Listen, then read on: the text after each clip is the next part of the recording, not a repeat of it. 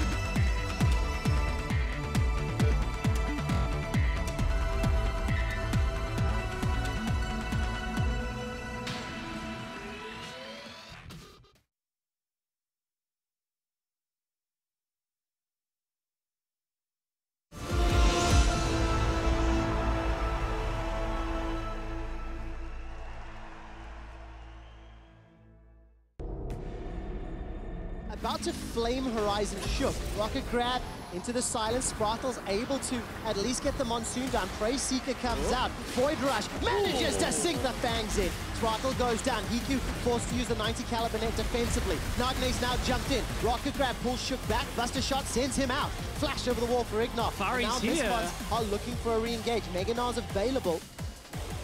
But now it's an attempt towards the Baron, or at least to set up vision you can move through. They've still got 5 people, and the key thing here is with the Blitzcrank, if you can get just one person that comes down that ramp. Now Nagne does have, hang on, they call Prophet. That's a Prophet, that's a lot of damage. He's not tanky enough to deal with all of NIP. Flash away with the Gnaw from Alfari. He manages to sink the fist down. Shook is the next target as Hunt Summer's rocket jumping around. Gets the reset, looking for the next target. Ignar, rocket grab available. Swing and a miss. Takes a couple shots to the face by Hiku. The ace in the hole swerves around the corner to Hunt Summer. 3 quick kills in total for Misfit. All right, Sprattle, rocket grab is going to connect. He's got Flash and Monsoon available. Howling Gale comes out. Monsoon will buy some time to avoid the ignite, and all of a sudden Ignar's down. That 4th item on Caitlyn, and he's arriving. Hiku's putting the damage down as Shook is the target. Alfari moves forward looking for the Gnaw. Hiku continuing to kite backwards. Stood on top of the blue trinket. Vision available on him, but the bomb should take Prophet out. That will give Hunt Summer a reset. He can hop forward. Rocket jumps into the pit, finds a second, looking for the range, looking for that empowered auto. Sprattle, that's the triple. Another rocket jump forward. Hunt Summer, Buster shots onto Hiku. That's the quadra kill for Hunt Summer. Hunt Summer coming up huge. NIP have been aced.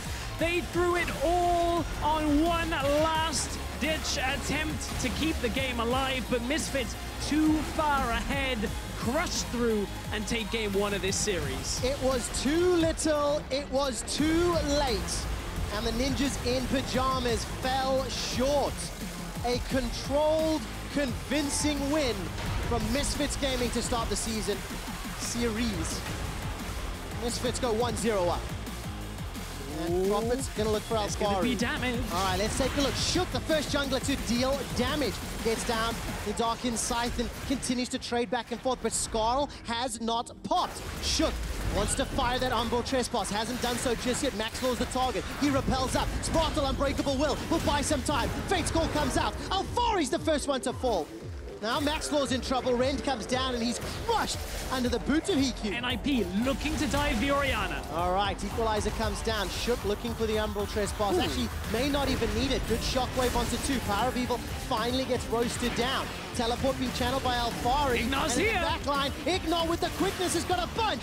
The Umbral Trespass will buy some time as Ignar gets chunked out. Look at the back end now. Hunt Summer used the Feather Storm already. Alfari's looking to catch the Bear Trap on a road. Hiku's the target. He is tagged. He's pulled backwards, but there's no follow-up damage. Hiku's using that martial cadence. Continues to hop away to safety. Puts down the spears for the Ren. Hiku stays alive, and NIP win the fight. It is a pretty scary combination. Equalizer into everything else. Whoa. Maxwell's going to chunk down Nagne. Here comes Shook. Got that ulti available to him if he needs it. Power of Evil and Ignar. Going to flash in for that engage. Or dash in for that engage. And that's an easy double kill for Misfits Gaming. Second time in a row, NIP have good setup on the Baron. They know they can take it. 5,000 health. Misfits can still force a fight. They can. Maxwell's going to be the last one to join, though. There's a bajillion Ren stacks available. Baron is secured by Ninjas in Pyjamas. Sprattle finds the headbutt. Featherstorm comes out for Hunt Summer, and Sprattle is the target. Baron for 1 dead yet. Now on the back end, Alfari's running for his life. Shook has been able to get 1. Got himself a double. Running forward. Looks for Ignar. Sinks the scythe in. Ignar's the target after Hunt Summer is down. That's a triple for Shook. Second time in 1 game, NIP with a good read on the Baron with 4 people still dead, plus the Baron buff, plus the minions. Shook, he's trying to shadow slash his way forward to try and end this game. The Ninjas in Pyjamas are looking for their 5th game victory of the split, and they've taken down the Nexus turret. Alfari left alone, nothing to do. The Ninjas in Pyjamas upset Misfits and force a deciding game 3. Gameplay of blast code. Oh, Shook didn't take the train. Go over over! This is terrible! No. EQ forced to flash! Oh no! The first blood, and it's secured on Summer! Why did everybody get bounced away? Shook is now running for his life, dashes away with the Q. Power of Evil now joining the fray. Shook cannot flash over the wall. Is this a second kill to hunt Summer? It feels like it will be. The minions will secure the last hit. Now, Misfits want to invade on Shook. You heard the Rengar ultimate go off. The ball's here. Oh, so well played by Ignat. The flash headbutt Sprattle's the target of Power of Evil's command attack. Red buff secured by Hansama. Shook is looking for Max Law. Umbral Trespass comes down. Simply not enough damage. Flash forward into the wall. Shook not going to be able to get tagged. Now Prophet is running with some support from Nagne. He finished the teleport. Both top laners are here to fight. Defensive flash over the wall. Ace in the hole. What happened? They missed it. How? EQ finds the target. Oh, this is terrifying. Oh, and the Thrill of the Hunt comes down. Nature's Grasp locks down Sprattle on the back end. Will they give the kills to Hunt Summer? Unbreakable's going to block some of that damage. Alfari actually gets the kill credit. And EQ is donated to Power of Evil. Fancy play from Prophet. Pulverized does nothing as Alfari shoots out the Nature's Grasp Meowkite. Umbral Trespass is not going to be enough. Hunt Summer gets his 4th kill of the game. That's a Rampage. Looking for number 5, double kill. Rocket jumps onto Nagne, Unleash Power. They got him. Shuts him down. It's a triple for his own life. Misfits get the shutdown. Not done yet, is now Maxwell's looking for Hiku. This is for the 17-minute ace. Ignat sends it home. Hopefully they're trying to close it out slowly. Nagne run away Killed from the by cat. a kitten. Ah, the command attack did it instead. Shook, oh look at that, 3 minutes. Oh, here we go. Out by Nature's Grasp. That's a double kill for Hunt Summer. He's going to jump on EQ. Oh, For another one, gigantic crit as the Piltover Peacemaker flies across Misfits Gaming. 24 minutes in, the Nexus turret is the focus. Maxlaw trying to get the damage. Hunt Summer now looking to shut down Prophet as he's headbutted to safety. Misfits instead focus their attention on the Nexus turret. Shook trying to do what he can. He at least gets 1 kill onto Ignat's Alistair. The Nexus is being focused down. The Ninjas in Pyjamas simply don't have anything to stop Misfits. Misfits Gaming will shut down Ninjas and qualify for the quarterfinals.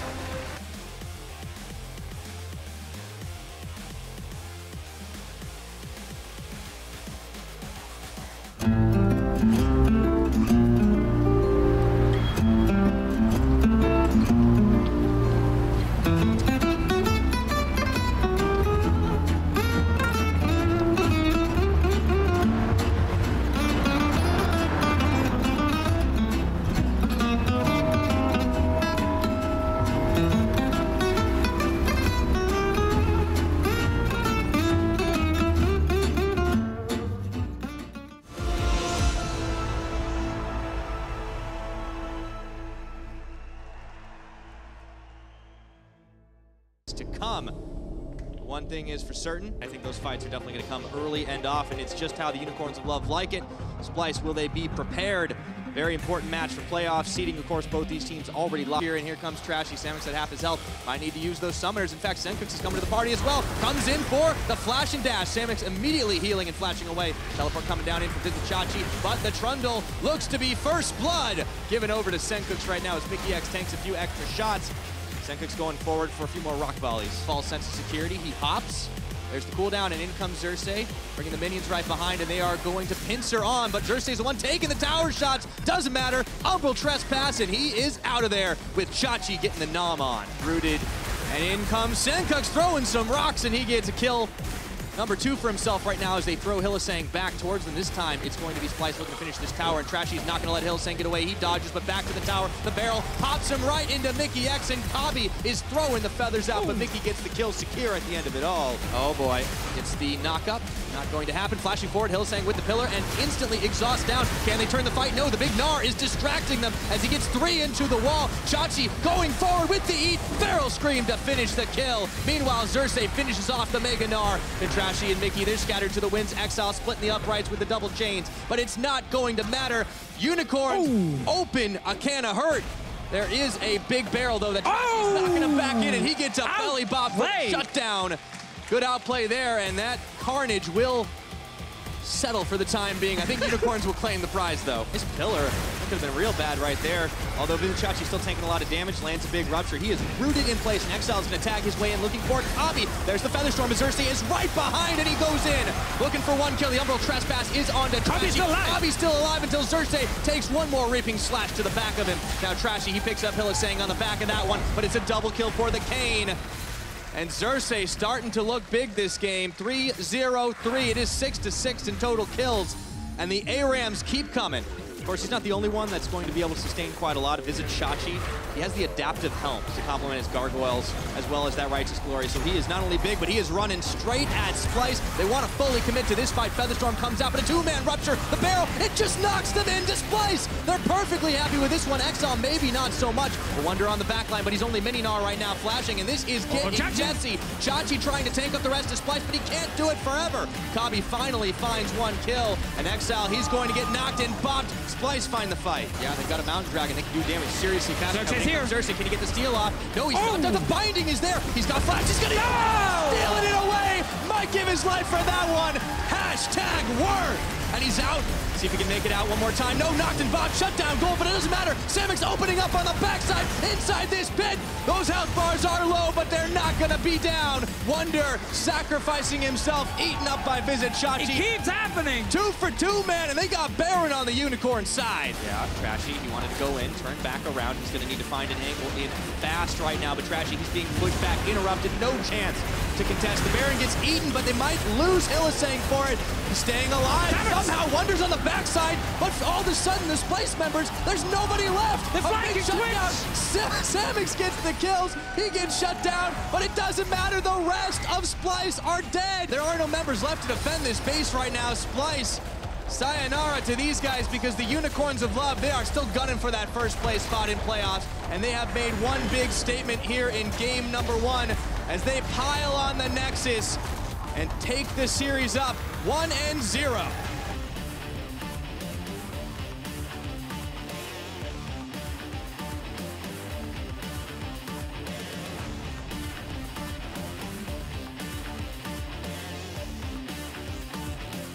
Built themselves some late game monster fighting, and if they do end up meeting in the mid lane, as you say, Deficio, it's going to get bloody once again. For the Unicorns, they may get their start off. Okay, here come the Kittens, and they got double root on Wonder a little bit low, and Xerxes wants to tag his way in for the Cho'Gath. No! The Ice Bullet comes out. Glacial Prison stops him up for just a second, but he flashes, he dashes, and the minions finish the job. It's first blood over to Xerxes. The spear dodged away from by Trashy. Kabi, he could be in trouble, but it looks like it's going to be Exile. That is 3 members on him. Wasn't expecting that one, and the Winter's Bite is starting to sting. Exile can't make it out. They need one more. That's it. For the time being, the Unicorns, they're keeping the pressure on. Once again, Splyce is forced back. It's a very different playstyle than what we saw in game number 1, but the results appear to be the same. Unicorns continuing to roll forward on the gold lead. Much lower action than we saw last time.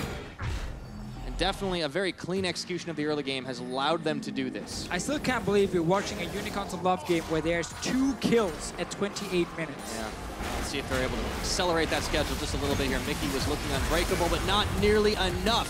Whoa, another kill? Yeah, we got our 3rd kill in the game. The action. Wow! 1 kill each 10th minute in this game. That is crazy. Yeah, they were looking for Mickey X, but they decided not to commit on the Braum. Probably the smart decision.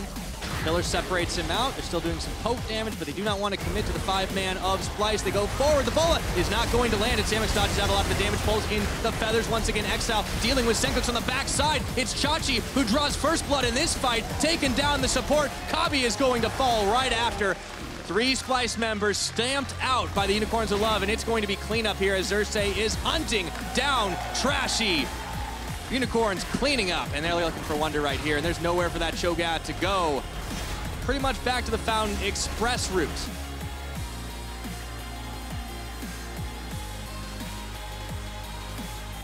And that is going to put a pretty bow on this series. Unicorns of Love cutting through one Nexus tower. Mickey with a desperate attempt to try and save on, but the hopes and dreams of Splyce trying to get that #1 playoff seed, those are starting to fall down the drain, and the Unicorns will show us a masterclass in the early game, trampling Splyce and shutting out this series.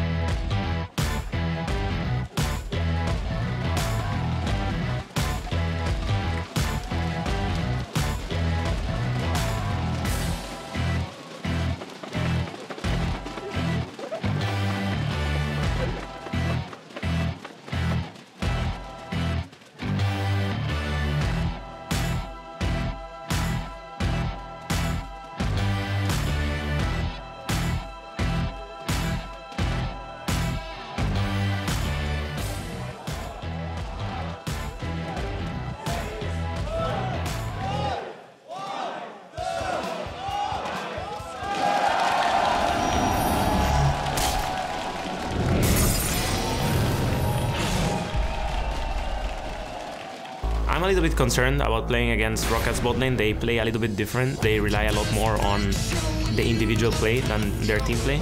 There's a lot of influence in your mechanics and the way you trade and the kind of a little bit the risks you take, and they're very good at doing that. They're confident in doing that, and they do it well. Zap, deadly flourish, rooted, flash, binding, still not dead. Death sentence onto Jason. That's a two-man play. Cap flashes on the wall. Jonathan's going forward. He hasn't got anyone yet. He's still alive. How is he still alive? We might run into some issues individually because we're just not used to playing such a explosive game. Jan and Madrid stand out because they play very different than anyone else. They play things like touch Costa whenever they can. They play Rakan. They play very aggressive all the time. They play very fighting related, and their team plays towards both sides of the map, and they always try to create leads for themselves. They are the team playmakers in that team. Soros continues to take tower damage, forced to flash away. Reckless. Whatever issue we have or whatever slump we go into, we will work it through and we will just come back stronger. That's kind of how we roll. Iffy is saving everybody. Sven is still alive. The flash, the shield. There's nothing you can do. G2 are ripping through Misfits right now. G2's back.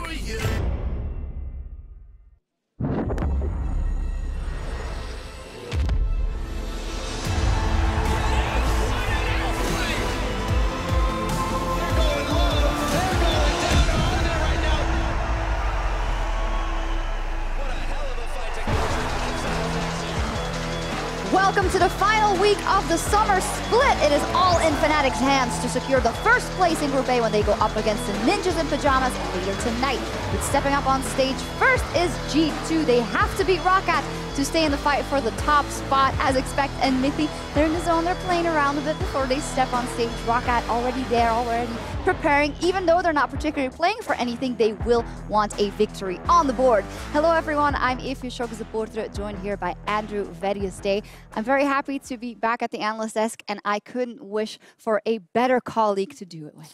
That's very kind of you, Sharks. It's always a pleasure to have you on the desk. You're much a shining bright light compared to that of Dracos and Quickshot. Oh, well, they're watching at home and they'll be very disappointed in you, but thank you very much nonetheless. Going into week 10, let's take a look at the standings because everyone is locked except for the places 1 and 2 respectively in groups A and B. So H2K, the Unicorns of Love, and G2 and Fnatic are still fighting to get that first place spot. The stakes are very high today for G2 Esports. They have to beat ROCCAT to still have a chance to get that first place. Yes, they do. It's going to be a lot of important games today for Group A especially, and then it all culminates into a lot of important matches later on in the week. For example, H2K versus Unicorns of Love to round out our split. That's going to be one hell of a match that you want to watch. Yeah, the very last match of the split, and then today, even though it looks kind of like it could be a whitewash for G2 and for Fnatic, maybe the added pressure on the shoulders of Fnatic will mean that it becomes a very interesting match, because if they somehow lose to NIP, that title fight, which is not a title fight, it's a title fight avant la lettre on Saturday, would be for first place G2 versus Fnatic. Indeed. I'm looking forward to seeing what NIP can do. Watching before, you could see how well the NIP were playing against Misfits, even being able to take off a game. They are showing a lot of growth, and Fnatic struggled against ROCCAT last week, so I'm hoping for an exciting series later on. Yeah, and we'll see ROCCAT very soon in our first series. G2, they are looking to put the pressure on Fnatic with a win over ROCCAT, and after a tough start to the split for G2, they have managed to retaliate, not losing a single series since week 4. And I'm looking at this matchup from the perspective of, are they in a position to challenge Fnatic for the best team in Europe? Now, I know that versus ROCCAT, that might not be the main thing we're looking at, but, you know, we want to see good form. Yes, I think it's really important to judge how well G2 do play this series out, because what you have to remember is that ROCCAT made Fnatic struggle.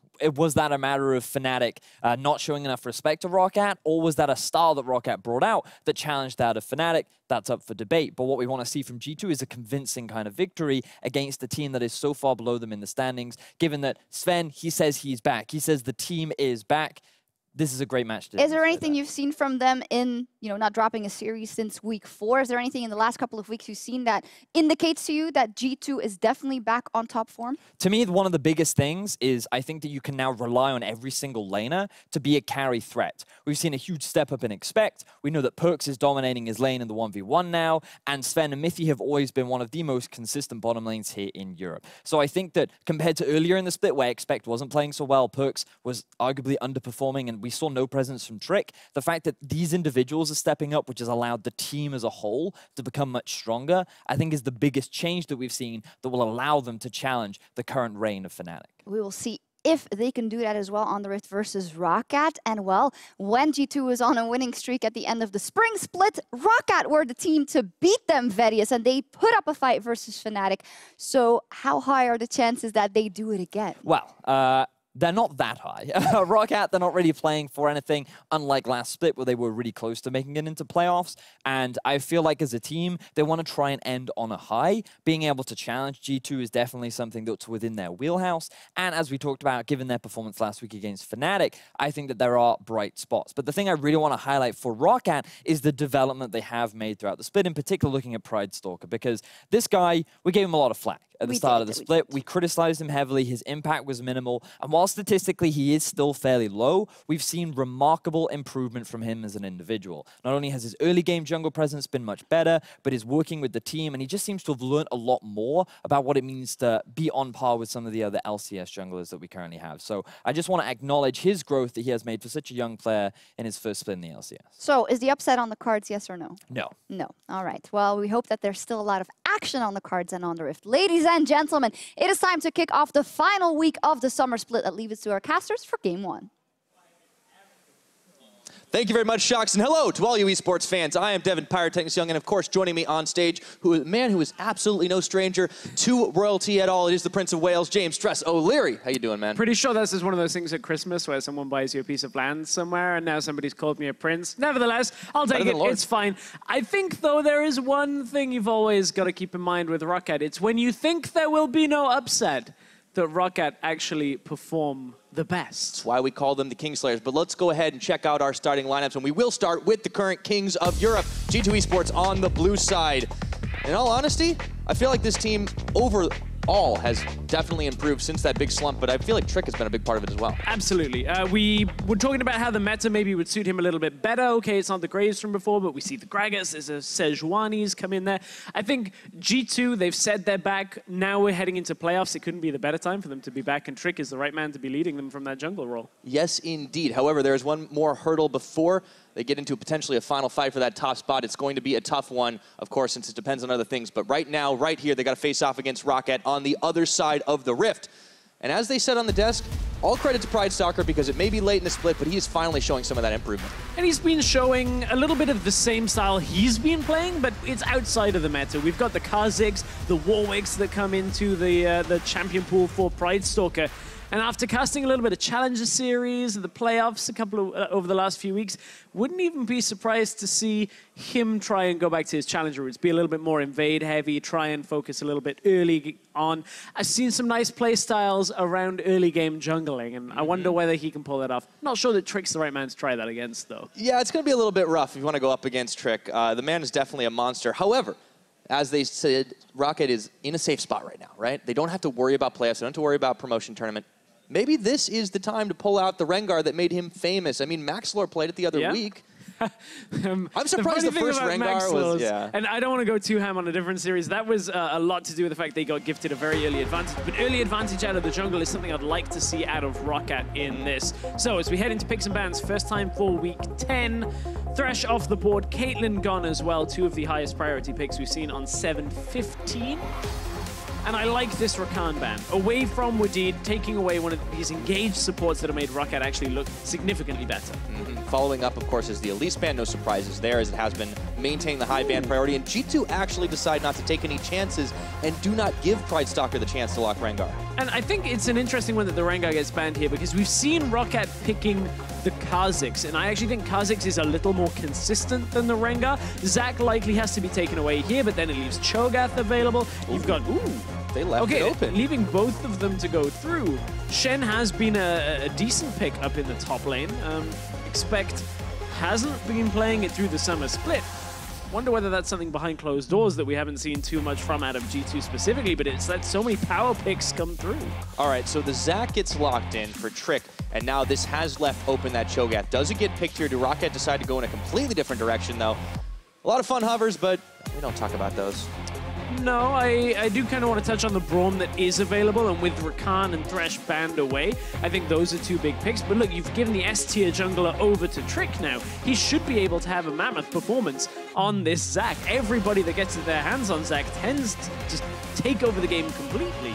Yeah, that could definitely be a thorn in ROCCAT's side as they locked the Gragas. They also followed up with the Kalista, emphasizing the AD carry. And on the other side, G2 locked their bottom lane. It's going to be a purple pair with Alistar and Tristana.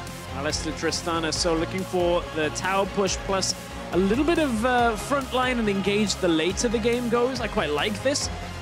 Interestingly enough, the first time these two met each other was on the substitute lineup, and we actually had the Xayah Rakan come out for the first time. Oh, yeah. How the meta has changed from that, and we see more disengaged focus coming out from ROCCAT. A little bit more focused around kiting.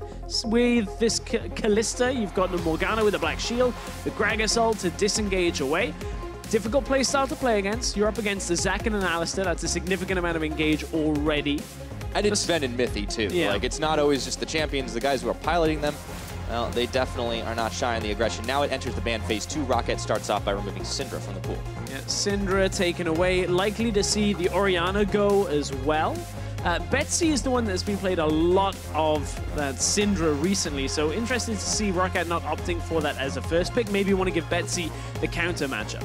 Now the Gnar is banned out, and it's something that we've actually pinpointed as a champion that often gets left open, but both of these top laners do enjoy playing it. Well, I think Gnar is actually one of the strongest top laners right now on 715 anyway. Once you get out of the ban phase especially, he does have bad matchups, but it's difficult to exploit, and he can do very well out in the side lane. The reason I talk about it so much is, as you said, Faxi typically the one that is playing the Gnar, but he's had it banned away so many times that rarely does he ever get his hands on it anymore, and that's why G2 have taken it away. Yeah, it kind of sucks. Doesn't get to hop into the Faxi taxi for this game, as now there is a Nasus ban.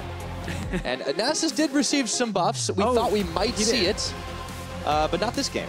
Take into account the Nasus buffs, the armor shredding that comes through on his E, the cooldown on his Q reduced while you're ulting, can be a very frustrating champion. And now here's one that I wasn't actually expecting to see too much more of, Renekton coming out for Faxi. I think Renekton has had so much of his emphasis reduced. Unless you actually camp him and get him so significantly ahead, a Jarvan might come out here for G2.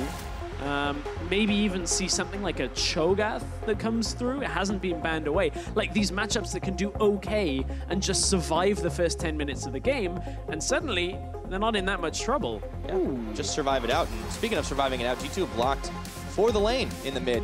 It's going to be Perks going back on the Lucian.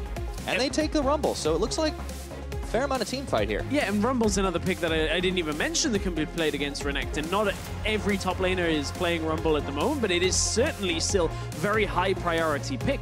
Again, you just weather the laning phase and then you play into the team fights.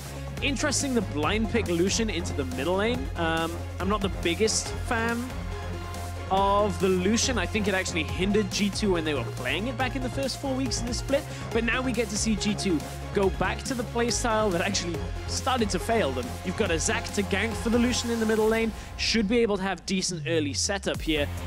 Although there is a Taliyah on the other side that would indicate pushing and roaming, Lucian should be able to handle himself. Yeah, I was surprised they didn't end up blocking the Orianna. They had a lot of tools to be able to use that with Alistar, Zac. It would have been a great combo, but instead they decide to go for the safety, make sure that ROCCAT can't pull off any shenanigans. Remember, few teams are as dangerous against top teams as ROCCAT, and also when they got nothing to lose. Very true. Very true. Like, ROCCAT play very well against the strength of their opponents is one of the things that we say from time to time, because they just end up having a better early game when they play up against the likes of Fnatic or G2. I want to see it come through as well. Although a lot of people will look at this and say, hey, G2 have gone very heavy into the AD, looking at mid and, of course, their AD carry role. I want to see expect carry from Rumble in this top lane at the same time. We'll see if they can mitigate the early game play out of ROCCAT. And the last time these two teams met on the Rift, it was all the way back at the very beginning of the summer split. And there was a sub-squad on the side of G2 Esports. ROCCAT couldn't overcome that. Well, the Kingslayers, they might have fallen off the horse this split, but they just might be able to play Kingmaker. If they can take out G2 Esports, they put Fnatic in the #1 spot for sure. We will find out as we load up onto Summoner's Rift for game #1. Important series for G2 to stamp their temporary ability to get rank 1. Of course, it is determined by our second series of the day. If Fnatic is successful there, it would lock G2 out anyway, but still, G2, their fate is still somewhat in their own hands here, and as we group together in the early game, we're not actually going to see much action, but teams passing in the night. And whatever Sven is trying to do. A little bit of fun in this game, of course. In Week 10, not every single game will have playoff implications, but for G2 it certainly does. And everybody's going to have a dance party in the middle. Yeah, and mid lane is where so much of this is going to be dictated. You see Perks on this attempted to push Lucian, try and get the early game control, and then try and move. What? Oh. It's not going to What did wins the early game? But I want to see what Betsy does around the level 6 mark with the first Weaver's Wall. Get out of the lane, see if they can go down to the bottom lane for Hyun or towards the top lane. I think that is the difficulty that I have with this draft out of ROCCAT is I feel like you have tools to enable both top and bottom lane, but not both at the same time. And I think that is the danger here is the Renekton. We've seen that Renekton can end up falling off. We've also seen that if you don't give emphasis over to Hyun and Wadid, bot lane like Sven and Mithy are going to start taking control once they weather the early laning phase. I expect Hyanan and Wadid to take over for the first 10 minutes of this game. All right, well, we'll see if that prediction comes through, but I guess the question then becomes, where does Pridestalker need to go and focus his early attention before Betsy can start getting those roams out to assist him? I feel like topside is a likely place for that, as we see the trade. So when Sven in this bottom lane has that bomb available, he'll just throw it onto Wadid or Kyanan if he can. In a cannon wave, normally you'll put it on the cannon to try and push the lane. But the problem is, Morgana has so much binding, the damage, the shield that comes through, that Sven, in prolonged trades, once that explosive charge is gone, actually will end up losing these exchanges. And he's going to rely on some of the heals coming out of Mithy's passive to try and weather that early phase. Yeah, and he's mindful of that potential as well, because you see he's gone for the Doran shield start, wants to make sure he can sustain through a lot of it. Of course, we used to see this always on AD carries for some time, but there were a few changes, meaning you can't quite buy the same amount of potions as you could before to couple up with that shield. So Sven's playing it out very safe. It seems like that's the whole strategy for G2, though, is it's all about lane survival because they know they have better macro in the later stages of the game. Yeah, very rarely do you pick Alistar and go, we're going to win the lane! We're going to just go aggressive and kill everybody. I have had some supports queue with me that have had that mentality. I'm pretty sure Mithy doesn't have that mentality now. He's a little bit more forward-thinking. They know their place in this game. It will be a lot more reliant later on in the game. Up to this top lane, you can see Faxi will have the ability to push and expect for now. As this game goes later, he will be in more danger. He has placed a ward already because he's watching out to see where the trick comes to the top side. He cannot afford to get ganked and die early, otherwise they lose all pressure on the top side of the map. Yeah, and he could get lane ganked too. I mean, one of the reasons that Zac is so consistently banned and considered to be such a strong jungler is that he can close those distances so fast and from so far away. You just don't expect it happening. Now, Betsy, he goes for an early roam, pops the Scryer's Bloom to make sure that there is no jungler in the bottom side, which tells ROCCAT, of course, that he's likely up to the top. Trick is looking for it. There's a hopping. He's got one Guon, pulls him back in towards the minion, and it is going to be Barbecue. Faxi's still going to be able to make his escape. He's got a level advantage over Expect and not enough damage to finish off the Croc. If that is your idea of Barbecue, Devin, I don't want to come around for Barbecue because that was really lackluster. Now, that's not Trick's fault, of course. Faxi playing around it well. Faxi was able to move back away from everything, and although the stretching strike hit, it's fine. Trading in the middle lane. Yeah, Betsy, he's got no fear right now, but he has to pop his heal. Pridestalker incoming. Perks was able to relentlessly dash away. Heals traded on both sides, and the mid laners are getting a little hyphy.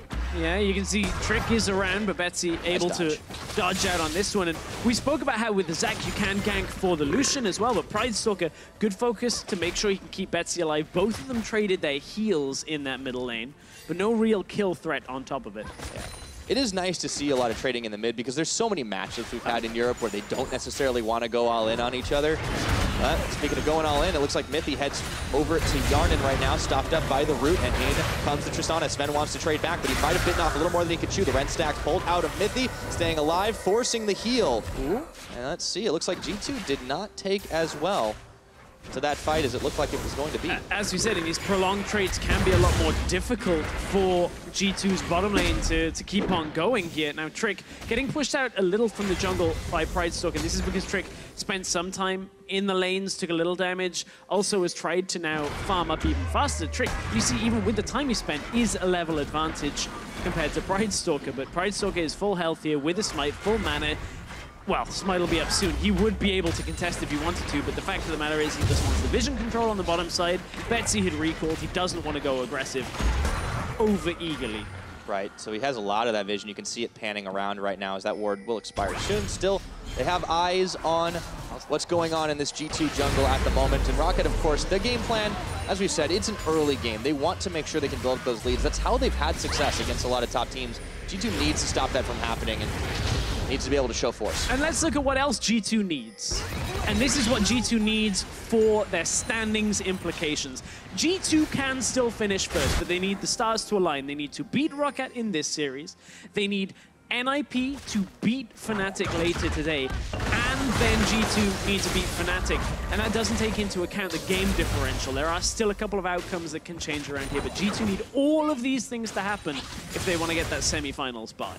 That is a lot that they are going to need, but coming up with a win over ROCCAT, that's always going to feel good, especially because this is the team that last split gave them some trouble towards the end of it all, and you want to be as clean as you possibly can against a bottom team or against a team that's lower in the standings. You want to go into playoffs feeling like you've already done your best and, you know, maybe not show off a whole lot of picks, show off a whole lot of new strategies, but shoring up what has been in the past your weakness. And I'm wondering if that's maybe part of why they went back to the old G2 strategy in this pick and ban phase. I think maybe just going back to what didn't work for them before, trying to rework on some of those difficulties, I think is a good thing here. I want to talk about a new strategy that's cropped up a little bit over the last few weeks. Has been annoying people, but we've got a Stoneborn Pact support on Wadid for that Morgana. You can see, typically not what you'd run, but the whole point of this, we've seen it on the Trundles, we've seen it on a couple of other supports. The whole idea of this is you're trying to rush Ardent Sensor. Now that's the bottom lane we're talking about. And we'll continue because, of course, Wadid is going to be able to give the crowd control over. We'll be able to allow Hyanan to proc the Stoneborn Pact, therefore getting the Ardent Sensor. Massive amount of extra on hit plus everything else that comes with it. The extra damage, the heal. And that just makes Hyanan so much more powerful in those earlier skirmishes than he really should be. And we got to give Yarnan some credit as well, because this split he's demonstrated consistently that he can output quite a lot of damage. This Kalista is one of those champions he can carry on. Of course, you know, a couple years back making his name for himself on the Sivir. And the synergy he has with Wadid is actually very impressive. So that is something that Fnatic and Mythy could have some trouble with if they don't watch their backs. We saw them trying to go all in and it wasn't traded well. And in comes Trick up to the top side, looking for Foxy right now. Equalizer's thrown down. The bounce doesn't land onto him, but he gets blocked up for just a second, dashes twice, and even Mythy has joined the party up top. Flash followed through, headbutted right back into Trick. And expect that was close, but it's gonna be first blood. First blood for G2. Trick has been all over the place. He's been in mid lane, top lane twice, and now Mythy comes up to the top side. Very difficult for Foxy to play that out. He was waiting for Mythy to try and use their headbutt, but Mythy already knew as soon as Foxy flashes, it's as easy as Q flashing on top of him. No way of Foxy getting out of that. He tried to play it well. G2 played it just that a little bit better, and we're in for tower trade. Looks like it's going to go in favor of ROCCAT first of all, because G2 have had to back away. So overall, tower first blood will be worth, in ROCCAT's minds, that little bit more. But still, first blood goes on to G2, on to Expect, and I think that is the key for going later on in the game. That's where G2 will get the real value, is Expect ahead, accelerate his itemization, he'll be in team fights, he'll be stronger.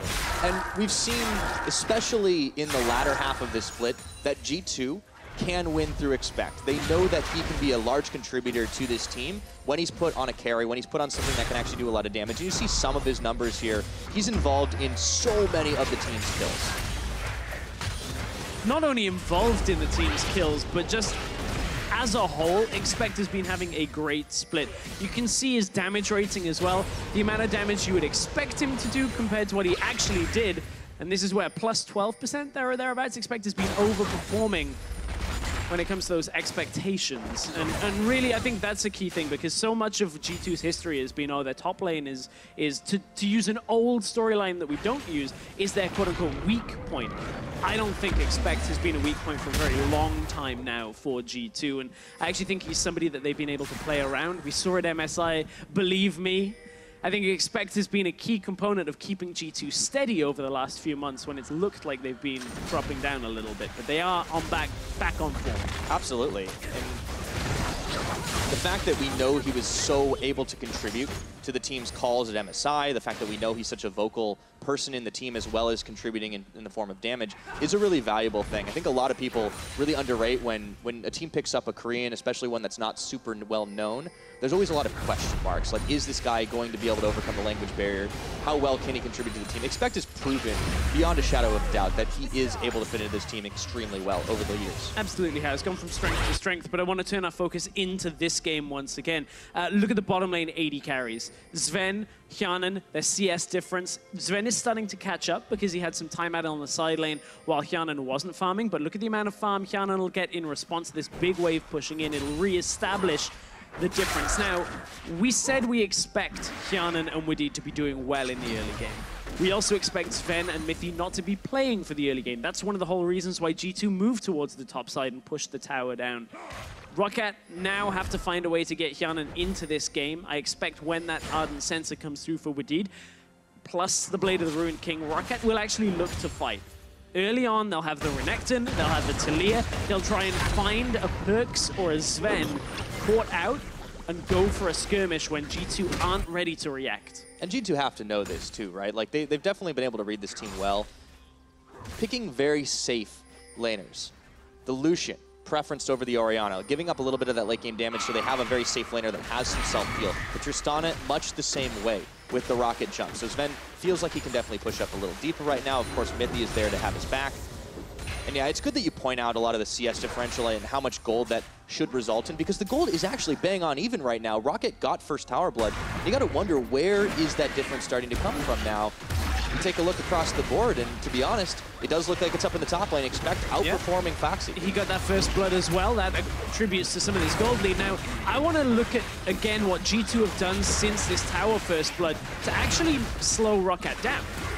We know ROCCAT will be looking for an engage, and look at the vision control through topside. Yes, it gives G2 the Rift Herald, but it also denies ROCCAT's ability to engage. The reason they're focused topside is because Hjanen and Wadid will never be on the bottom side. There is no objective to take, and they know that Lucian, Perks in the middle lane, can clear the wave with his ultimate, with his early game presence. So what it means is G2 just say, okay, we want topside.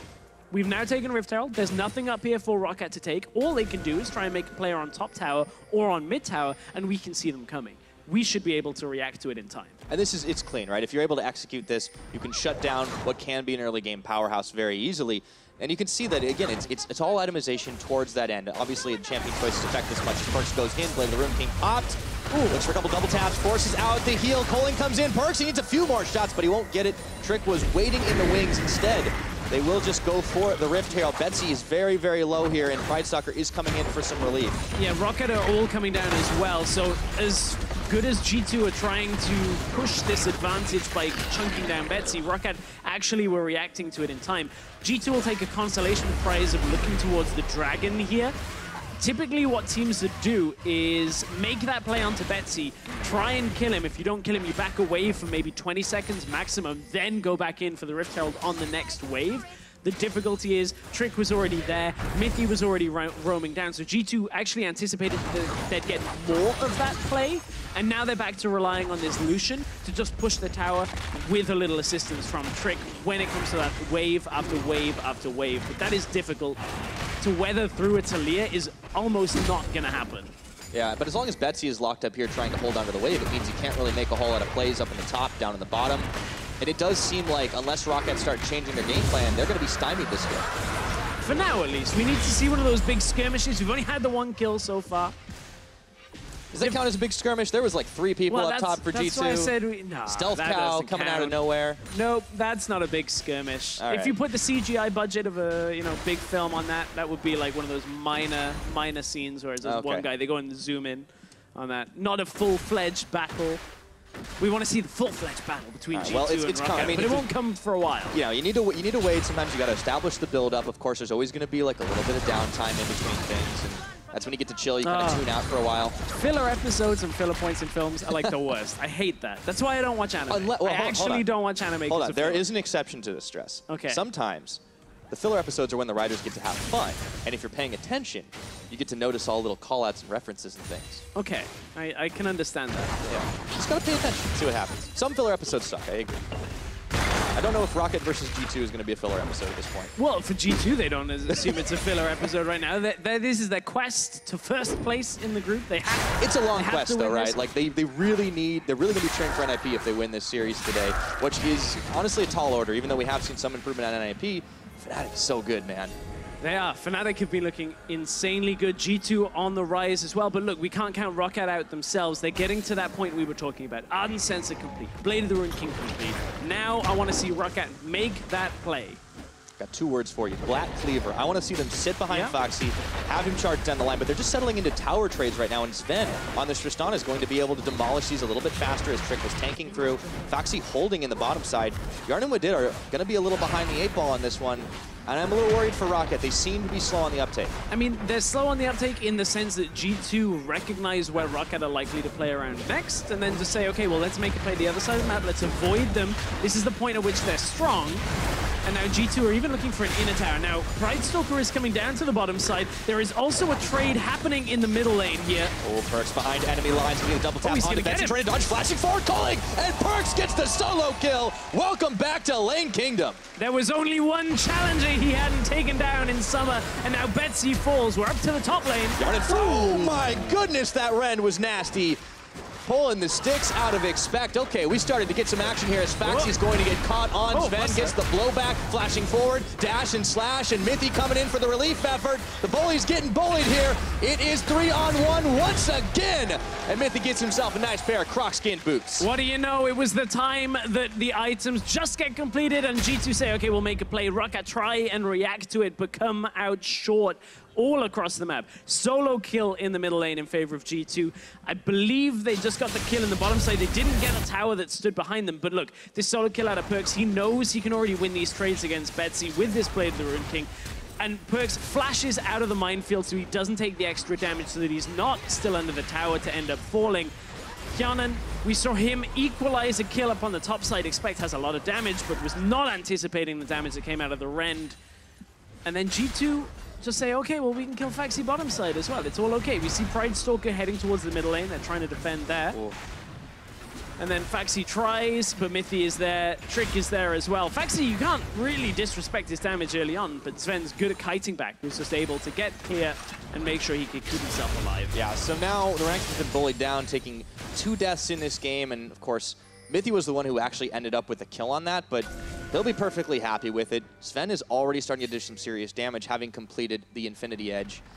And it's starting to look a little rough for ROCCAT right now. 3-1 in kills in favor of G2 Esports. But once again, the gold is dead even in total. But we, like, the point of ROCCAT's composition hasn't been felt yet. Exactly. Because that's the problem. You're right, they're even on gold, but everybody has seen the amount of additional gold that Ardent Sensor, yes, people measured it with Janna, can give over to an 80 carry. The massive amount of stats it gives. We need to see that fight come from ROCCAT where they actually use the damage, use the Ardent Sensor procs that comes through, the massive amount of stats. He is so far ahead. 2 items to the 1 item, and we said that should happen in the early game. It should be that Sven is behind, but Hyanan has been focused on farming. ROCCAT have given the farm to Hyanan, and he is in a very strong position, so we cannot underestimate that despite the fact G2 have come out ahead in the last 2 skirmishes, the ROCCAT are just going to go quietly into the night now. Yeah, and also ROCCAT are very, very fixated on giving Yarnan the opportunity to carry. You can see some defensive items being picked up. Pridestalker completes a Knight's Vow, presumably to give him that extra bit of protection. So I want to see where they decide to send him. Obviously, in 30 seconds, Baron will be a reality. And normally we don't talk about Baron at a 20-minute mark, but when there's a Callista on one team, that's another story. Perks looks to check over into Betsy, decides maybe he doesn't want to go that deep. G2 have got the advantage when it comes to Baron, though, for now.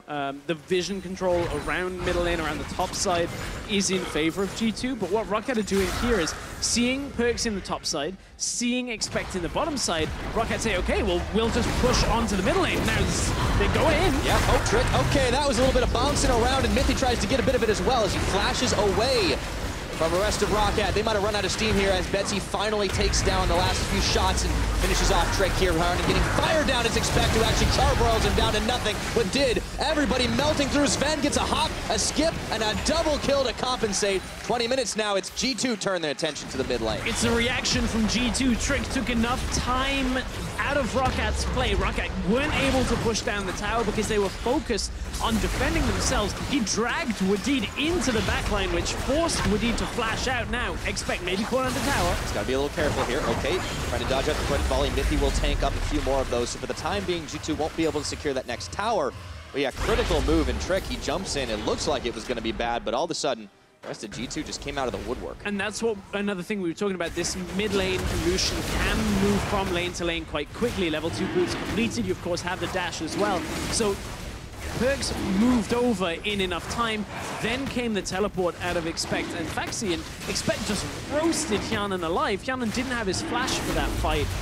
Tried to heal his way out, and it just wasn't enough. But this is the thing, too. Expect, once again, getting that gold. Let's see this fight and how it all unfolds one more time. Trick jumps in. Pride Stalker tries to block and gets a good block off, but Wadid gets caught. At this point, Wadid can't actually get some of the procs off to get this Ardent Sensor working as well as he would like, and it means that Wadid on the way out, backing out all of the time, and Hjanan can't quite get the ult. Hang on, Rocket around the Baron. Yeah, and they're going to be able to smite it down. It's actually rended as Yarden secures this one out. Fast move and juked everybody, even the observers here. Sven gets one kill to start off things onto Wadid. G2 do not want to let ROCCAT escape with this Baron. Double knock up for Mithy right now. Pride Stalker, everybody's caught inside the pit. He's going to be able to dash his way out. Sven following through. Perkz, relentless pursuit right into the face of Betsy. Expect even following forward. A calling full channel comes out, but it's not going to connect exactly where he wanted. Betsy trying for some trickery, shoving, but Perkz was able to get the dash off back. Unfortunately for Pride Stalker, nowhere for him to go. He dashes back in and Sven blows him right back. A hop, a kill. And all of a sudden, ROCCAT, they might have got Baron, but it's only on 2 members. A desperation play out of ROCCAT to get the Baron. They knew they could with the Kalista. You discussed it a couple of minutes back, Pyra. Past that 20-minute mark, you've got to respect that. Now, they get out of there with Baron on 2 members, lose 3, and that will slow G2 down. They lost the tower in the bottom lane as well, did G2, as that was Faxi taking the tower during that exchange. But that was a quick response out of ROCCAT, knowing if we get there, we can actually beat G2 to the punch. They had spent so much time pushing on the mid lane that when they recall eventually, ROCCAT end up just rushing to that Baron. You can see how little vision now there is. There's only the 1 ward or so. Betsy tries to wall off the rest of G2, and it's successful enough to get them to the point where that Ren comes down to secure it. From here, the problem for ROCCAT is Wadid is trying to just take up as much time, protect Hjanan for as long as possible, that they don't then see Expect coming through from the top side. And we talked about how good Expect has been. The rest of the fight is Sven plus Perkz. Expect boxes the rest of ROCCAT around the corner, delays them even further from recalling out, and then in come Perkz, in comes Sven to clean up the rest of the fight. Yeah, a bit of a messy one on the latter half of it, but at the very least, ROCCAT, they still have a few members with Baron buff. They're going to utilize it to try and finally knock down this mid tower. It was 3-3 in towers. It's now going to be a tower lead over to ROCCAT. Let's see if they can get another as a blue trinket comes down to spot out Pride Stalker, or Trick, I should say. In goes Mithy, once again, Black Shield on, keeping Yarden safe for the time being, and in comes Trick. They're trying for the engage to cut them off, shoving the Zac back. Ooh, can't quite get it. The root. Betsy's going to be able to finish him off. Yeah, ROCCAT taking good exchanges around this Baron buff, and of course, their side lane still has it. Now, Faxi forced to flash out of the over the wall. Dominus on, though. It's key ultimates burned. Expect already put down the equalizer, and that's going to open up just enough time for ROCCAT to finish off the tier 2. So they're already making use of this Baron buff. 1 minute remaining on the duration. Sven's got to be careful. He is the linchpin to this G2 fight. 5-0 on the Tristana. He does not want to add a death count here. Perkz around the side. The wall is being built straight through the G2 base. It's probably not the most convenient place to put a wall. Through another wall at that point. It does go through walls, though. Well, it's ROCCAT trying to just get out of this situation. You can see Faxi manages to get safety. ROCCAT have just done a significant amount of damage, considering G2 have a 5-0 Tristana just cleaned up after the majority of a Baron fight. The fact that it was still on Faxi and Betsy was enough to push through 2 lanes at a time, and that allows ROCCAT to kind of play around this skirmish. Trick gets caught out, ends up dying, used his ultimate as well, doesn't have flash still, and that means ROCCAT could look to pick up another fight if they can. That's how they have to win this game. ROCCAT have to win this game now through getting another clean fight against G2 and being able to deal damage off that side lane. Problem is, look how quickly Faxi ends up shredded down. Yeah, I feel like his role in this game is probably going to be meat shield, to be honest, because it seems like all the team is playing around Yarnan. Betsy, of course, is contributing, but it is more of a utility role, right? All the protection seems to be put on Yarnan, the Black Shield, the Knight's Vow, all that stuff, there to keep him alive, and that was a key part of them winning that fight. A massive part of them winning the fight. Now for G2, however, they're making a play on the bottom side because they know ROCCAT can't respond in time themselves, so they get a tower out of this, trying to even the gold back up. And G2 know that they can fight effectively when they have everything available. Once you got the flashes, once you got the ultimates up, which they are close to, ROCCAT shouldn't be quite as difficult to fight against. Let's throw the Morgana in. With Did, though, he's getting knocked up right now, and there is Expect going golden for Sven. just a second. Sven, he might get caught. No, he's got the pullback. Jumping forward, shut down by Yarnan. A double kill for the Kalista, and they will clean house under the G2 turrets. This is the ROCCAT team fight. ROCCAT able to take the 3 versus 3 in the top side. Sven jumped into the fight, I think, then used both summoners, couldn't get himself out alive. Wasn't anticipating quite that much damage coming out of ROCCAT. We said that Sven needs to be on the back line behind this Alistair, behind the rest of the team. Well, Perks and Trick were still committing on the bottom side of the map to that tower play. They were trying to kill Betsy. They didn't manage to get the kill from that, and ROCCAT ended up taking over the lead. I mean, so let's watch Sven in this fight. He's desperately trying to get the damage down because he knows if they kill Yarnan, the rest of ROCCAT end up dying. So he jumps in, tries to get the damage down, but has to flash immediately out. Tries to jump in, and Yarnan in midair rends Sven down. That was so unbelievably close. And you can see just how much Yarnan is getting from this combination with Wadid and Pridestalker. They were so low at so many points in that fight that you can absolutely see why G2 wanted to take that. Sven thought he had that in the bag, and Yarnan was able to just rend him out of the fight and take complete control. That man you just saw on your screen, Grabs, he tweeted at the beginning of the day that even though it didn't matter for ROCCAT, this game was still going to be an important one. They still wanted to make a statement. They still wanted to play full try hard. I don't know if that's the actual phrase, but they definitely were coming into this one just as serious as if playoffs were still on the line, and they are taking it to G2 Esports right now. And it's happening again, although the results haven't always gone in ROCCAT's favor. Even last week's Fnatic series was a back and forth close series. ROCCAT, G2, Fnatic, like all of these teams when they're playing up against ROCCAT seem to struggle because ROCCAT come with a better early game than we normally see out of them. Yarnan is having a magnificent game once again. From the laning phase through to the early skirmishes, like ROCCAT have shown up exactly as we don't expect them to. But I feel like we should at this point. How does that work? I don't know. You know, the thing is, at the very beginning, G2 were giving Faxi a really hard time. And it seemed like this Renekton just wasn't going to work the way they wanted it to. Right. But they didn't need the Renekton to be good because Yarnan is huge. Pridestalker, we thought that he would maybe go the carry route that he's shown some success on and evolution on, but he's gone for a standard tank, the Grog. Right. It's working fine. ROCCAT are making this playstyle work. But that's exactly what we said coming out of Champion Select. There's some essence of disengage with kiting around here for Yarnan. If they can provide safety, if Wadid and Pridestalker can provide safety for Yarnan, then for the majority of this game, Yarnan's damage is going to be almost uncontestable. Almost. Sven is in a fantastic position at 5-1. Here comes the TP. Yeah, but Trick is already almost down to 0 right now. Oh boy, Redemption. I don't know if you will be redeemed. Perks does finish off Faxi, but Yarnan does the same thing to Expect. Trick leading incredibly low as Yarnan looks to throw in the Morgana. Instead, they find Mithy. Point blank, dark binding around the backside is Perks, but it's Pridestalker taking up the full channel of the calling. In comes Betsy, throws a couple of rocks, but now it looks like G2 have the damage. Pridestalker turns back in again. They find Sven to lead him out of the fight, and that could be the difference maker. Perks is isolated. Mithy says, sorry, bro, I am out of here, and ROCCAT win a huge fight. Pridestalker and Wadid play bodyguard for Yarnan, one on either side, and as soon as a threat steps up from G2, ROCCAT turn around and just deal with it instantly. They find Sven again in a fight, and for only the second time they kill him, but that might be enough to end the game. Death timer still ticking right now, 20 seconds on that Tristana, and ROCCAT show no signs of stopping. Will actually quit while they're ahead, and there is a Baron nice and available, just shy of 30 minutes here, and it's been a bloody game with 11-11 in kills. ROCCAT getting the better of them. Well, it was 1-0 for 14 minutes in this game, and then ROCCAT get to the point, they say, okay, play the Runkin, we got the first item, we got the Ardent Sensor, we got the Gragas past level 6, that's all we really needed. Start fighting. Get Kjaernen into the fight.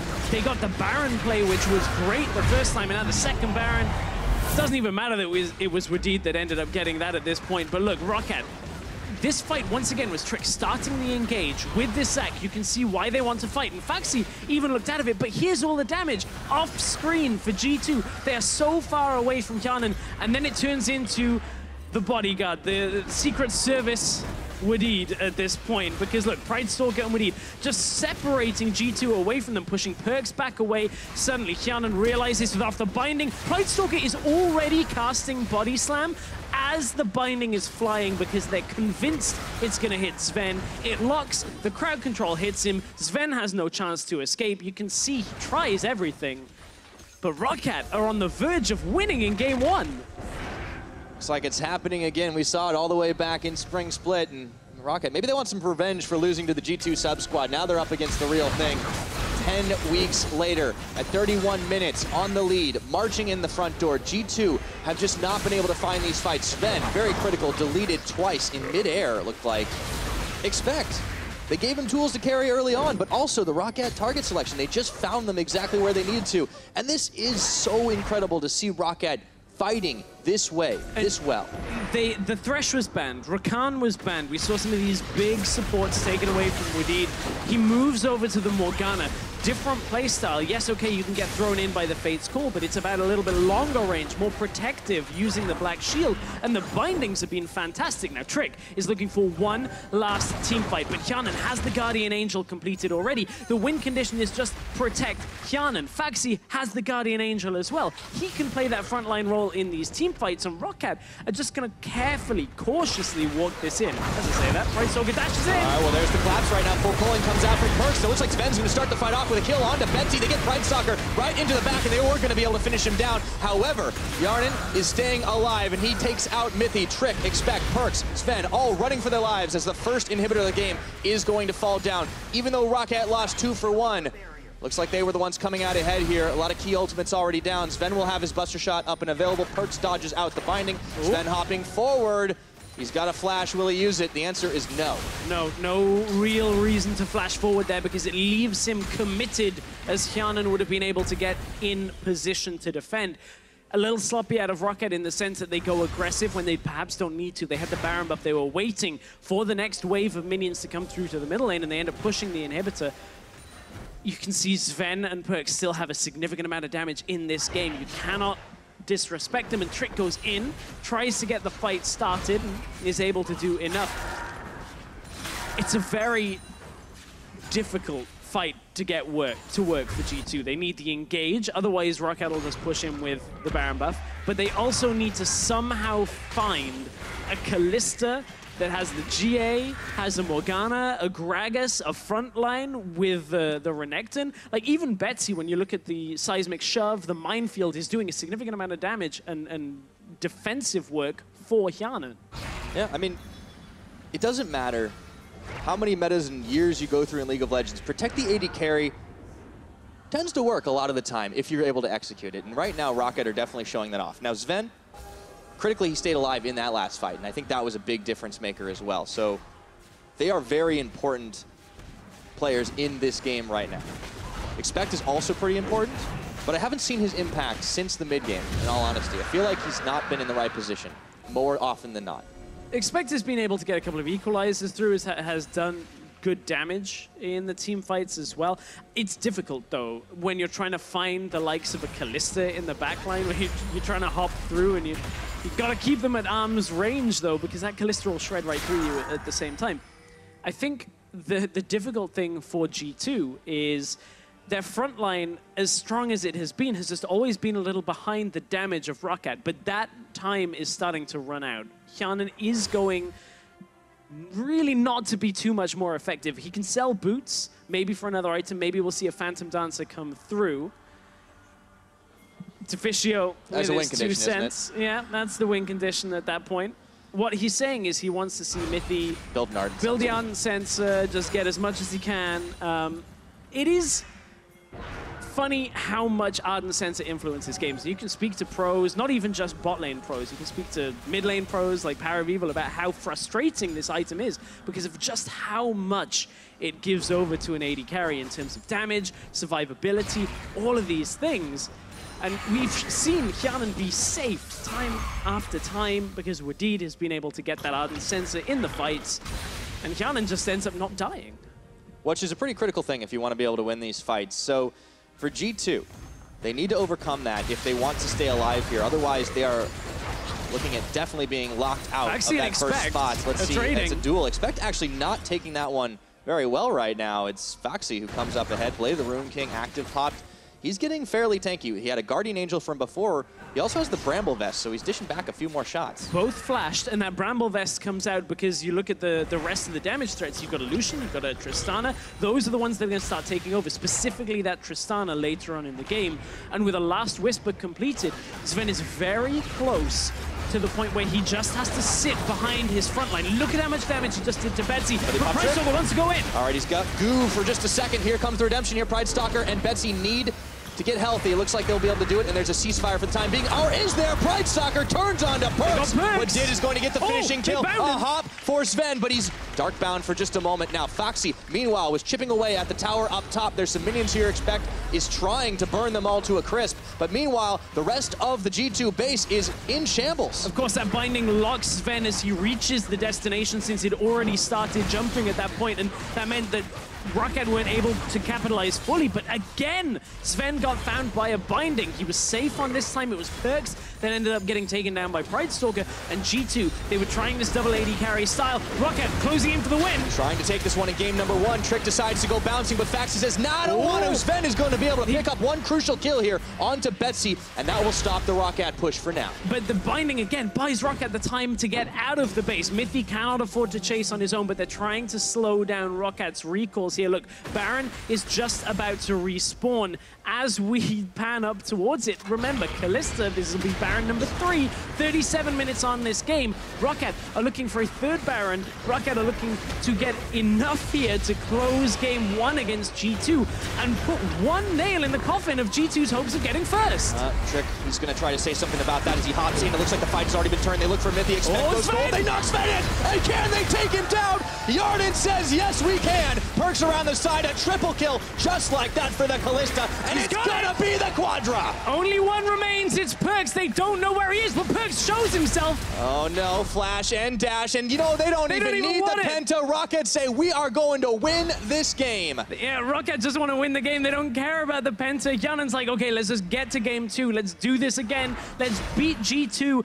And again, Pyra, we're in week 10, the last week of the split, and ROCCAT, they're putting themselves 1-0 up against G2.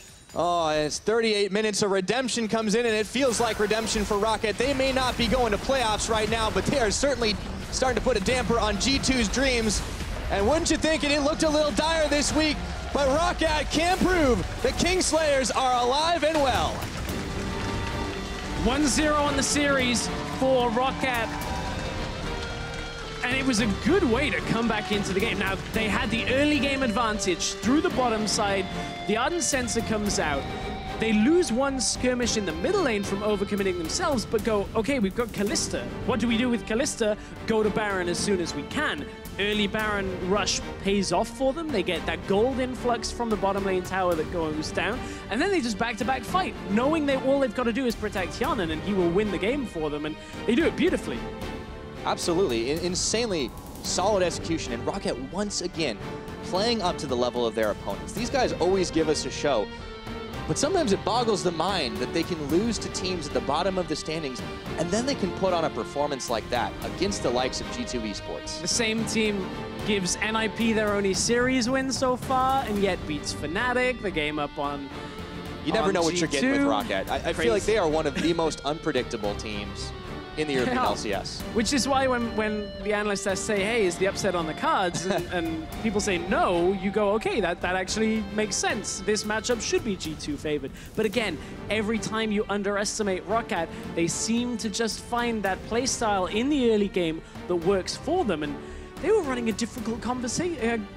It was a difficult conversation. It is a difficult conversation. They're running a difficult composition. You got to play disengage. You got to try and protect one member. That's tough to do against a Zac, who basically wins every game he's been let through, and against an Alistair who engages fights so very well.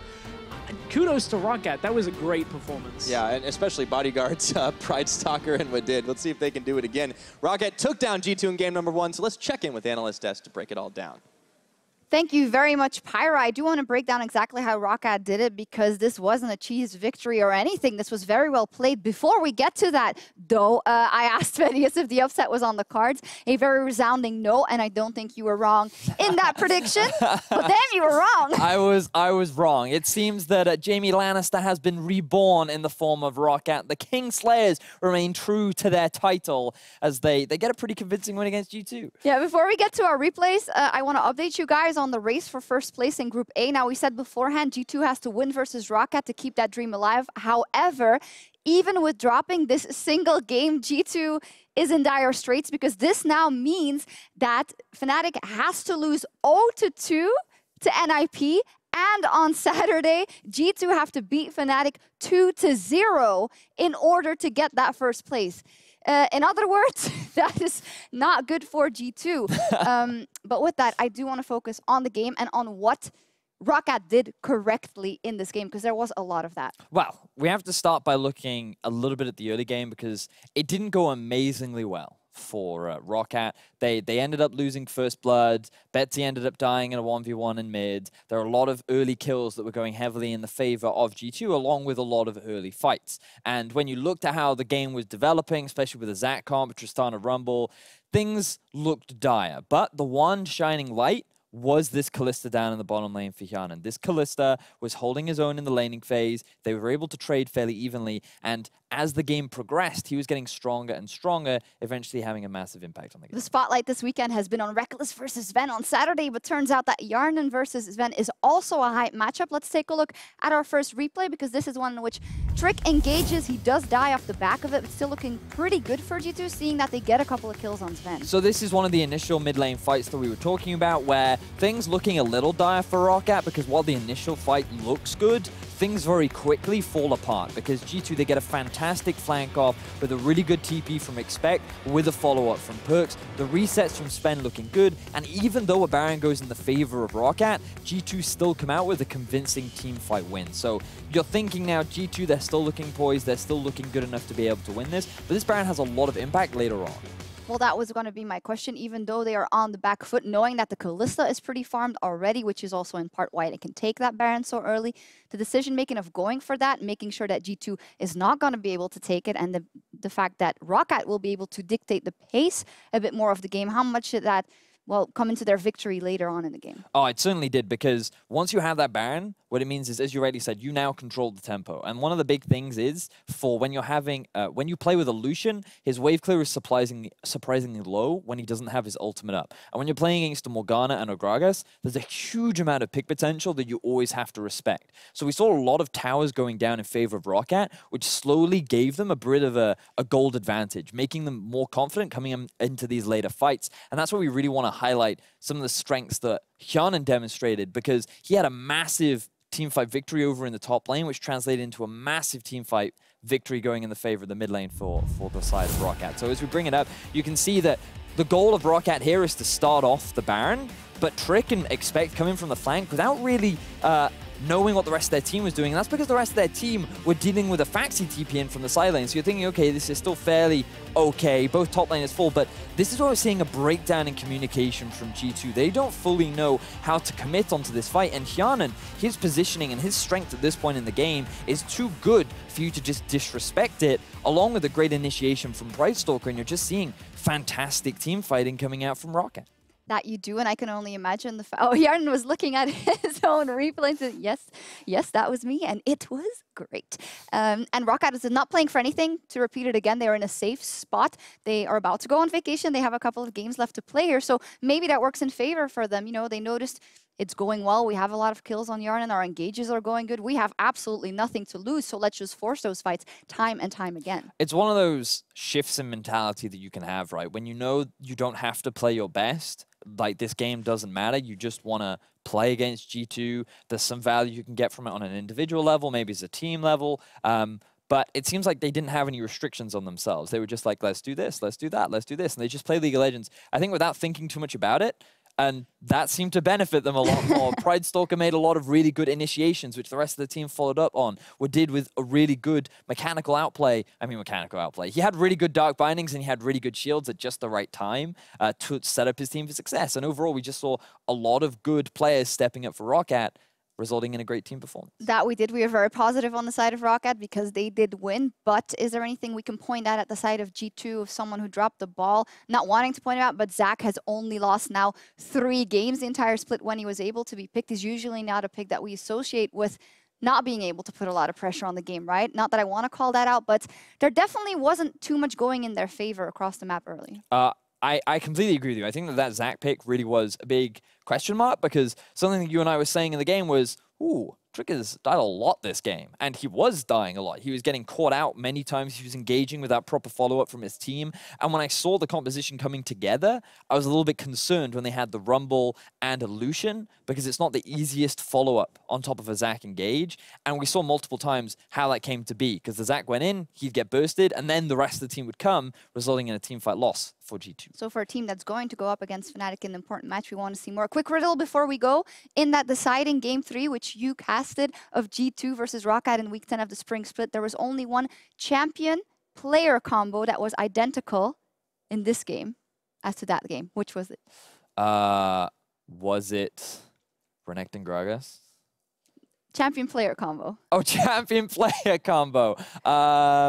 Ooh. Hint, it was very impactful in both games. It was very impactful in both games. By any chance, was it Kalista? It was Yarden, and it was Kalista indeed. We'll see if he gets his hands on that again. G2 in dire straits, and ROCCAT are looking to do it again and stop G2's winning streak. Game 2 is coming up after the break. Don't miss it. God. Kingslayers, they might have fallen off the horse this split, but they just might be able to play Kingmaker. Even Nifty has joined the party up top. Flash followed through, headbutted right back into Trick. That was close, but it's gonna be first blood. Here. Oh, Perks behind enemy lines, getting a double tap on defense, trying to dodge, flashing forward, calling, and Perks gets the solo kill. Welcome back to Lane Kingdom. Yeah, by the way. Yeah, we can win 2v2 now. Yeah. There's someone.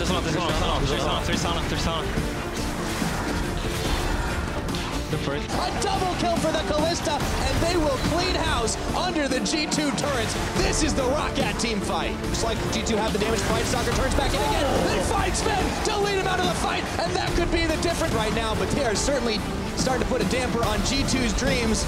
And wouldn't you think it looked a little dire this week, but ROCCAT can prove the Kingslayers are alive and well.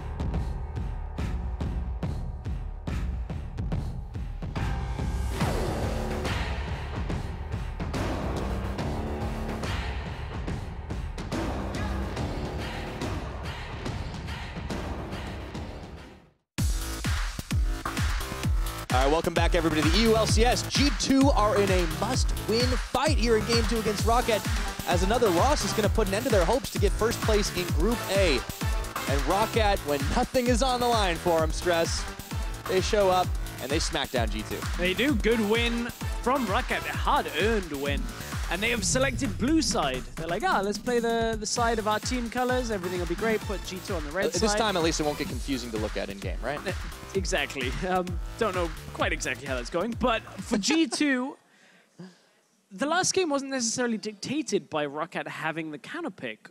When it comes to the last pick of the draft, it was a lot more to do with that Kalista, which was in the first rotation that G2 let through. Now that might be why why ROCCAT selected blue side, because they're expecting to now have G2 either let that open or ROCCAT get the Zac themselves. Yeah, well, the Kalista is going to be banned by G2 right off the board, so that is clearly what G2 are recognizing as the major threat. But, you know, kudos to the performance overall of Pridestalker with Did, keeping Yarnin alive. I think they could substitute a hypercarry elsewise. Now the Lucian's taken off the board and the Zac is banned as well. I like these two bans. I think you'll also probably see the Thresh come through. That'll leave likely the Rakan available for ROCCAT later on in the draft if they want it. ROCCAT, looking at what they banned in the last game, also took the Elise off the table. One of the picks. Did you always have to ban on red side? I like the ROCCAT banning it on blue side just because they're not prioritizing it as a first pick for themselves. All right, G2. What is their last choice? Remember, they banned Rengar previously against Pridestalker, but then he takes a Gragas, stock standard tank jungler, and is able to set up insane fights. So G2 aren't going to try to go down that rabbit hole. Instead, they ban the Rakan away. Okay, the Rakan's gone. That leaves Thresh available if ROCCAT wants it. Cho'Gath is up as well, but we've seen less priority on the Cho'Gath on 7-15 as a first pick. Do it, ROCCAT. You're getting very excited about the Rengar. Now, that might get locked in because it is where Pridestalker's namesake comes from, but I'm more expecting that Gragas as a jungler. All right, he played it really well last game. I can't get mad, but man, when I see Pridestalker and Rengar, I'm just like, flashback to solo queue montage moments. I just want to see it, but that's okay. Play it meta, play it standard. The guy years ago when he was like 13 or 14 was saying, hey, I'm a challenger Rengar player. Look at me. There's a one-trick, but then he did an AMA and said, I can't just one-trick forever. Right, and then he's not one-tricking forever anymore, which is good because he's seen growth as a player. Now, G2 lock what they believe to be the best AD carry that hasn't been banned, and that is the Tristana. I think ROCCAT, although they wouldn't get the Xayah Rakan combo, may still look towards the Xayah. We're also expecting ROCCAT at some point to start picking the Sivir up a whole lot more. I was going to say, that was kind of the thing that Yarnin honestly made a name for himself on last year. And we could very well see it again. Now, it's back over to ROCCAT's pick as the J4 was locked in. Some noise on the comms right now. Yeah, ROCCAT are being very excited. I want to see, actually, I think Nasus is a pick that ROCCAT are likely to pick up at some point. Oh, it's the Sivir. Oh, and the Janna. Sivir, Janna. Wadid is excited about playing Janna. Is a might be the only person. Well, you just insulted like all 5 of the Janna mains out there. Well, no, I just mean that Wadid is excited to play Janna in the LCS. A lot of supports don't like playing Janna, but so fun now on the disengage style. Look, you got a Jarvan wants to engage. You got Tristana is going to try and hop forward. Now you got the on the hunt with Sivir. You've got yourself the Janna on top of it. I'll explain the Nasus when it gets banned away because it's very likely to get banned. Ooh, last second change. Okay, so they swap it up to the Gnar. So Expect manages to grab that one. It's once again a takeaway from Foxy. So unfortunately for him, you know, there won't be a taxi ride. He might have to take an Uber instead to the top lane. Maybe he'll just walk. It'll be a long road to walk. Who walks? At this point, okay. Mid laners are available. The Syndra is there. We had the LeBlanc banned in the last game. Now, the Jace is a matchup that you can play into the Gnar, which is one reason why we're seeing it banned away. Other matchups that you can at least survive through. We see people try and do the Rumble matchup, but again, can be difficult. Cho'Gath is still up and available, but we have seen Gnar play well into it. We've also seen Cho do well into Gnar. Like, this is a back and forth I've been trying to track a little bit. Until that matchup is completely figured out, like, Cho just has a lot of sustain in the lane and eventually gets tanky enough. It's only when you gank the Cho'Gath a significant amount that you actually can put him behind. And, you know, Foxy has not actually played the Cho'Gath, but it's left up and available. Alistair banned out by ROCCAT on one of their last choices. Of course, G2 focused with LeBlanc on mid. Braum is a possibility here for the Tristana combination, looking at others. Thresh found his way all the way through the ban phase, but kind of difficult into Janna. That Braum is, I guess, easier, quote-unquote, because you can sit further back and play defensive. With the Orianna now, Betsy may go the Syndra route, which is a lane matchup. Might see the Talia come through as well, another pushing matchup in the lane.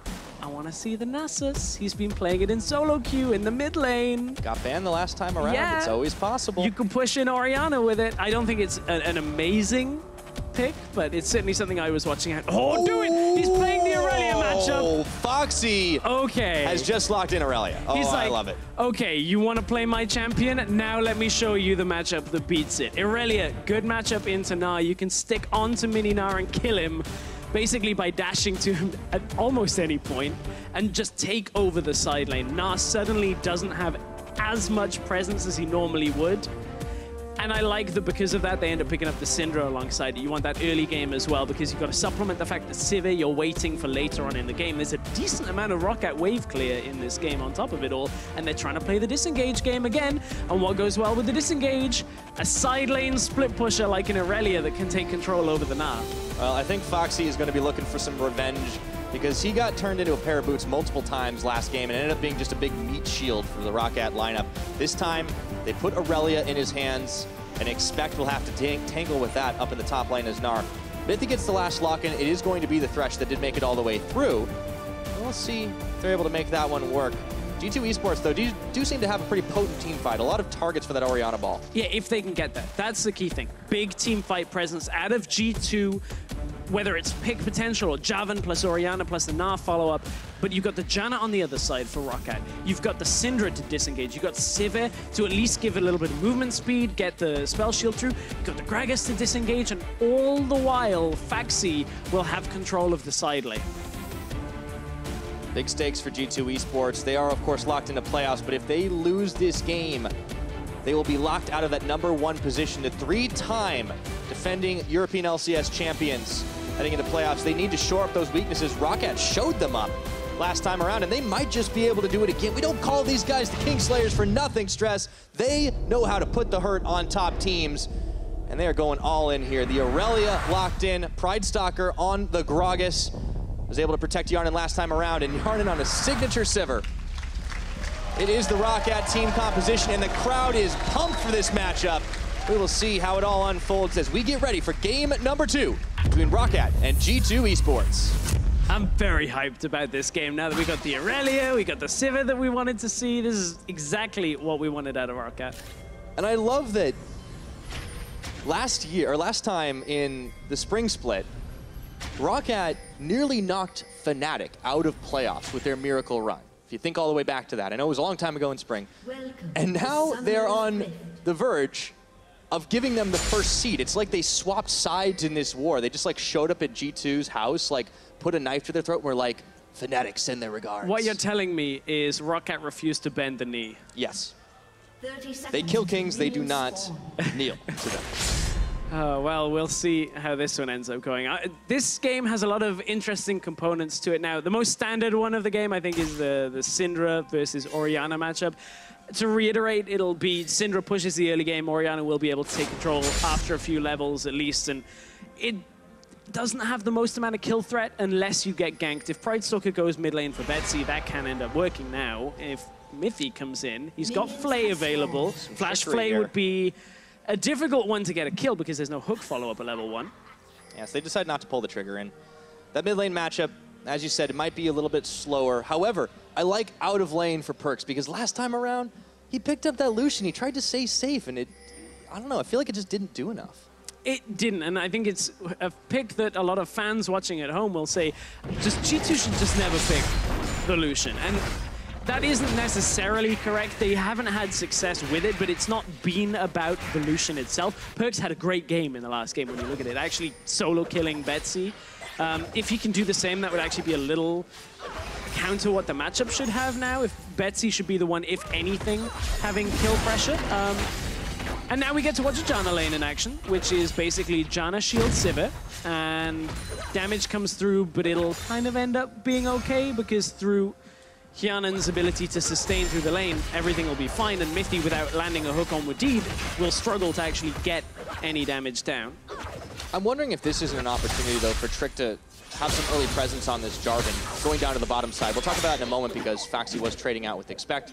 This matchup, of course, is going to be a pretty interesting one to watch, and that might be where we see the jungle pressure as well. Yeah, so FNC hits level 2 early, is able to Q onto Wadid, hit him as well with Equilibrium Strike, and is able to kind of go, okay, I win this trade. And as long as you're minion R, I will continue to do this. I'll kill a minion, jump onto you, just make sure I get all the damage down, and then suddenly, at some point, pretty much around that, after you've got Sheen towards Trinity Force, FNC will even be able to solo kill Expect, if Expect misplays. As always in there. Okay, Pyjamas, he gets the smite down, but Trick actually, instead of going to lanes, opted to try and harass him out of the jungle. Gets a speed boost courtesy of the Scuttle Crab. Perkz was there for defense as well.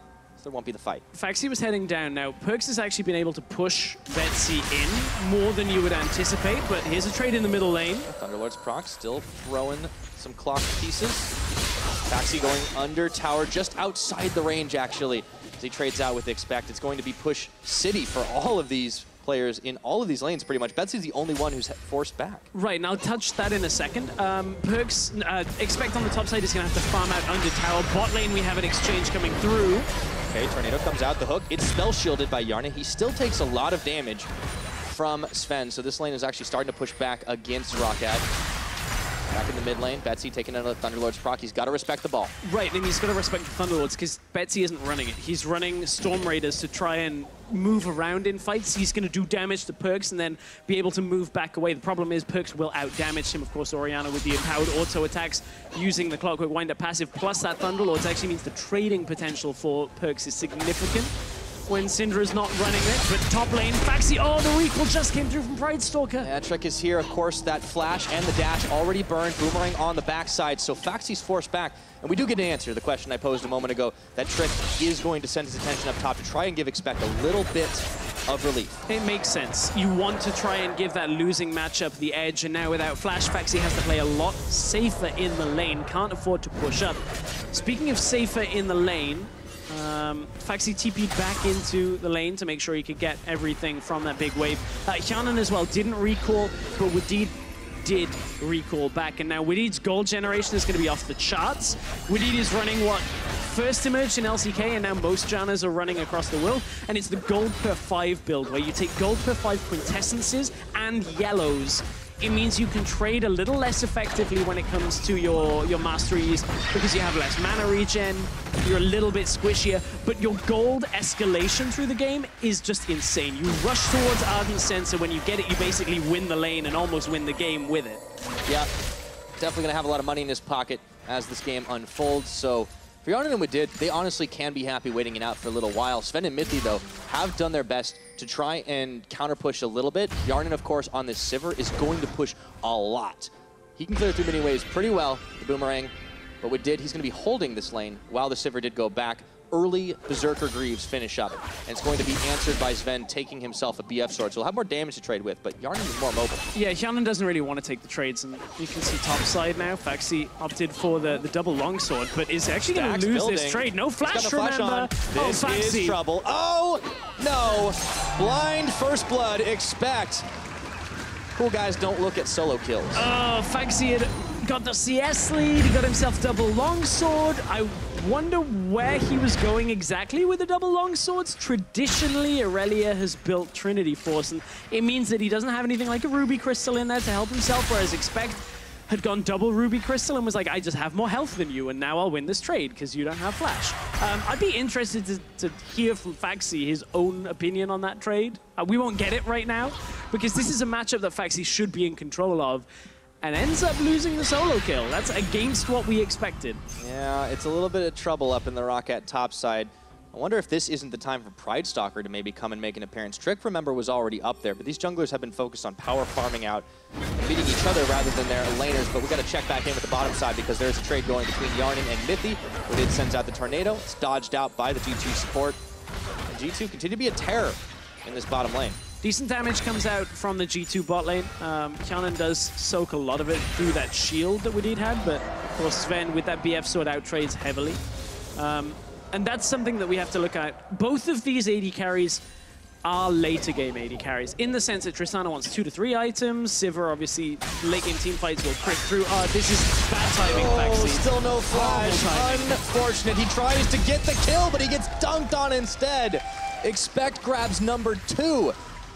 And they did not expect the trick to be hiding in the jungle. It feels like Faxi is playing the matchup instead of playing the game. He had no flash, trades aggressively first time, trades aggressively the second time, and both times now gets killed. This time because Trick was there. As you said, they didn't know he was up in the top side. That means ROCCAT kind of can't really play around this Faxi winning lane. Remember, he has to be the split push threat. He has to take over this matchup. The win condition for ROCCAT is disengage the rest of the fights and have Faxi push the map until he wins the game. You know, and obviously, hindsight's 20/20 here when you're sitting at 0-2, but last game, he wasn't able to make that happen on the Renekton. He got camped mercilessly. Lo and behold, in game number 2, he takes another winning matchup, at least it should be once he starts to get up to those items. He goes over-aggressive without any backup. And G2 easily punished right now. You gotta question this as Pridestalker gets caught out by Trick. It's a barrel back, but there's team right there. Pridestalker, what was he doing?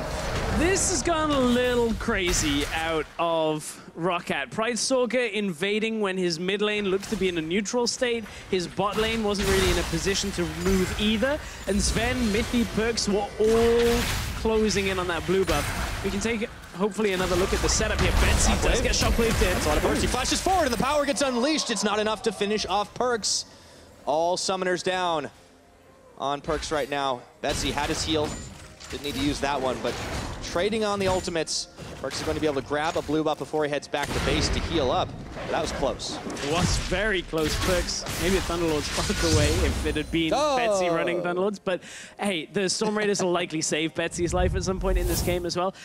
So actually, mid lane, to be fair to Pridestalker, was starting to push. You can see Betsy opening up the trade.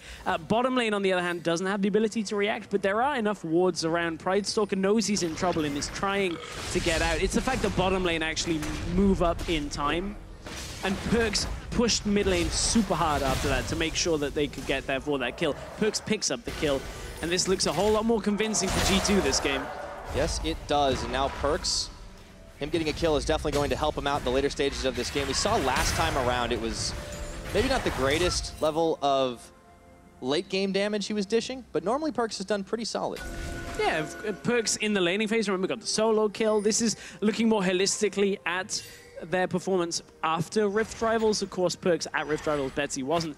You can see that Betsy's actually been doing better himself than a lot of people give him credit for. They move towards the Syndra style, where it's a little bit more about focusing on the lane, and you can see he's generally been ahead in a lot of the metrics, specifically in that early laning phase.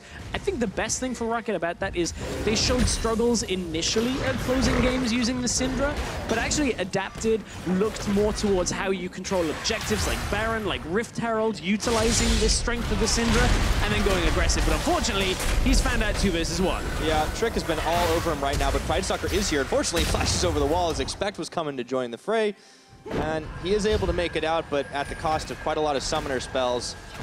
I think it is impressive, though, to look at those numbers from Betsy, considering the fact that we are in Europe, a region that is known for strong mid laners. It's not just a meme, it's often the truth, and he's not always one that comes up in that conversation, but TV coming conversation, we gotta talk about this bottom lane right now. Knock Tristana back! He's out! And he's out, but Foxy wanted to finish it. Mithy says, get back over here! And now it is a brawl in the bot lane. Expect comes out on top. 3 kills on the Gnar. Oh, so close and yet so far is the story of this Irelia pick. ROCCAT just have been inches away from kills. Perks now closing in. Oh boy, you're trying to juke, but that's not going to happen. Jonas Shield not enough. Expect still Mega Gnar. Perks gets kill number 2. They're going to knock down the towers. Everything is coming together for G2 in this game. Well, you wonder whether it's download complete for G2, because we've seen this before, where game 1 looks very rough in a series out of G2. Their opponents are playing against G2 fantastically, and game 2 starts, G2 say, okay, well, we know how to win from here, and they turn everything back in their favor. Hjanen doesn't get hit by the hook initially and the TP comes through, Sven just buys enough time. He has flash, he has heal, and Mithy, as soon as the TP comes out, Mithy knows he has to play on the back line here because the Lantern should be enough to get Sven out. Sven jumps out, only barely flashes out away from that trailing shot from FNC using his ultimate. Expect had matched the pace on the TP, and from there, Perkz has roamed first. Betsy was recalling under his tower, wasn't prepared to roam out of the lane at the same time, and ROCCAT heavily countered in their early game play. Yeah, I think you said it. Download complete. And it's borne out in the results for G2. Since Rift Rivals, and even honestly a little bit before that, like they haven't lost a series ever 2-0 in this split, to be honest. They've only dropped a handful of games. Last game was just their third in their last 6 series. Like, it's so incredible to think that that is G2's performance when you look at like dominant teams like Fnatic and you think, maybe G2's not quite at that level. They really have demonstrated a whole lot of growth in the second half of this split. And now they're taking the lead in this game in a big way. Yeah, massive way. They have delayed ROCCAT's composition completely. They needed to play it. ROCCAT needed to play the side lane threat. They needed to have FNC ahead, and through Tricks visiting twice in the early game, plus some misplays here and there out of ROCCAT, G2 are closing out the map against ROCCAT, whereas ROCCAT that need the room to move. No outer towers remain for ROCCAT anymore, and that means no split push threat is available. Because look, mid-outer, top-outer still stand in favor of G2. This Aurelia is going to have no room to move on the map. Yeah, and so far away from completing any meaningful items, right? Double daggers turns into a stinger, right as I say it, but the rest of the team is still struggling. You need an Infinity Edge on the Sivir, you're still out your crit cloak. But Pyra, is it enough? Is Wadid's Ardent Sensor enough to turn the tide of the game? Well, it's 1-0 in this series so far, Stress. I don't know if it's going to be 2. Now, they caught Perkz, but Mithy was there to save the day again. If you believe the memes, you believe in the dreams of Ardent Sensor right now. I don't know whether it's quite enough, but hey, ROCCAT, they do have a composition that can do well past this point. They need a lot more damage on Hjanen before it actually gets to that point where they can take team fights, and G2 are likely not to let up on engages. But there's a window, there's a chance. But you're telling me there's a chance. Yeah. Don't tell me the odds, because they're probably really small. But at the moment, ROCCAT are pushing up the mid lane. Perkz is going to need some backup here. Trick is around, but there's a wave. Pride Stalker, okay, in goes the Dragon Strike. Flag and drag, enough to push them back for the time being. So Expect has made a minor adaptation to his build in order to compensate for the bad typical matchup against Aurelia. Instead of going Black Cleaver first, he goes Frozen Mallet first. Betsy has flash. Pride Stalker's there though, they can turn this as he flashes away. Also gets the heal off. He's strong enough and just taking the edge of the damage off the ball. Pride Stalker pushing them back and away. Wadid is here. G2, they can't make the big play happen. Expect is found Foxy. Sorry, no. FNC. He's got to turn it. Although when Meganar kicks in, Expect actually can't get the kill. That's why Mithy is here. Oh, get back over here. Foxy throws some Transcendent Blades, but he's surrounded by G2, and he is having a bad game. That's the thing, is Expect is heading towards Meganar. It doesn't even matter, the rest of the team are there. They can come down. I say he can't get the kill. Yes, he can get the kill. It's just a lot harder. The Mini-Na is the one that will whittle down a low health target, and that's why you go Frozen Mallet rather than the Black Cleaver, because, look, Foxy has only got Ninja Tabi for armor, so if you can just stick on him, you actually get the kill, and suddenly Na has the advantages that Na normally has against the melee matchup, because Foxy is so far behind, he can't take the advantageous trades. Thinks he's walking safely up the river, and Expect just finds him, and this is painful. Foxy knows he has to flash to try and get himself out of this. Tries to get the stun, utilizing the fact that Expect was a higher hit point value than him. And then it all goes wrong, because in comes Perkz, steals away the kill from underneath Expect's wallop. Well, everybody was there, but I got to give some big credit to Mithy, because it seems like he's been there every single time that anyone from G2 has come even close to going down, and he just says, no. I'm going to hook you point blank. I'm going to flay you away. You're not going to be able to close that gap. He saved Sven's life. He possibly saved Expect's life. He's been all over the map on this stretch.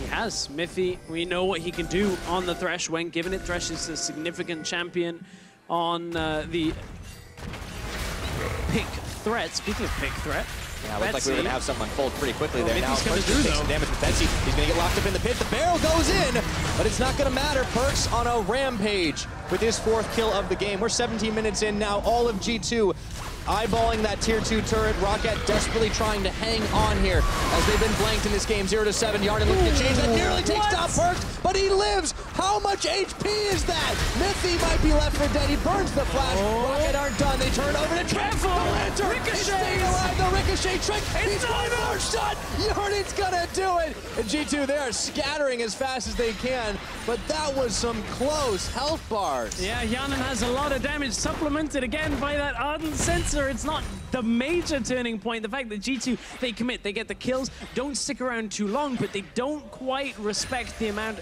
of catch potential, the chase that Yarden and Wadid provide there. Yeah, I mean, that's what turns the tide. You got to think that this Aurelia split push threat is not really going to be a huge factor, but when you forget about Yarden, that's not a mistake you should make more than once. Well, I don't think G2 will make it too much more. You can see Perks getting chunked down by the Sivir. Of course, 7:15, Sivir did get some buffs. And then they were reverted. So maybe if the buffs had stayed, this fight would have been over by now at this point. But you can see Trick easily picked off from there. Yarden doesn't have any other ability to catch up after the flash, after the heal, after the ult has gone down. But it's still enough to get the first kill from that. And a fight like that happens again later on isn't necessarily so G2 favored. I mean, you look at the scoreboard, you look at what G2 have been doing this game, and you think, oh, they're going to be able to close this one out. But then that happens, and you can't help but thinking, well, this is ROCCAT, this is Yarden on Sivir, this is the Ardent Sensor. If there's going to be a comeback, that's the beginning of it. It's okay. I got a pro strat for you, Pyro. All right, this is on me. completely I need to get better by at anybody. What we need is a moment where Wadid goes out to the side lane, puts a shield on Faxi, and suddenly the Ardent Sensor is no longer just the AD carry keep being buffed. Well, in a winning matchup at that point, yeah, just put it on Faxi. It's okay. Don't care about mid lane. It's fine. Pridestalker can disengage that. That is very true. I don't think that's what's going to happen. Wadid is on the side die. lane, That is he's a little too deep on this one. And he gets his ultimate, but he's going to be left for dead. Perks was even covering the rest of this, and now you can see Trick actually going in off the screen on the minimap. Wadid is trying to survive for a little while, but meanwhile, the rest of his team is not faring so well. Yarden falls. G2, they just collapse. Well, G2 might be looking for potentially the fastest Baron of 2017, but they're not grouping for it, so it won't be. G2 on the 20-minute mark have full control over the jungle. They're pinging it. Perks is saying, do the Baron with me. I'll take it myself. It might start. Here we go. It won't be the fastest, I don't believe. No, but it's definitely going to be very quick. Again, the stats are on top of it. Well, you're getting that all confirmed up. We'll see if this fight is going to go down. Yarden still ticking on the death timer. Betsy trying to distract, so is Pridestalker, but he's caught on a hook. Teleport in for Faxi right now. It's a shockwave, but not going to be where it needs to be. Unfortunately for ROCCAT, Expect was right there with the backline. Baron is still up right now. Faxi's trying to go for it. It gets taken out by Perks. It looks like they're not going to finish this fight, though. Faxi, oh, nowhere for him to go anymore. It was a valiant effort, but they lose out big time. Baron goes down, 3 members fall, and only Trick. That's a consolation prize. Yeah, G2 get the Baron for themselves. It was Perks that ended up getting it. I was a little excited about the prospect of an Aurelia turning up in a team fight where everybody's low health already, because look, Expect has found the engage, Pridestalker and Betsy kind of forced away, and I'm like, okay, this is the time. Faxi, look, you can get Mithy, you can get Perks. Perks just manages to get it. Unfortunately, forget that this Aurelia is like 1 and 4 at this point in the game. In fact, he doesn't quite have too much more. Good job of killing Trick, but the rest of G2 were there and able to take down the Baron. Yeah, I mean, and Perks started that fight off by just total sombreroing the shockwave, and then he makes up for it by like securing the Baron when both junglers are down. Pridestalker, he's caught, trying to get to that blast cone. Oh, he just can't get there. It's not fair, man. Oh, now he's got it. Mithy gave him a hand. They were 15 seconds off the earliest Baron, I've been told. Fnatic looking on. If ROCCAT, of course, closes this series out, which is looking very unlikely at this exact moment in time, Fnatic will be locked that first seed. I think for the time being, they're having fun ahead of their match against NIP. G2 marching down on 3 lanes. See if they can close this out and send us to a game number 3. And of course, ROCCAT getting even the 1-game win does make it more difficult for G2 on game difference to get that first place spot. really, Fnatic will be looking at their own series. As nice as it would be to close out first place by having ROCCAT do the deed for you, Fnatic will just say, okay, all we got to do is beat NIP. That should be, in their minds, easy. And in goes Trick. There we go. Double shockwave. That's a lot of damage on Pyjamas and Yarnin. What did is trying to keep everyone healthy, but Mythy is still going to get a finishing blow onto his opposite number, onto Pyjamas, I should say. Now, Expect is looking to go in. Narvar nearly complete here. Trick, Mythy, Perks all a little low, but they are all staying alive, and they've cracked open the base, turning onto this inhibitor. ROCCAT desperately trying to respond. There is a chance to fight it out. Expect is going to get that fadeaway boulder toss, and they won't be able to finish inhibitor just yet. What a different game to game one. Game one, a game where ROCCAT had the earlier game. They had the Renekton, they had themselves the Kalista, looked to be building major leads. Game two, G2 say, okay, no Kalista for you. We'll pick the Gnar ourselves in this game, not ban it away, and you play the counter matchup, and that's great. We'll camp you. And we're 23 minutes into the game, and G2 look on the verge of closing it out already. Yeah, it's a 9,000 gold lead. You've got 13 kills to the 2. And yeah, we have seen in the past, when FNC dies a lot, sometimes ROCCAT still win. Yeah, I mean, that's the thing. Get to 13 deaths, and the 13th one's the charm. Hey, the win conditions are starting to pile up. You've got FNC approaching that death count. You've got the Ardent Sensor. You've got Yarnin having one of the team's 2 kills. He's 50%, yeah, like all the tools are there for ROCCAT. So as unlikely as it seems, Stress, there is always that possibility. That still goes down in history as one of the silliest games that I think I've watched. Watching FNC on the side lane, like a 0-12 Jarvan, take in Soaz and Reckless of Fnatic, and then suddenly the rest of ROCCAT pushes through the base, and FNC's like, I did it. That was my job. Done. You won the game. Let's go game 3. Yeah. Now it's Expected on that side lane. The rest of ROCCAT they want to go. Chase down. They know that there is no Gnar here. However, stun is out. Let's see if they can take down Trick before it all ends. The hook comes in. Pulling in 3. Perks is a monster. And it looks like G2 might be able to turn this on. Trick goes forward. He might die for it, but he takes down Pyjamas in the end. But did Yarnin both low. Flashes, and it's scattering right now as ROCCAT are trying desperately to get away, but the teleport is coming in for Expect. G2 trying to cut them off, chasing them back to the wrong tower. Sven doesn't even care. He's on the base right now, uncontested. They can just stop these backs by sending them back to Found the Fast Way. Perks is going to get 2 more. Looking for Wadid to make that a triple. The Gnar into the wall. Nowhere for him to go. There is the triple, and it's 25 minutes. G2 looking to close it out. Sven's been pushing the entire time, looking to just push for the win here, waiting for the rest of his team. Doesn't want to commit to it himself, as FNC is alive. G2, that shockwave was disgusting. FNC, he is desperately trying to keep 3-level going advantage. Yeah, that shockwave that Perks has is insane. Sven is big on this Tristana as well. But the carries have started to fire on all cylinders. And this does not look like a 25-minute game. This looks like the kind of thing you see with double that time. FNC is not going to give up, though. Not that easily. He's got 1 kill and 6 deaths. He wants to make it 2. Sven giving them the old chase here at this point. Oh, I took the wrong way. He might actually just kill Brightstalker here, and then kill... Oh, my goodness. Okay, belly bop. Sven. What? No, don't end it now. Well, Sven doesn't want to get killed. He's got his heal. He knows that all he's got to do is try and stack up some Warlords and jump out. Oh no, he's dead. 2v1. Okay, so that's Sven's a 3rd kill for ROCCAT. Flashbacks to game 1. He's like, it's not a Morgana this game, but they found me. Yeah. They got me. The Janna gank. The Janna gank. Okay, they're back on Baron, or Dragon, I should say. Jesus, I can't get my objectives right this game because it's just been all over the place. Neither can ROCCAT, I'll be honest. They have struggled to get into a position to do anything with a composition, and I'm not trying to fire shots here. I'm just saying this composition is a difficult one to pull off. We all the way through a tank meta, we have talked about disengaged split push compositions are reliant on a side lane threat and the ability to disengage from the fight, and neither has been able to happen in this game. ROCCAT have constantly been engaged upon, they haven't been able to disengage, and their side lane threat was shut down early on. Betsy, he's trying to push out the side lane. He might get a tower here. This Betsy will think that's a win in his mind. I mean, when you can't push out anywhere, it's hard to get those objectives, so he does get one, but he gives his life for the effort anyways, tries to stay alive as Mythy takes the kill. But there's not a whole lot else ROCCAT can do in this situation. Only the 2nd tower that has fallen in favor of ROCCAT in this game. They're on their way. They're getting there. They will not be perfect games, Stress. Well, no. We're a long way away from a perfect game, Devin. 2 towers. 3 kills. Return of the King at this point. Great movie. Both of them. Apart from the long ending, it didn't need to go on that long, much like this game. It just, you keep getting the bit where... 27 minutes. Calm yourself. I know.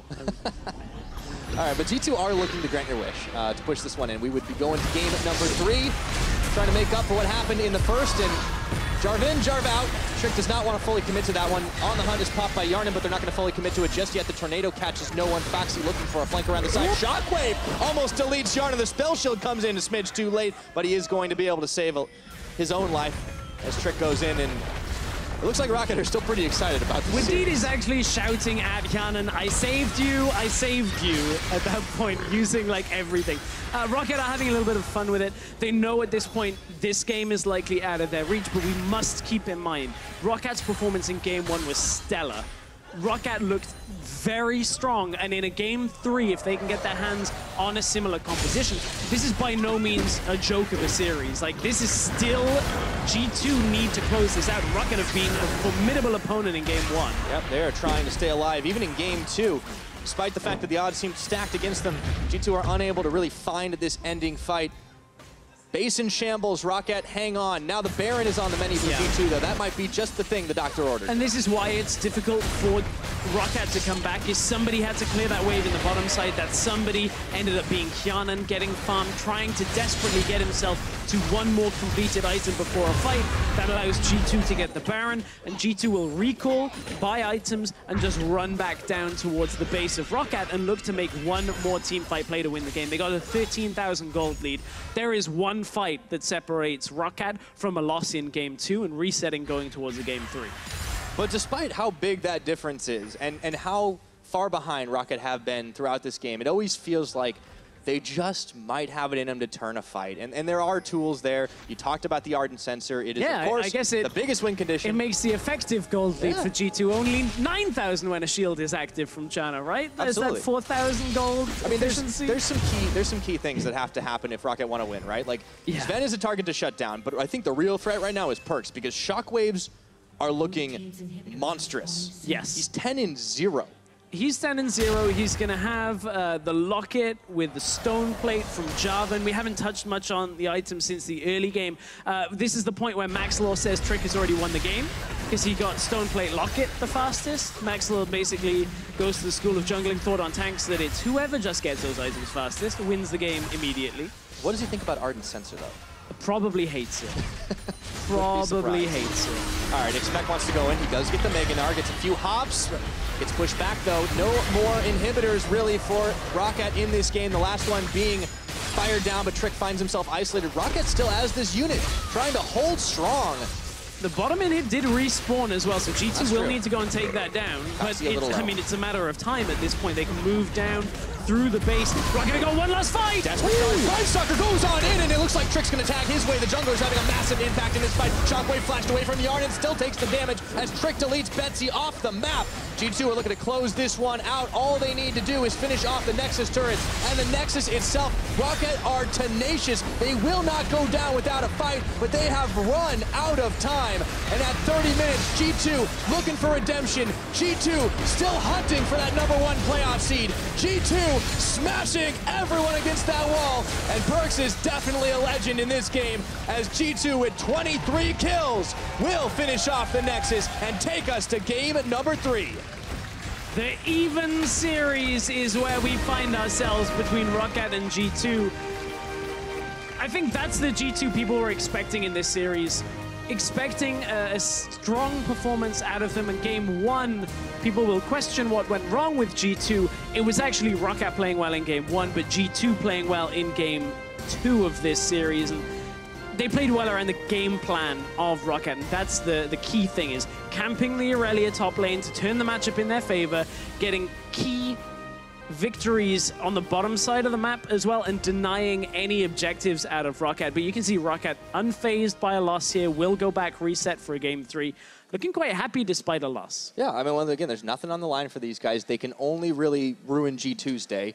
But so far, so good. Even if it's 1-1, we've got a 3-game series. Yeah. It's going to be a very exciting finisher. And you have to wonder, like, there are very few negatives to come from a series like this for ROCCAT. You now get another game against 3-time champions. You get a Game 3 scenario where if you do the same as Game 1, everybody suddenly remembers for 2 times in a year you beat G2 in the last week of the split. Going to make the playoffs, everyone's still gonna love you. And yeah, exactly. That's why I actually think the Game 3 is beneficial for ROCCAT. I want to see performance like Game 1. G2 looked very strong in Game 2. Well, we will find out. But G2 came back with a dominating performance in Game 2. So we got to ask the analysts, what do you guys think about their win? I think their win was phenomenal, Pyra, but it might have been a little too late because they lost Game 1. They kind of gutted their own chances at still getting that first place spot in the group. However, good bouncing back from them in that second game, and we want to take or put attention on the top lane because there was the fabled Irelia counter pick to Gnar coming out of FNC. However, it didn't play out quite that way. Yeah, so I want to take this opportunity to break down some of the stuff that happened. So the thing about Irelia into Gnar is she has a lot of mobility, and because of the stun that she has available to her, that's what makes her a really strong trader in the 1-versus-1 matchup. Now, what you're seeing on your screen is FLICKR using his Q to jump onto Expect. And for any Irelia players at home, this is a very dangerous thing to do because while your Q is a gap closer, it's also one of your escaping tools. So typically when you're trying to trade against someone, you want to jump onto a minion rather than onto the enemy champion unless you can go in for the all-in. Now, what you'll see here from Expect is as we start to run out the clip,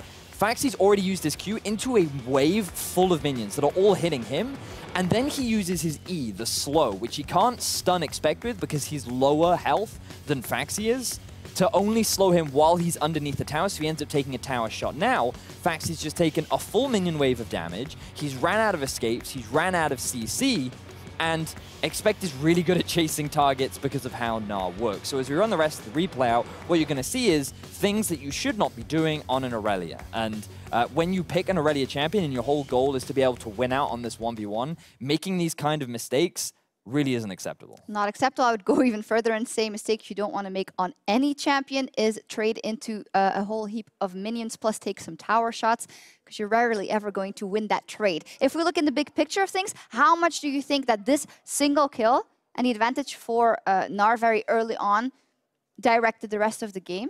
I don't think that this was the turning point that started the snowball for G2. I think it really hurt because, as you heard from the casters, one of the win conditions was relying on this Irelia side lane, but it became harder then, right? Because Irelia has a big spike once she hits Trinity Force. She has a very powerful side lane threat against the Gnar, and once they lost that, you're now relying on mid or bot to become a big snowball factor. But as we bring up the next replay and you're looking at another potential win condition lane, that's where things really start to fall apart for ROCCAT. And G2 wasn't messing around. No, G2, this is what happens when they're angry. Sven and Mithy, they realize that the TP is coming in.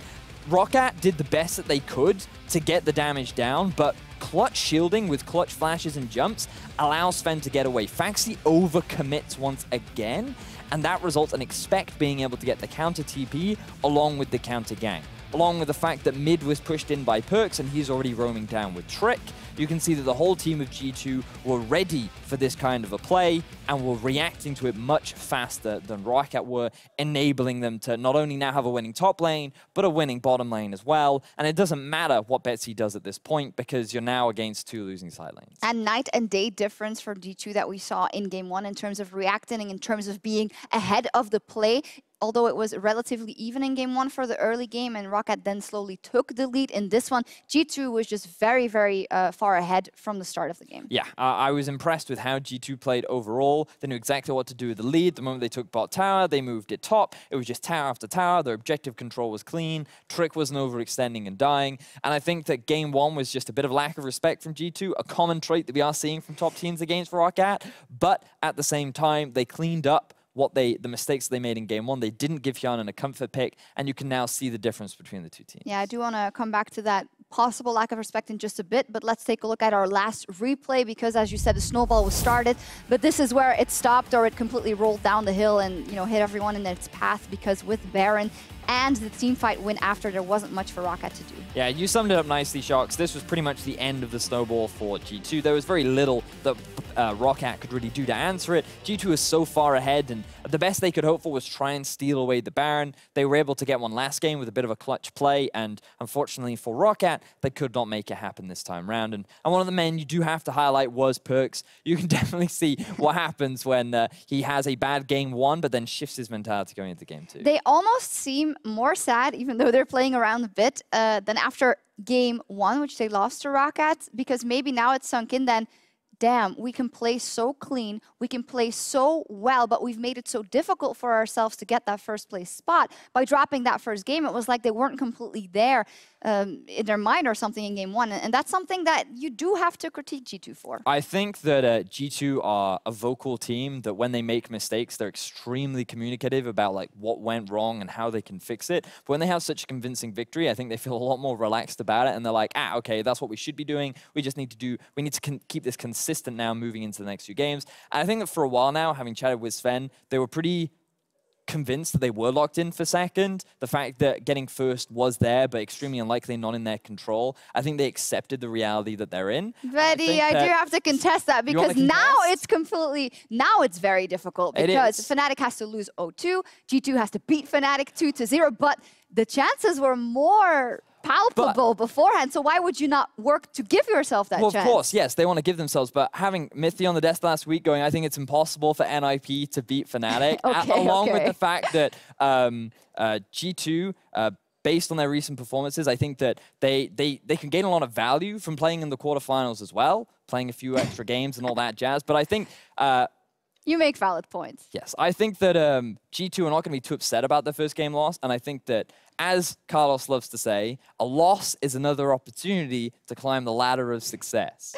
That it is. Well, we'll see what happens in game 3. G2, they managed to strike back. They do need to win the next game to stay in the fight for the top spot. Meet us back here for game 3 after the break. Team composition, and the crowd is pumped for this matchup. We will see how it all unfolds as we get ready for game number 2. This is trouble. Oh, no. Blind first blood. Expect. Bottom lane right now. Knock the... No! Tristana back! He's out! And he's out, but Foxy wanted to finish it. Mithy says, get back over here. For Denny burns the flash. Rocket aren't done. They turn over to Careful! Ricochet! Staying alive. The Ricochet trick. It's one more shot! Yarden off right now. It's Foxy! Go for it! It gets taken out by Brooks. It looks like they're not going to finish this fight, though. Foxy, nowhere for him to go. And still hunting for that #1 playoff seed. G2 smashing everyone against that wall. And Perkz is definitely a legend in this game, as G2 with 23 kills will finish off the Nexus and take us to game number 3.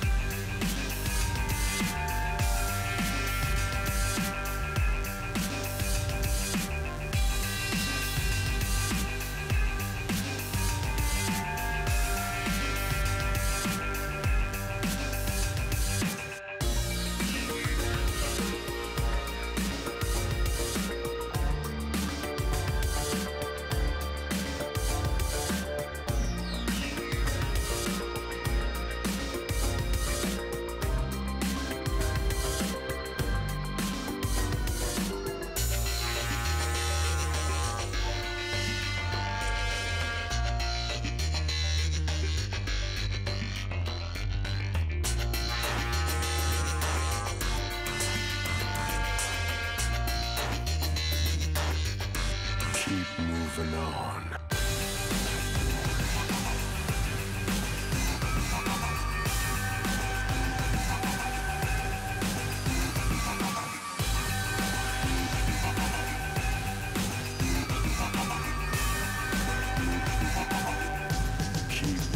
know.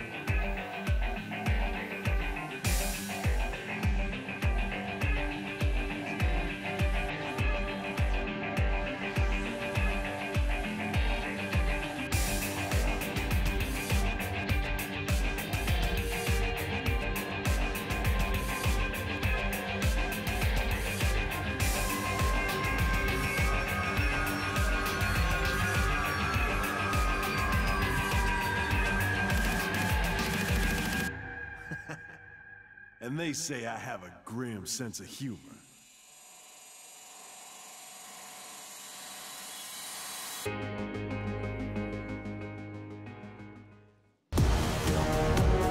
Welcome back, everybody. It has been a long series between G2 and ROCCAT, but like all awesome series, it's going to come to an end eventually. We're going to be in game number 3. The players are gearing up for a decider. This is a fight that could very well determine the winner of Group A.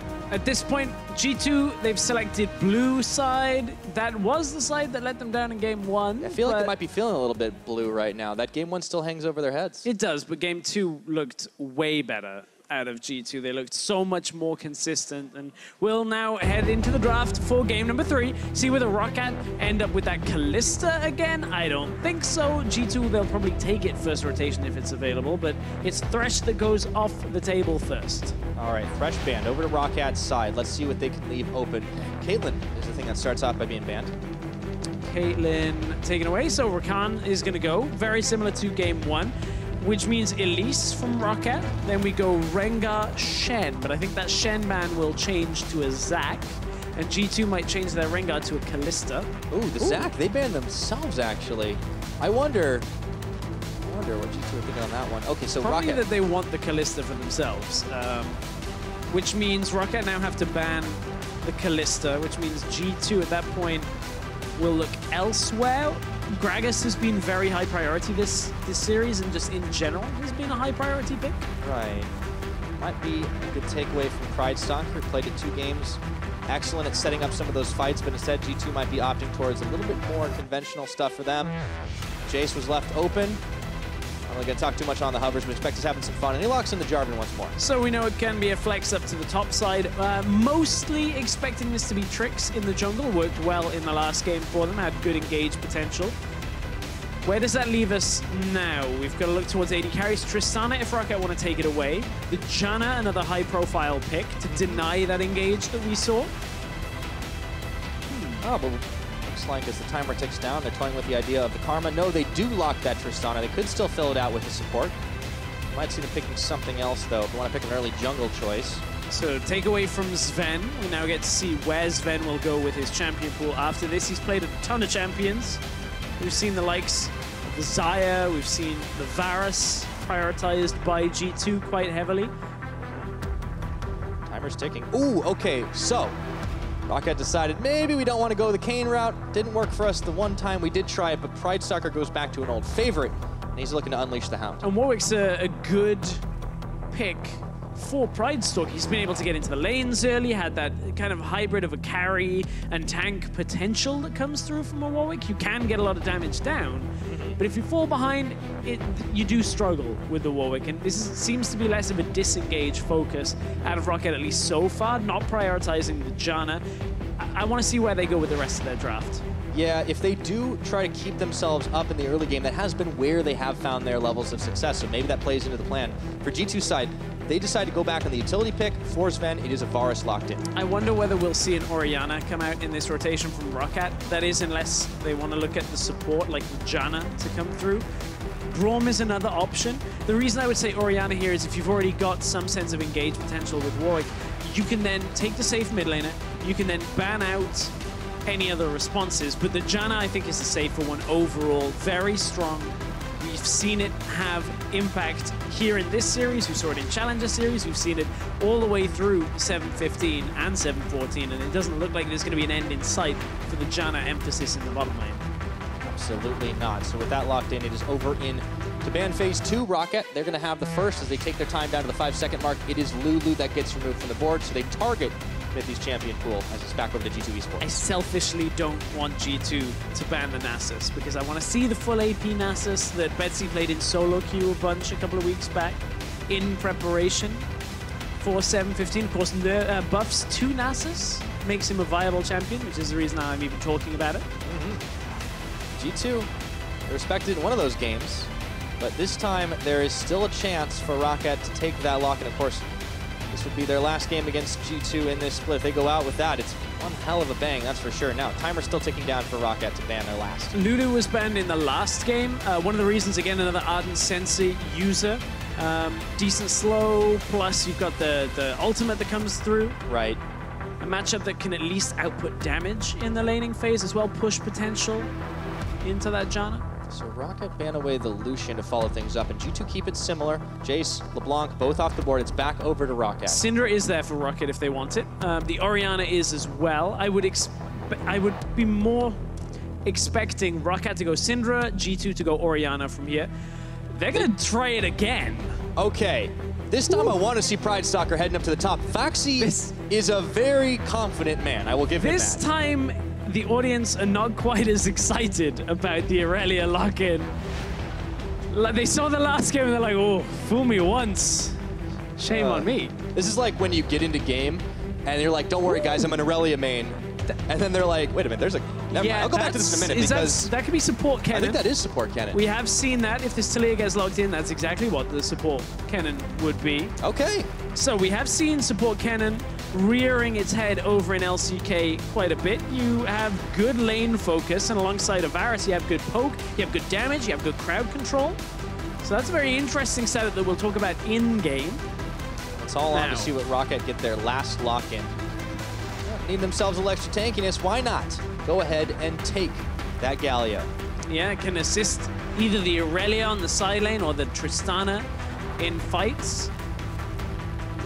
Really quite surprised at how underwhelmed the crowd were. Yeah, well, okay, so what I was going to say with the Irelia, it's kind of like when you get into game and the guy picks something you're like not 100% sure about, and then you look at his OPGG and he's like 1 in 50 with it.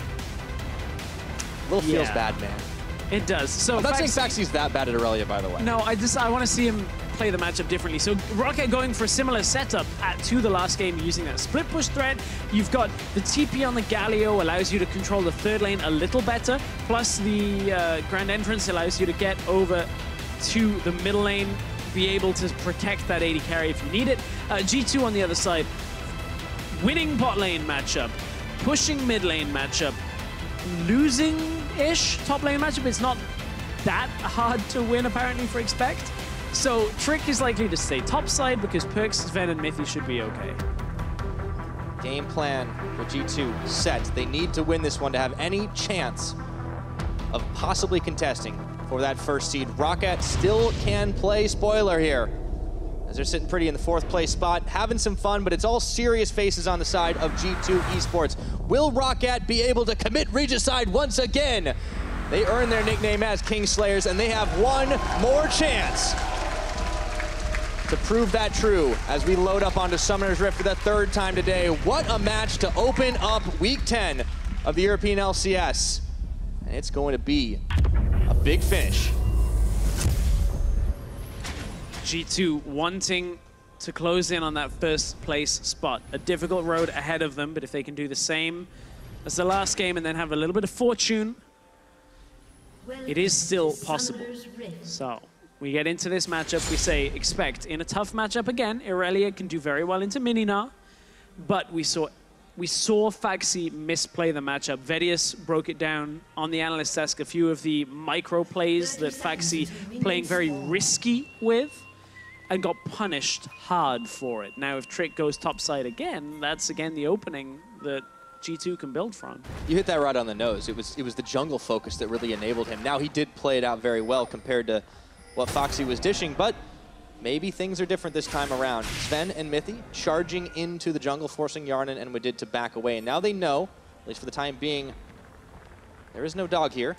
Perkz even wanted to get involved in the action, trying to make a level 1 play. Instead, they'll just settle for vision. I'm interested to see how this Kennen support works. So one of the things Kennen support has in its favor is a decent laning phase. You have a decent amount of AP, AD that comes through.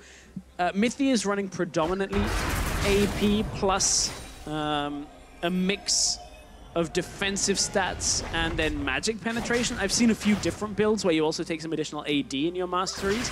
It allows you to contest buffs early on quite well, like this that we see, because Mithy is actually a damage threat early on.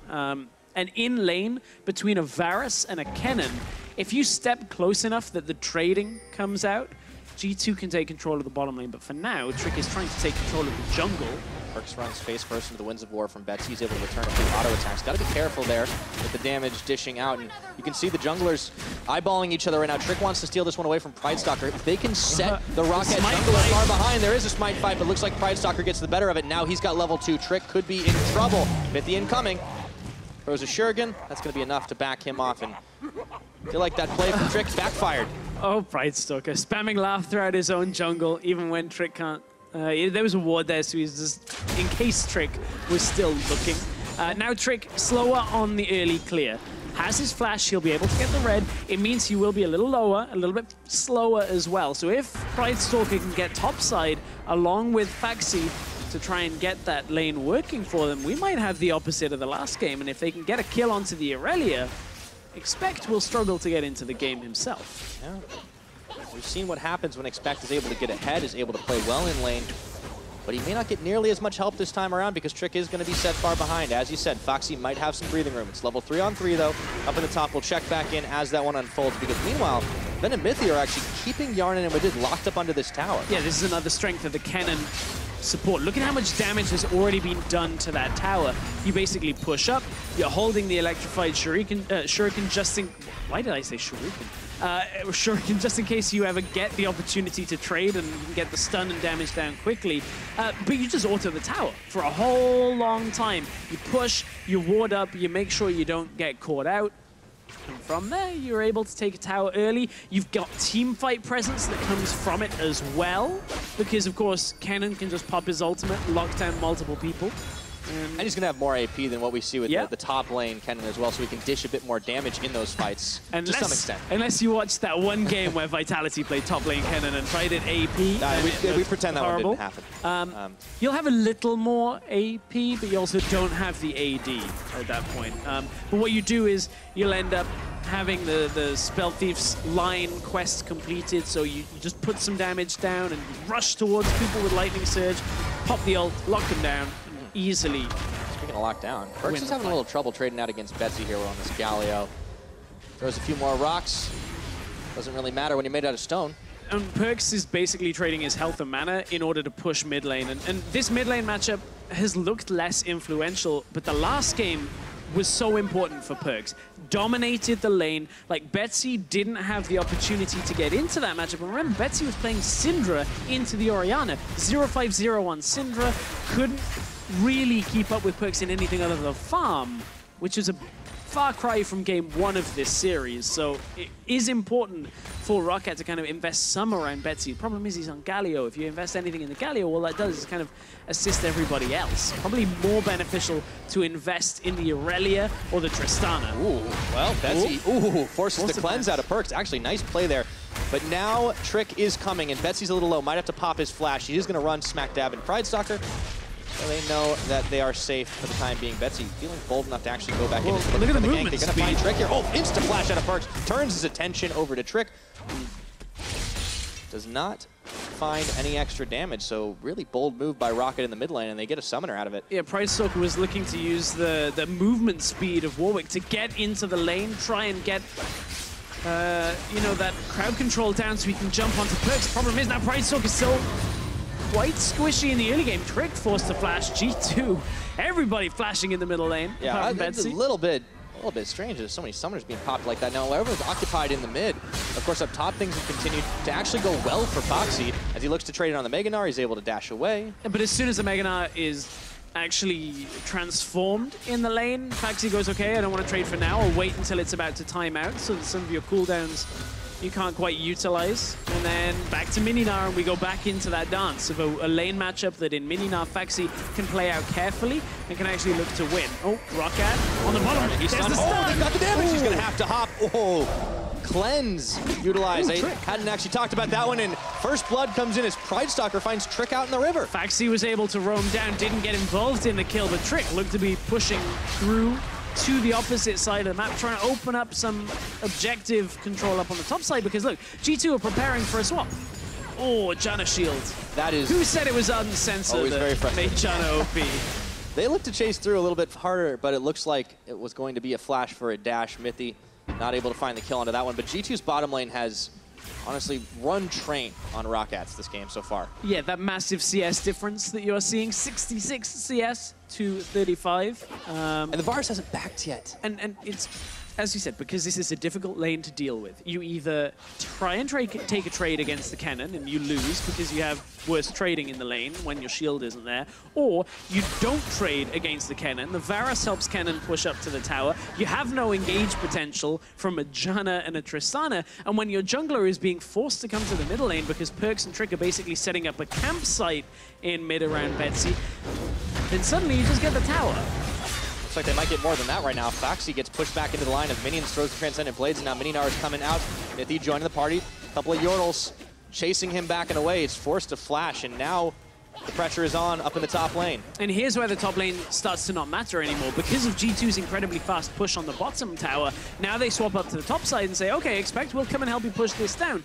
Varus, Ken, and Gnar push towers quickly. They're able to now take Foxy out of the game for a while. There is nowhere for him to farm. Look, top side, he has to wait patiently for this wave. Bot side, his lane, his duo lane are pushing out to try and get damage down on the tower as well. And Foxy's just going to sit here for a bit. Can't do too much because, look, oh, even Trick comes up to the top side. Foxy's no flash. So if Foxy stays around, Cataclysm's coming out, and Foxy's going to die. Foxy has just not been able to catch a break in this series on this Aurelia once again. Roaming. Perkz is coming on up. No, he actually decides to head back towards the mid. Yarden does manage to finish off this turret, but there are still 4 members of G2 Esports with a few minions still left to push, and they should be able to actually finish this one off. Not a whole lot of response that ROCCAT can give here. Foxy can't stay too close here. But this is going to go, and Foxy, yeah, he just gets caught up, tries to turn it around, but the Cataclysm is on. Trick, he gets caught up in that pit and gives his life, but Foxy falls down. Betsy coming in a little bit too late, trying for the shield of Duran. No, he gets a knock-in onto Mithy. Pridestalker tagging his way in, but he can't find an opening, and now he might be the one going down. Expect forward, and he's able to get a kill. Hyperproc coming in. This is so good for G2 early on. They picked up kills, once again neutralized some of what Foxy has aimed to do here. And they've got the map advantage for themselves. 3 towers to now 2 in favor of G2. And the next focus is likely to go towards that mid lane tower where Betsy, the Galio, will have some sense of wave clear, but it's not going to be enough. So this is how the engage goes. Foxy steps too far forward, ends up getting engaged upon, but the problem is Trick locked under the tower for long enough is enough for Foxy to be able to pick up a kill there. In came Betsy, tries to get the taunt off. Good amount of damage comes through, but it's 4 versus 2. And that's never really going in the way of ROCCAT overall. Luckily, the bot lane, with the shield on the Tristana, plus the Tristana amount of damage that comes through from her E, is able to take down the tower in response, but still G2 lead. Still the gold in their favor. A lot of it off the farm differential because it's 2-3 in towers, and of course 2-2 in kills. Yarden did definitely trying to secure up some of this vision. They do manage to get themselves a Stellar Crab, but Mithy throws down control ward to be able to spot out the last of a couple of towers, and it's just going to be ward wars for a moment. Sven back on the bottom side to look and push things out. And meanwhile, Foxy is alone in the top, so he'll get a little bit of breathing room to try and farm things out. But G2 Esports definitely the ones controlling the tempo of this game. Yeah, they have been, and that's to be expected with this Varus-Cannon combination. Fast push now into having ultimates available makes it treacherous for anybody on ROCCAT to be stepping too far forward. Basically, if the Chains of Corruption land, Mithy is just going to hit E, maybe even flash in and just get the ult going. Yeah, and this kind of calls back to what you were saying in the pick and ban. There's just so many CC options on the side of G2, and the team fight is there. It's ridiculous once again. Between Mythy, between Sven, Perks has got a little bit. Of course, Trick's got the Cataclysm. There's so many ways to stop ROCCAT from actually doing anything for most of this fight. And this is a difficulty because ROCCAT are playing a difficult disengage style, trying to get that same thing to work for them where you kite and work around the Tristana. Without a Gragas, you've only got the Monsoon to push people away from the fight. And now you just mentioned all of that crowd control, all of that engage from G2. Monsoon isn't going to stop all of it at once. Certainly not. However, Foxy's definitely having a little bit better of a game despite the fact that G2 put a lot of pressure up there in the top. He gets himself a kill early on. He does have the Phage. I feel like he'll complete his Trinity Force a little faster this game. Yeah, he absolutely will. Of course, he's in a better spot. A low bar to set. The difficulty is, though, so Phage is going to allow you to survive the matchup a little bit better. It'll allow you to soak up a little more damage. The difficulty is you're not going to win the trades when you trade into a minion line like that ever. Even if you had a Sheen, it wouldn't work that way because, yes, you'd get that upfront damage, but so much of what makes Gnar a difficult laner to play against is that you trade on him, and then on your way out of the trade, he just autos you. Gets a hyper proc, suddenly you lose your health, and it's the back end of the trade that makes Gnar devastating to play against for melee champions. He just survives through whatever you throw at him, and then punishes you a lot from that ranged position. Yeah, it's definitely difficult for ROCCAT to try and fight it out against this team. And G2, obviously, it was a disappointing start to the series for them. You know, still a far cry from being able to lock in that #1 seed because it depends not only on this victory, but also quite a lot more, including Fnatic losing to NIP later in the day. But at the very least, they seem to have found their footing, and it does seem to be such a typical G2 thing. Lose the first game and then crush the series. Yep, that seems to be the case. Now, we have to look at the way ROCCAT can win with this. You waiting for that Trinity Force. I'm interested to see where Foxy goes after Trinity Force in this game. We've seen some people in solo queue going the Titanic Hydra route. We've seen other people that have tried building a weird mix of like lethality with Duskblade and that in solo queue. We don't see a lot of Irelia in competitive play because it has been basically a versus Gnar matchup, and very few games on record. Very few successes. Vizicachi, the only other European player, I believe, to have played it here, and it was a loss up against the Gnar. Tough matchup to make work, even though it's supposed to be favored. Yeah. Well, sometimes the matchup just isn't always exactly what they needed. They need to play sometimes more for the team. Now, Foxy, he really has had a rough series. He has. In all honesty, so, you know, I definitely question that a little bit, but in one sense, this is also practice time for ROCCAT, right? It is, and the matchup itself, remember, is only 1/5 of the total matchups in this game. So even if it is going away, if everything else is not going well for ROCCAT, then it's not normally enough to build around. But this game is a different factor. Foxy isn't camped, or hasn't been camped. He got pushed away from the tower, and that was about it. So he is working his way back into this game. I do have some serious hope, though, for ROCCAT fans here, Stress. Okay. One of the critical win conditions has been fulfilled. We got an Ardent Sensor. We did get an Ardent Sensor. Woodid has it. I guess Woodid has an Ardent... Yeah, okay, that was a terrible joke. But look, ROCCAT will be able to... Shame. Somebody likes terrible jokes in the audience. It's great. I've been waiting. I'm not going to get to do it because... Unluckily, there aren't many Fox champions outside of Ari. I'm waiting for... I can do a what did the Fox say, but it's... Like, it won't We had work. a mid laner named Fox, and we did that a bunch. There's some groans, there's some claps. I'll take that, that's fine. Exactly, if SK were here and Fox was in the league, that'd be great. Let me offer you a little bit of advice. Don't quit your day job. That's good advice. I mean... Fortunately, it's also talking, so that works. Okay, 15 minutes into this game, we're checking back in. G2 still holding this lead. And now the theater where Foxy has been trying to make things happen is shifted from top to bottom. But it feels like they're just running out of room here. This Rift Herald's been popped on the mid. ROCCAT, I feel like they really need to find a big fight, but it's hard to flank when all the vision is G2's favor. G2 using this Rift Herald now, plus the Tilia wall. That's how it's gone. Oh, and so is Brightsucker. Wait a minute, no! He's able to get away and taunted in his trick as he tried to get the finishing blow. But did, though, is caught out. The Galio's coming just in time for a heroic entrance. The tower finishes out Perks, and there's just might be the start of the turnaround. ROCCAT, okay, they lose the tower. They do lose health. They don't actually lose any members of the team there. They get 2 kills, and Faxi was on the bottom side getting some farm. It's still an overall gold game for G2 when you look at how they got it. But look, ROCCAT are now in the lead. Faxi got the farm on the bottom side. G2, yes, they got the tower. That is probably the big objective to come from this. But G2 not expecting Pridestalker to get away with his life here. I want to see exactly how it happens. I believe... So the wall comes across. He holds his flash. I think he tries to ult away at that point. Yeah, tries to ult, flashes instantly on Trick before the damage applies from Cataclysm. Mithy can't catch up on him. Wadid was protected by Betsy's ultimate that comes through, and then Hyanan and Betsy managed to push away the rest of G2. A little bit of a backfire from G2 there. Yeah, sometimes you push a little too hard. Now buys a little bit of time for ROCCAT. They find themselves actually ahead on the gold game despite being down in towers. And yeah, Pridestalker's entire job was to soak damage in that fight. The audience are murmuring at how ROCCAT basically managed to get 2 kills with like 1/3 of the damage. That's the best 0 damage team fight Faxi's ever going to be involved in. He's like, I didn't need to be there. We still won. This is why we have damage rating, because it accounts for when you are in range to actually do damage. If you're not, then your damage rating is unaffected. Unfortunately, Irelia wouldn't be a champion that we'd have an accurate damage rating for. Yeah, as you said, not a whole lot of plays. Our stats wizards have a lot of metrics that go into our damage rating that requires a certain number of games to have been played on a champion around the major regions, but ROCCAT don't care about damage rating, Pyra. They care about the fight. They're getting frisky, and they caught Trick. The chains came down on Pridestalker, but that dog was off the leash. Oh, it looks like start of game 1 and the turnaround that happened where G2 looked like they picked up a fight, but over and indexed on one exchange, and now ROCCAT are turning back around. A little over-aggression. It can go a long way for the other team to start turning things. Now 10 seconds on this Infernal Dragon. Got the Trinity Force. With the Trinity Force going on to Expect. Transcendent blades are flying.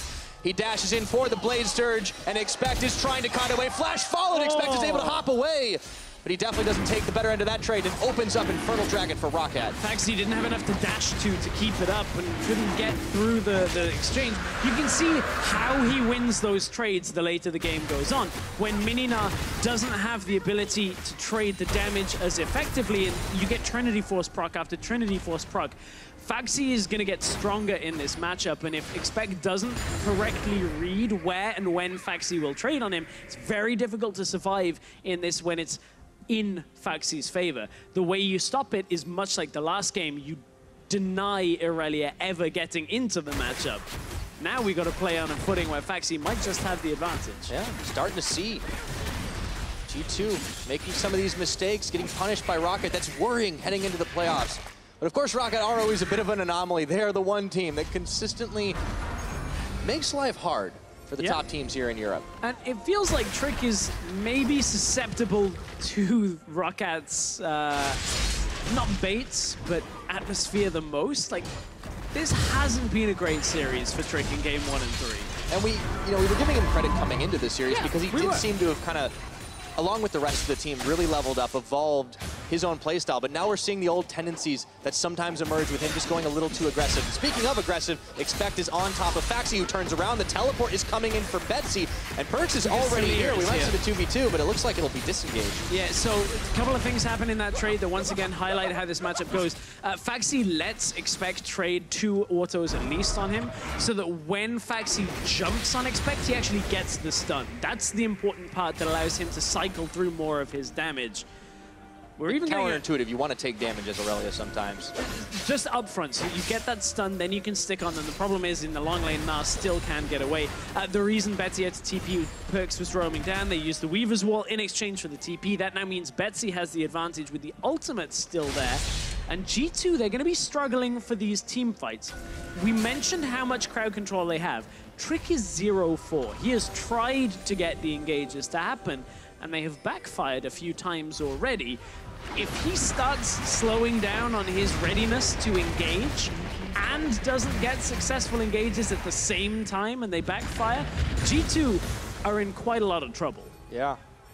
Putting all your eggs in the CC basket, sometimes you don't have quite enough damage, and where we can see the plan start to come apart as they get the suppression on, and Trick is deleted off the map. Pridestalker howling with happiness right now. Betsy taking up the front as Mithy wants to go in and try to get at least one revenge kill. The Winds of War are there. Shield up Duran! And they're going to be moving right back forward. Another teleport. Heroic entrance coming in. Expect is isolated from the team. Justice punch away. ROCCAT are trying for the disengage now. Expect with a nearly full Narbar. Fancies his chances, but he gets knocked back from the buster shot of Yarnin. And ROCCAT staying alive. Mithy playing with a little bit of fire here. Yes, G2 were around, but the rest of ROCCAT were there and nearly turned it back in their favor. But G2 had to commit to that because they lost Trick from ROCCAT getting the catch. They did not want to let Baron go down. We are past the 20-minute mark. It would be just like game one if ROCCAT could secure that Baron. And I am having deja vu from the spring split, Pyra. I think G2 are going to have that one right now as well. ROCCAT in the lead.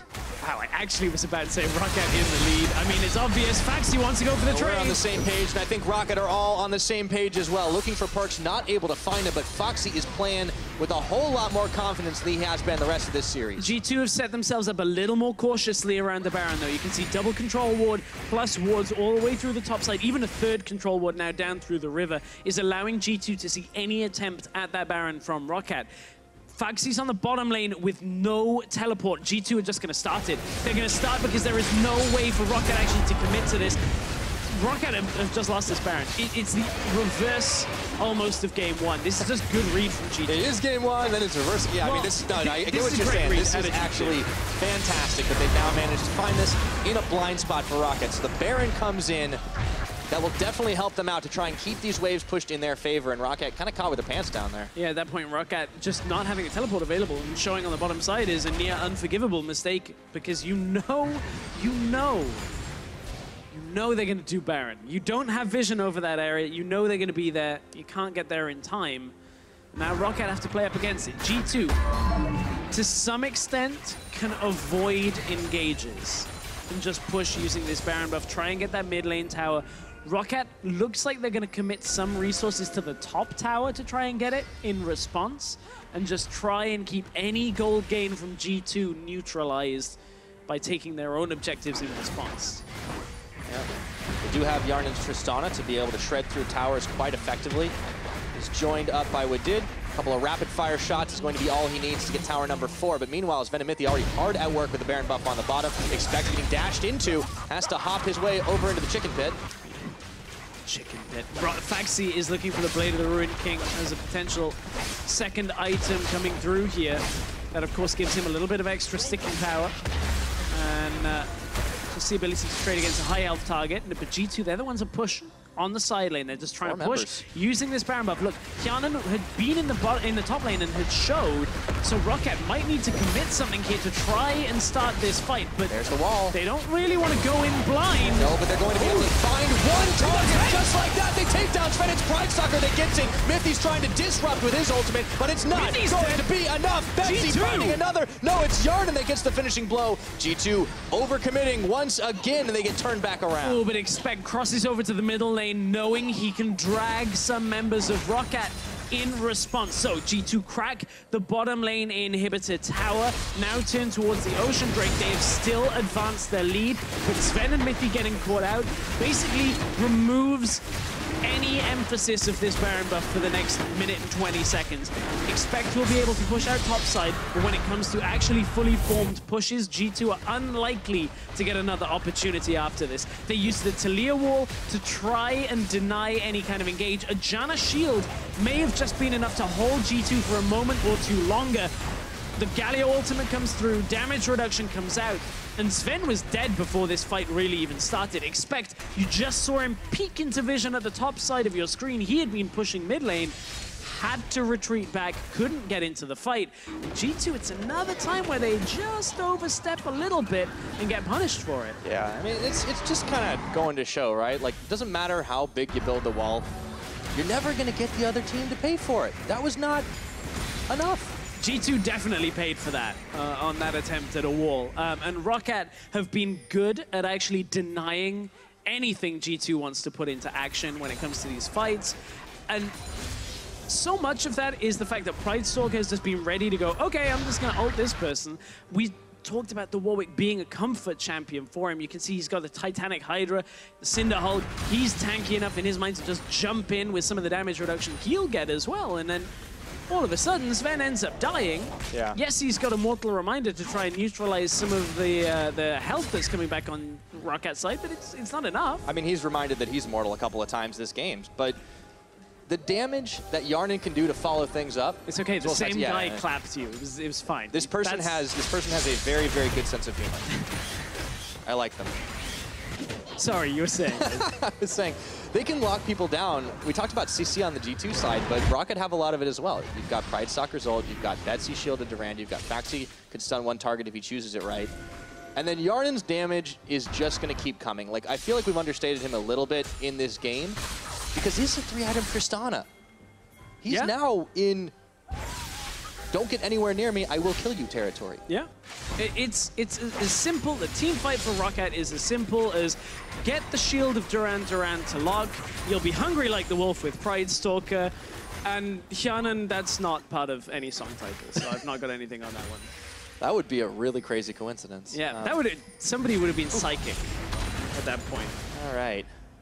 What a way to go. Now, ROCCAT, they are marching down the mid. They're keeping Faxi at home on the top. Remember, there is no inhibitor tower here. And I feel like this game, if it slows down for just a few minutes, it's going to heat back up as soon as that Baron becomes an option once again. That's still some time away. Right, ROCCAT have now taken control of the jungle around the Baron area. There are a few wards still left, a control ward behind ROCCAT that has been there since that initial Baron play. So that little bit of skipped steps out of ROCCAT themselves. Haven't been able to deny all of the vision. And we've seen that little mistakes have had big consequences in this series from both teams, in all honesty. And it's insane how close this actually is. 27.5 minutes. I mean, we're dead on even gold. I feel like I've said that a bunch this series because it's consistently true. You need synonyms then for dead on even. Bang evens, an old Joe Millo one. There you go. That's a good one. You can always use that. How about there's nothing odd about it? There's nothing odd about Oh, that's a terrible one. I know, I shouldn't quit my day job either. Trick, Pride Stalker jumps on him, the infinite suppress. Now he's fleeing away. Yarnin with the buster shot, but it looks like Pride Stalker might go down as well. No, Betsy comes in for the defense. Justice punch, and he is out of there. A quick pick, hit and run for ROCCAT. And now Gnar on the bottom side pushing up is going to be the only real thing that G2 can try and use. There's a minute still until Baron, so that pick doesn't actually impact G2 in the way that they lose the Baron from it. But Expect has to be careful. He's got some vision control. You can see the wards through the jungle will spot every one of the paths that the enemy will come through. But ROCCAT finding a pick will slow G2 down. 0-6 for Trick. Yeah, that's a little unfortunate for him in this game. Perks, though, he's trying to make up for lost time here on Betsy. He's throwing some rocks. Once again, in comes the rest of G2. Betsy caught him, but now it's ROCCAT that tag their way in. Meganar, everyone's flashing away, and now it's Faxi looking to hunt down Mithy, but they're going to be pushed back for the time being. Betsy going into the Justice, but Pride Stalker follows in and takes a bite out of Mithy. The last play didn't hurt them on Baron, but that one certainly will. G2 almost looked like they started that fight. It looked like G2 were wanting to go aggressive, not respecting the teleport that can come from Faxi to even up the numbers. 10 seconds just under for this Baron, and if they can get a pick in mid lane, that would even crush through what G2 would have left anyway. ROCCAT has taken advantage of these mistakes, and they're pushing in now on this Baron. There's teleport for Betsy back in the base. Faxi's holding the line. They want this fight. The wall comes in. Wadine's isolated from the other side. Pride Stalker, he just hops right over it. And down goes Perks. Teleport coming in right behind for the flank. Meganar, I don't think it's going to get there in time. Looks like they don't even need this Baron stress. They're just going to push in. Double kill for Yarnin onto Trick. He's looking for that triple. He's got a flash. He doesn't take it. It's happening again. Pyro ROCCAT, they are going to beat G2 at this rate for the second time this season in the last week of the regular split. I don't know what is in the water right now, but ROCCAT, Kingslayers is absolutely true. Not once, not twice. These guys just keep on doing it. They get themselves the Baron. Oh my goodness, in this third game, in 30 minutes, they are looking like they're gonna shut the door on G2's hopes of a first seed. So Perks, Expect, and Trick know they have to try and close in, but Sven gets cut off. He has to move out around the fight. Never does he get in because he can't commit to it. He cannot commit to a fight that G2 have already lost, and that means G2 just concede the Baron from it. Trick again caught out. This Jarvan was the first pick in this game and has not had the effect that G2 wanted it to. Pridestalker has found Trick multiple times with his ultimate, locked him down, earned objectives off it, and ROCCAT, again, a second game in this series, are earning a convincing victory over three-time champions G2 Esports. And for G2, this has to be nightmare scenario. They locked themselves out of that first seed, and well, they're still playoff bound. They have still been looking good since Rift Rivals. We don't want to make too much of it, but ROCCAT are doing it, Stress. I cannot believe it. What if, Pyra, what if, like, ROCCAT, what if they were in playoffs? They can have performances what like this against What if they beat G2? NIP? I don't understand anymore. Like, this is going to be devastating mentally-wise to win this game. Like, this is going to be where it goes right now. They're going to knock everybody away. Mythy just can't quite get in with the ult. They're going to clean house. Down goes Mythy's Fed. Expect Perks all bleeding out right now as they run away from this fight. Inhibitor falls. Yarnin, he's hopping and looking to take down number 2 as they just keep on opening the doors, busting down G2's base. And they're looking to end this one. ROCCAT with perhaps the gift to Fnatic and a big win for themselves. ROCCAT at the end of the split gonna earn another victory over G2. And that is going to be it. That is the final fight. Down goes the last Nexus turn, and ROCCAT recognize no royalty. They bow to no one. Oh my goodness, Pyra. You can never count these guys out.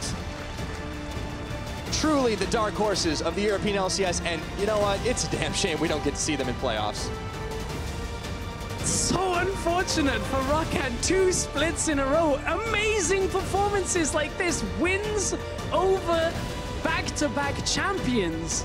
ROCCAT have shown us they can have these performances. They beat Fnatic earlier in the split. They had a close series with Fnatic in the middle of the split. They beat G2 now. And they lost to the sub-squad, by the way. I don't understand this team. How does it happen? Congratulations for today's victory, ROCCAT.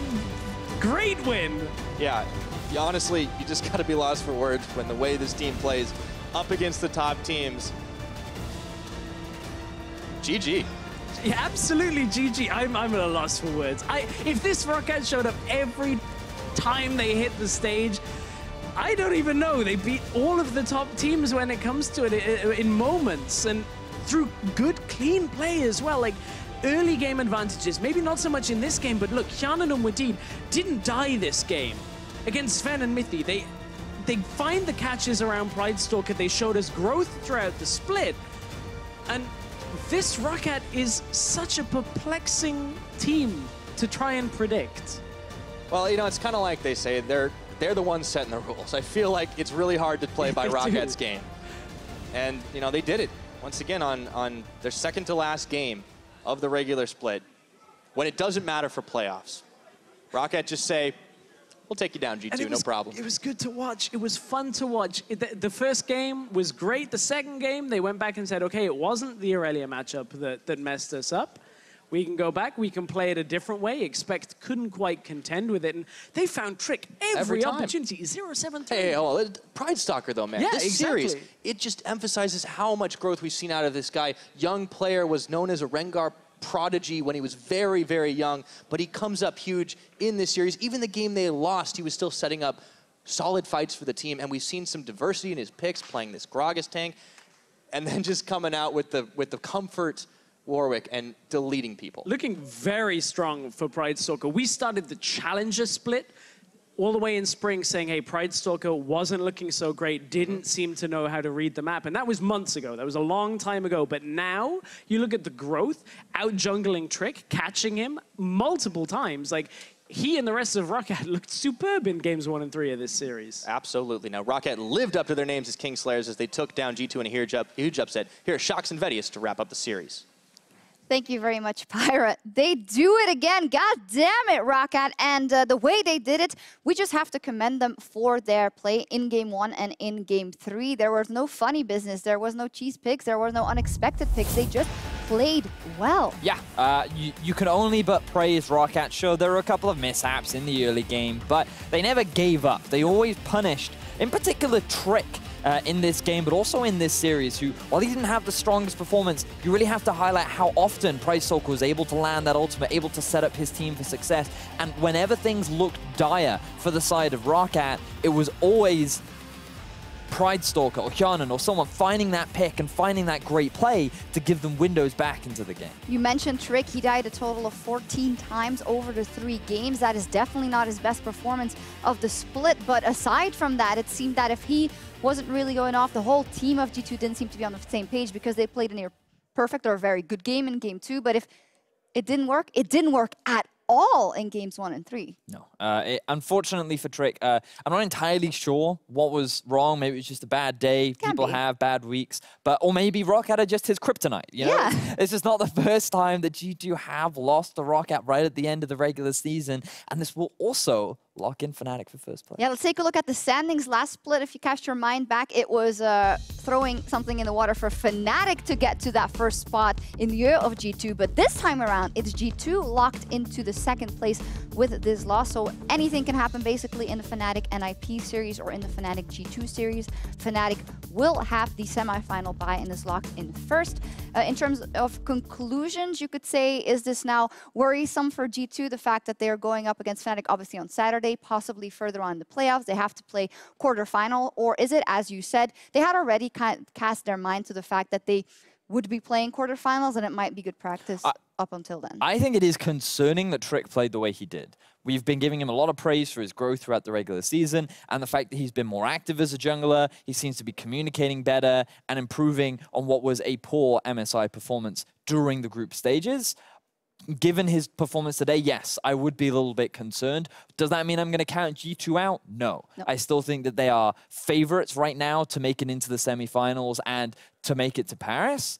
But I still think that that G2 versus Splyce quarterfinal will lead to an exciting series for sure. That it will. We do have to crown a player of the series for this one before we get to the interview with ROCCAT, and that is Hjanen. Absolutely fantastic Kalista game in Game 1. His Tristana was flawless as well, and he has been a man that has been putting up the numbers for ROCCAT the entire split, if not the entire season.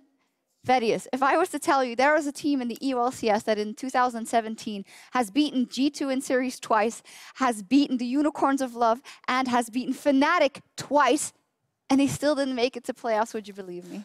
No. It's extremely bittersweet for this team who always seem to perform extremely well against the top-end teams, but struggle against the bottom-end teams, and they couldn't get enough wins during the regular season. It took them too long to get to this point, and it's too late for them now. Well, too long. It just seems that when the pressure's off completely, it works for them, so they're gonna have to find a way to retain that in the offseason. Well, ROCCAT, they kicked off the week with a great win. Let's see what their bot lane have to say after that series.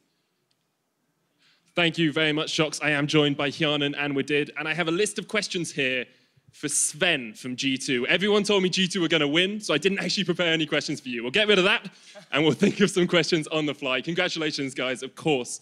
What is it that makes you, as a team, the Kingslayers? Because every time you meet up against these big teams, you seem to win. I think it's mainly like against worse teams, so to speak. We are a bit more pressure on ourselves because we feel like we have to win. And against better teams, we know like, okay, they are better than us, technically, but so we just play without pressure, I think, and that's a big thing, I guess. That's why we win a lot of games against them. And not practicing as well, apparently. What did you were saying? Well, yeah, to be honest, yeah, because we are already out of the playoff and then out of the relegation, so we just chill and keep chill, traveling somewhere and then looking for some funny games and yeah, just chill, you know. Well, you gave all of us a lot of fun watching that series. As a bot lane, when you guys face up against these big teams, you seem to be able to match them, like Sven and Mithy, Reckless and Jezz, you guys are their equals. What is it that makes you such a good duo? I don't know actually, but we are just on the same page, I think, on a lot of the times, and we know both what we want to do in the lane. And yeah, I think we just match pretty good together. That's like the biggest thing, I guess. So you're in each other's minds, you know what you're both going to do at the same time? Kind of, yeah, you could say that. Well, we are just crazy, so yeah. It seems to work for both of you. I want to talk a little bit about support. As a support main myself, I do not like the current meta of supports. So, you know, Ardent Sensor Rush, you have to play Janna, you have to play all these boring supports. How do you feel about it? Well, you saw that I go Ardent Sensor and Coin every game today, and then yeah. That's why I win, because I think Mithy is one of really good support. I still think he's more better than me, but one thing he missed today is didn't go Ardent Sensor, so that's why I think. So build Ardent Sensor and you win the game. Speaking of Mithy as well, G2 are now into the playoffs. They go in a second spot. Do you guys have any teams that you think are going to take it all? Do you think Fnatic are too good for everyone else in Europe? You can go. Well, I don't know. I feels like right now, Fnatic and HTK looks really strong, so I just predict that Fnatic and HTK will win a lot. Yanan? Same. Okay, so H2K, not the Unicorns of Love from Group B. Well, we beat them, so. You beat G2, you beat everyone. I don't think we can judge it. I'm kind of joking. Not H2K though. Yeah, we're kind of joke, but I still think HTK is really good at just basic rotation, and if they don't mistake, I think it's really good. And also Fnatic know the meta, know how to use their veteran player, so I think they're really good. Right, so final question, guys. You've got Misfits left as your final game. Are we going to see anything outlandish? Are we going to see any cheese picks, grabs, tweeted about it, saying that you guys had something prepared? You will see a lot of shit, yeah. You will see a lot of stuff. Yeah, and also I'm Korean, so you can imagine some Korean mechanics. I'm looking forward to it. Thank you very much, guys. We'll be back in just a couple of minutes with Fnatic up against NIP. Make sure you tune in.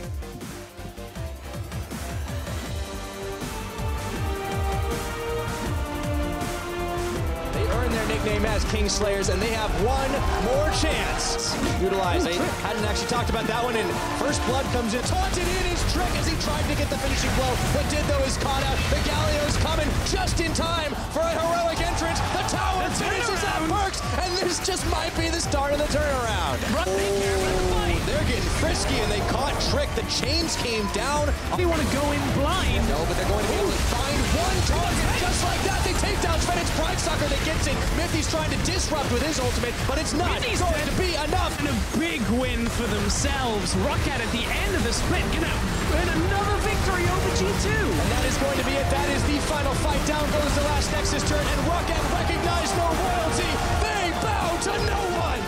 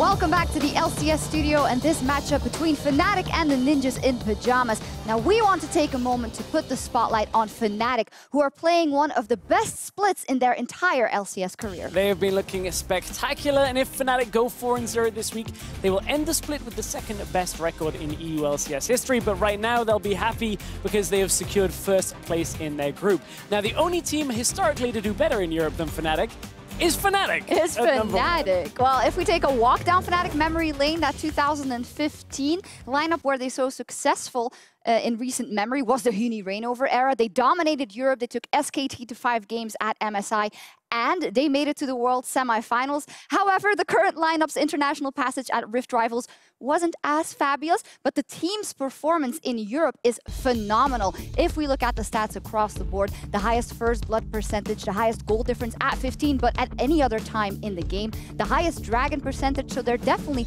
as a 5-man unit showing up. The team are incredibly strong, and so are the individuals as well, because all of the players of Fnatic are one of the best ranked players in their position. And we wanted to break down the Rift a little bit into some of the different sections. First of all, Soaz and Broxah up on the top side of the map.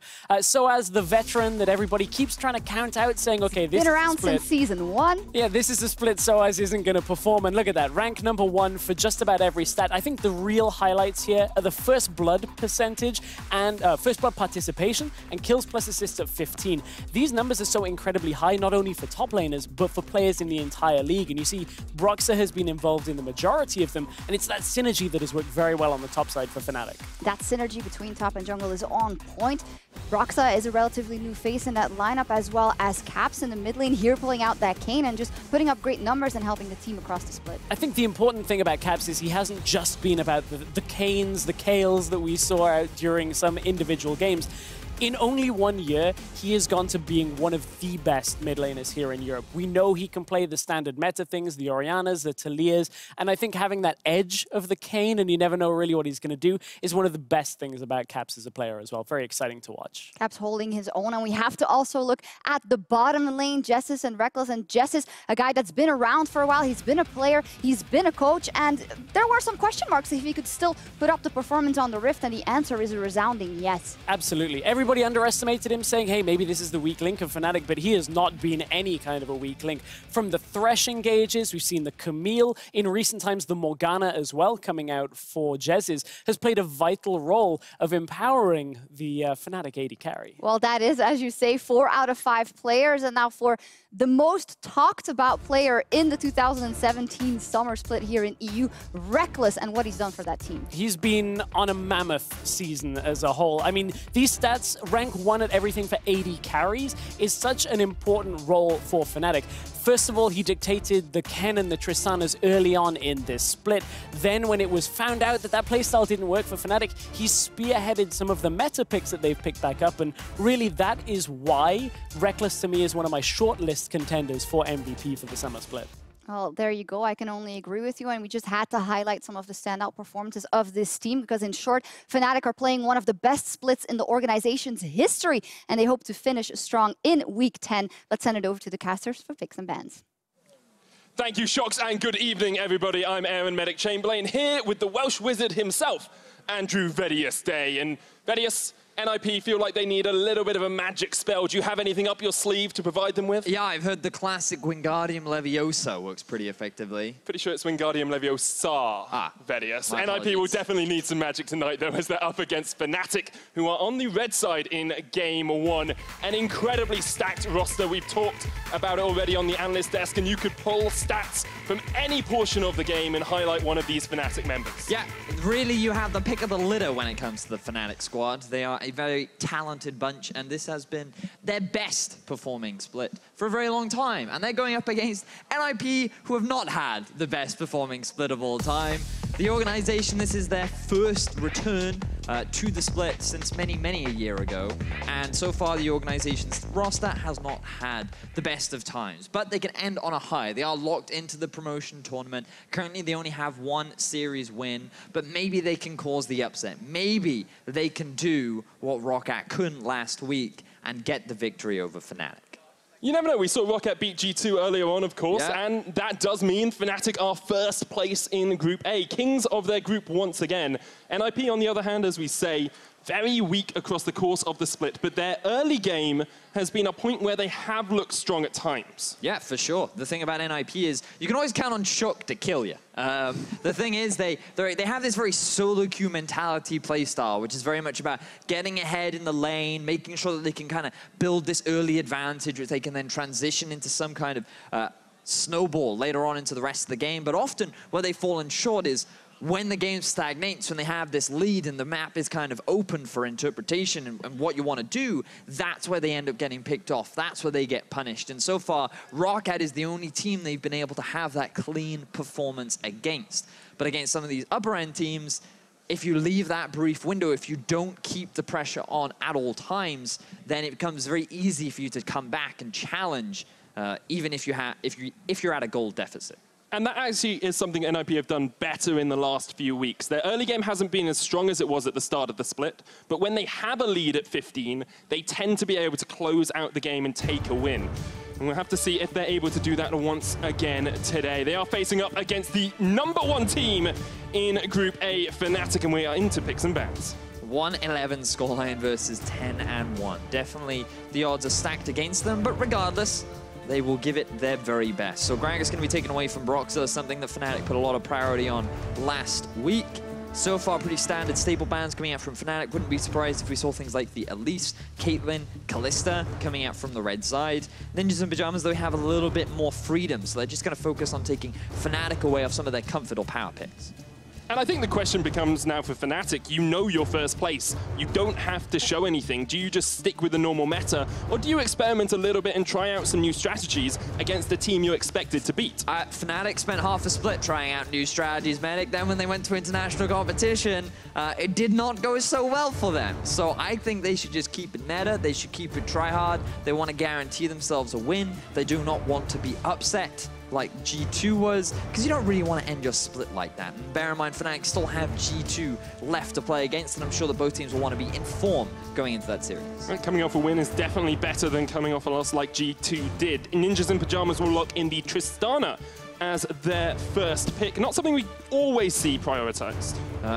Tristana raises in value when so many of the other AD carries are banned away. Some AD carries have chosen to go more towards the Xayah, but it seems like that with Tristana being used as a possible answer for Kalista, her ability to siege, and her surprisingly strong pushing power when it comes to laning phase, and later on when sieging against towers, it just adds a little bit more value that teams seem to consider of higher importance.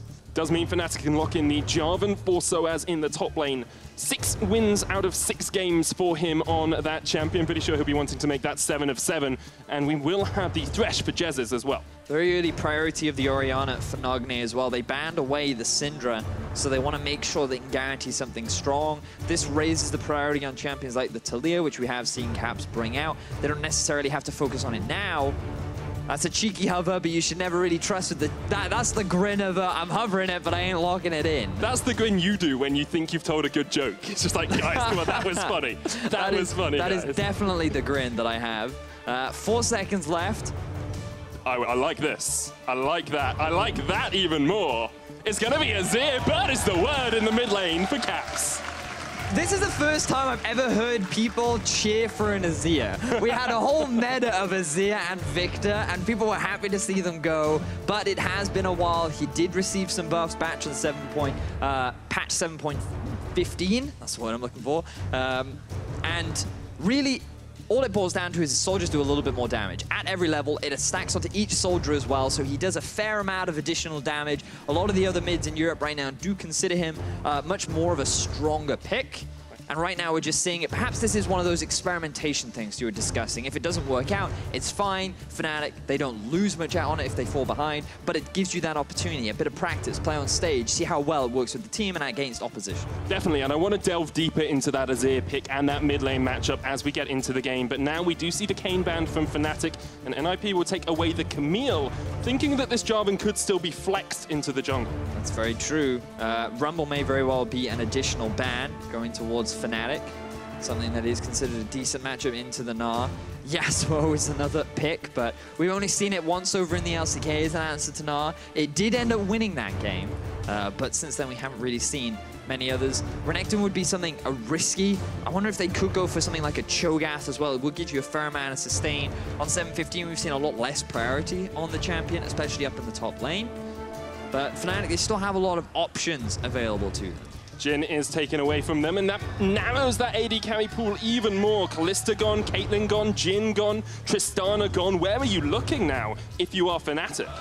I feel like you want to try and save that possible counter pick in the top lane for last. You want to lock in your AD carry. You have a few options. Oh no, instead they're just going to prioritize the Kled. So as you rightly called out, that Jarvan has the ability to flex into the jungle, which is what he's going to do right now. So they're going to save their AD carry counter till the very end. And this does suggest that Fnatic, they're considering running a static AD carry, something like the Ashe or the Varus. So they want to see what is left in the opposition before they guarantee that. And if something like an Alistar comes through, then you're definitely moving away from one of those more static AD carries that doesn't have a dash or an escape.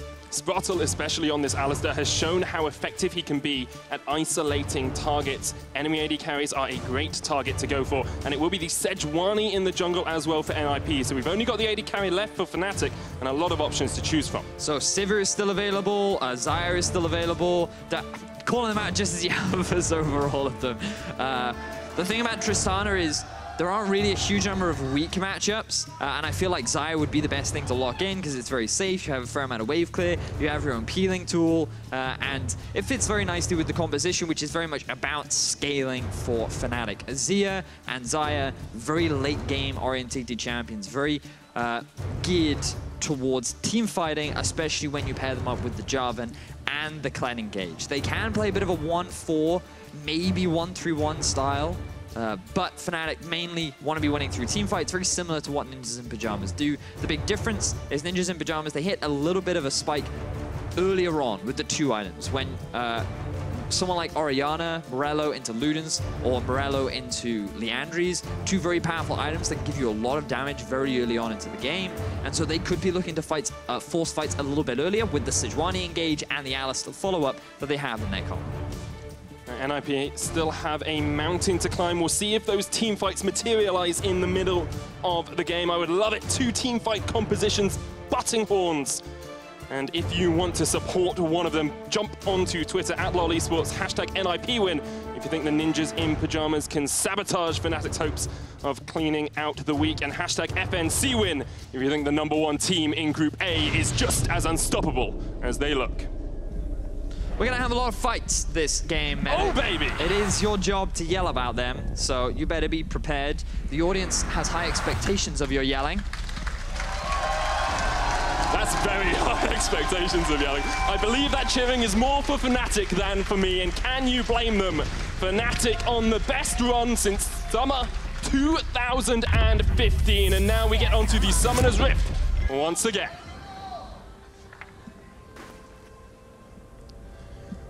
And Vedius, I want to come back to a few of these specific matchups while we've got time as these teams settle in, especially the middle lane. Caps on Azir has not played that champion once this split into Nagne's Orianna, a champion he's a lot more comfortable on. How do we expect this matchup to go? It's not very exciting, unfortunately, Medic. It is very much focused on farming. We talked about how Azir is more towards late game. He scales exceptionally well, which means that his early game doesn't have a huge amount of impact. He's had a number of nerfs over a very long period of time, and basically what it boils down to is extremely effective DPS in these later game teamfights, along with good zoning and playmaking potential. The thing about his ultimate is in early levels, it's not actually that big. You only have 4 shieldsmen, which means that the window to actually make plays is a lot harder. There's a lot more room to get that outplay. Whereas once you get 2 and 3 points in it, that's where you get those additional shields. It starts getting really big, and large areas of the jungle actually becomes very difficult to maneuver around. So that's why levels are extremely important. That's why Caps isn't going to try and force anything during the laning phase. If you can get a few early kills, definitely a benefit to him. But his priority is not winning, it's just going even, or at the very least not falling behind. in terms of trading, Orianna's definitely going to have the advantage. She has the shield, and if Azir wants to proc his, he has to get into the face of Ori, who's going to have those empowered order attacks. So he's just going to want to look to push and stay away from Nagne, who's going to look to get as many Qs and Ws on him as possible. Nagne looking for the harass in the mid lane. That's something Caps has done very well across the split. Actually leads our damage per minute charts out of any player on any champion. He has the most consistent damage in that middle lane. We did see Broxah and Soez start up at that red buff. It looks like Broxah's going to path down towards the bottom side of the map. Usually we see Broxah and Soez combining for that first blood. They tend to be together. Soez actually very good at securing first blood, considering he's a top lane. Well, he is playing this Kled right now. It will be a little difficult to set up a gank onto a Nard, given the amount of mobility that Nard does have. As long as he doesn't use his jump too aggressively, he should be fine. I feel like Jarvan right now is more geared towards making sure that the bottom half of the map is warded up. So you can see he's just taken his blue. He'll now transition that into a Scuttle Crab. And because the bottom lane of Reckless and Jez is just constantly pushing, having that vision in the river, having the vision also in the Tri-Brush, guarantees an additional bit of safety so they can continue to push into this Tristana Alistar lane and get themselves an early CS lead, while also giving you good control around the Ocean Drake. How we have heard from players like Sven and that this early Ocean Drake is actually extremely valuable during the laning phase. Hook is going to land on Tahiki, but Jez is just using it for harass more than anything. And having these early leads is something that Fnatic do incredibly well, and NIP were actually doing well themselves at the start of the split. However, over the last few weeks, their early leads have tended to fall off. From weeks 6 to 9, they've only had 50% of first towers, only 33% of those first bloods, and they really struggle at getting that early dragon as well. So what we're saying is one of the greatest strengths that NIP had for them going through the split no longer seems to be one of their greatest splits, yet they were able to get their first win of the season against ROCCAT with this slight change in playstyle. And I feel like it's just NIP realizing that they don't have to guarantee an early snowball to really translate into that advantage. All they need is strong laners and presence, as Jez exerts his presence in the mid. It's just rude, really. That's just rude. Nagne just wanted to back. Caps was pushed back in the lane anyway. Nagne wanted to go back and start picking up those items. But it's a life lesson for mid laners at home. Don't back in the middle of the lane. You might think that it's a little bit faster, but it is not the safest option. Imagine a jungler just comes out of the jungle right there. Imagine a support roams at mid. Well, boom, you don't have to imagine it. You've got first-hand experience of how your back can be interrupted by a whole 8 seconds. And Jez does this so well. We've seen him do it time and time again throughout the split. Interrupting backs, leaving the lane early on, harassing enemy laners. And a lot of the talk around MVP for the split focuses on Reckless or Caps or Broxah, but I think we both agree that Jez is definitely up there as well as one of the best players on this Fnatic team. Well, you can't take anything away from him, right? Because he's able to make plays like this.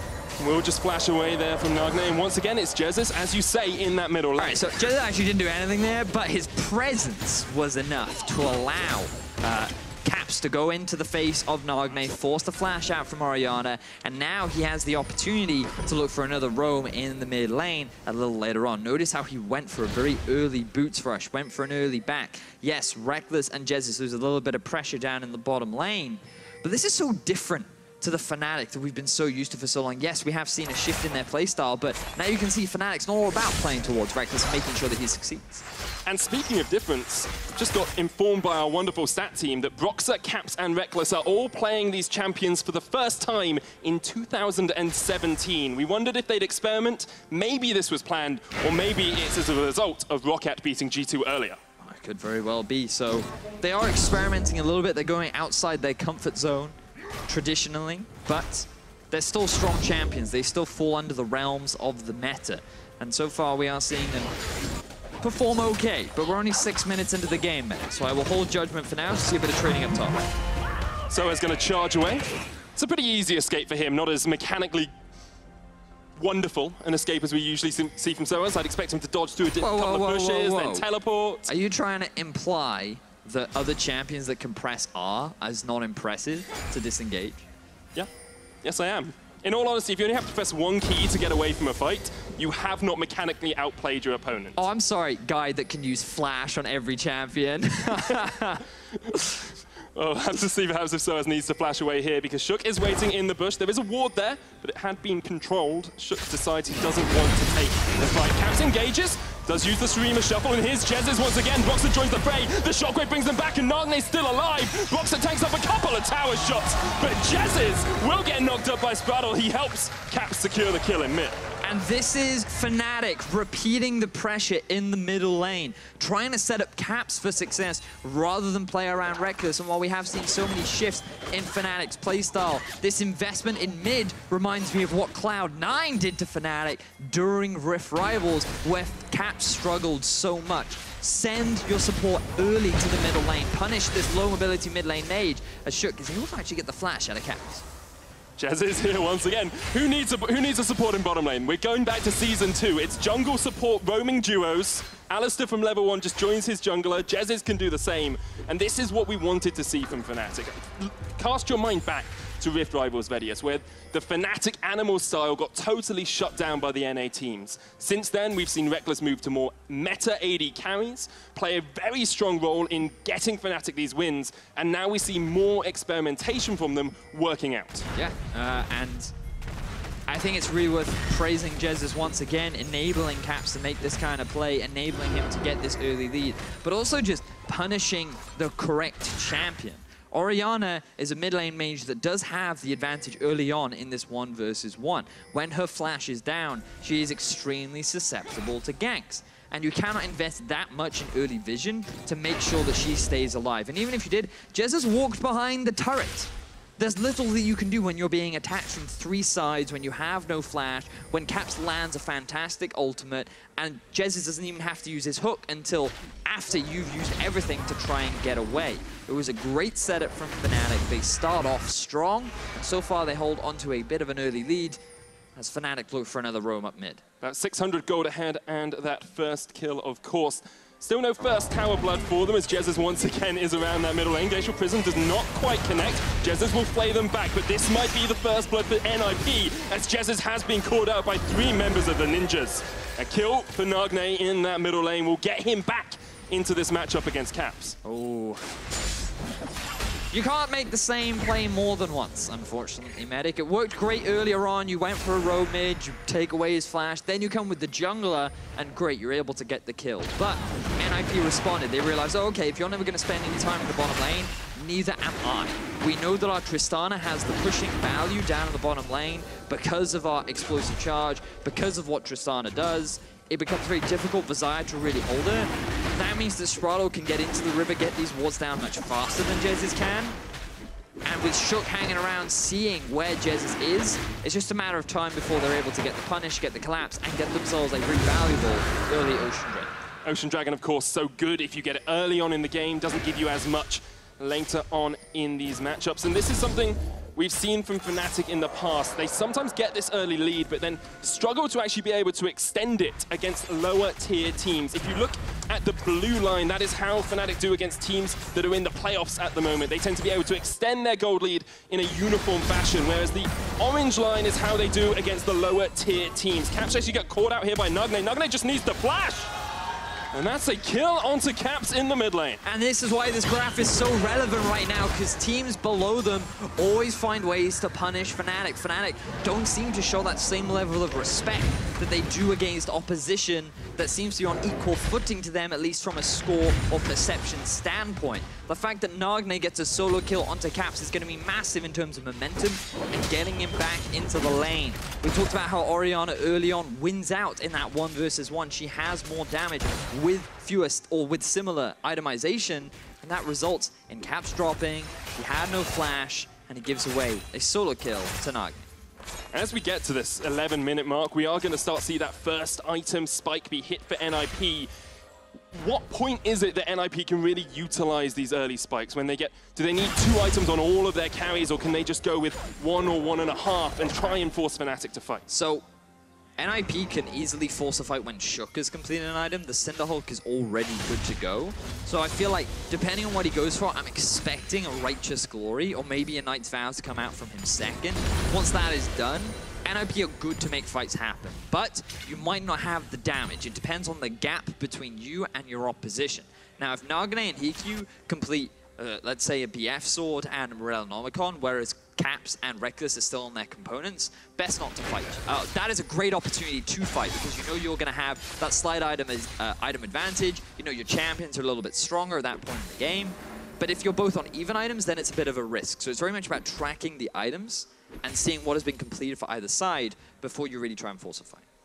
Alongside that, you can look at kills for gold and towers for gold, but you also have to look at CS for gold. And Prophet has a 20 farm lead in that top lane. Reckless had a small CS advantage in the AD carry role, but that's equalized out as NIP have spent a little bit more time down in that bottom lane as a duo. The thing about Kled up in the top lane, one thing that we heard from North American teams when they did come over to Europe was that Kled has value at all points in the game. Because of his ultimate, because of his trading power, just because of who he is as a champion, he's always going to be useful even if he falls behind.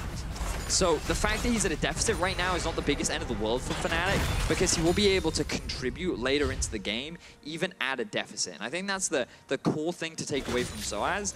As long as he can hold on to this tower as long as possible, and if Fnatic can get that bot tower in exchange, then Soaz has done his job. It's just very much now that Soaz, or Fnatic rather, still need to support it a little bit more around Soaz because they do not want to lose that first tower if they can avoid it. Once again, Caps gets harassed. The shockwave doesn't quite connect unless Nagne was just going for that minion. You never know. Makes the CSing easier in that middle lane. And for the time being, Caps is able to keep himself alive. Does have his flash back up, and Nagne does not have his. So we'll see if perhaps Broxah decides that mid lane is ripe for a gank once again. But look at the difference in vision, Matic. You can see all across the top side. Look at all of these control wards and deep blue wards that have been set up by Shook and Prophet and the roaming Spraddle from earlier on. They are littering this top side of the map because they are fully aware that Broxah is going to come soon to try and defend this tower. And they want to make sure the Prophet has the knowledge to allow him to just keep pushing while both Hiku and Spraddle keep defending their tower in the bottom lane. The Dragon's going to be spawning in about 2 minutes, and I imagine that'll be a big point of contention for both these teams. It's a second Ocean, of course. Strong, as we mentioned earlier. The quicker you get it in a game, and Fnatic are looking to try and react to this top lane pressure by bringing 4 members down to the bottom side. Not going to go for the engage just quite yet. NIP do, of course, have the Alistair there, and they've got Shook there as well, 2 strong tanks who can lock you up underneath the tower if you go for the dive. There's always the risk, right? Like, as you rightly said, you don't want to try and force something that isn't guaranteed to go in your favor. Prophet has the TP. If Soaz TP'd in, he'd be at a health disadvantage. So there's that additional risk too. And Alistair, Sejuani, there's a lot of crowd control, a lot of disengage, the Tristana ultimate too.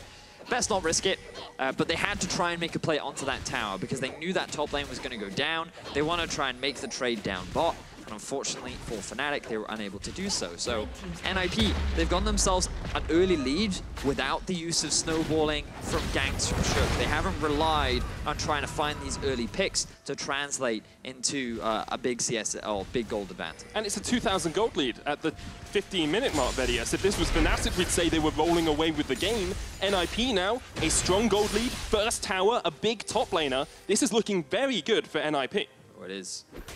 But remember what we talked about in terms of item spikes, how they're a good indicator of when a team is likely to fight. Morellonomicon has been completed for Nagne, along with the Nash's Tooth for Cap. So to give a bit of context on that, if anyone hasn't seen Azir for a while, this is now the best first item to rush because the attack speed that it gives you, along with the 20% early cooldown reduction. Both stats extremely valuable on a champion like Azir, and it gives you AD ability power. So sure, you don't have the same level of AP as the Morellonomicon, but the added attack speed better synergizes with your kit, which makes up for that loss of DPS.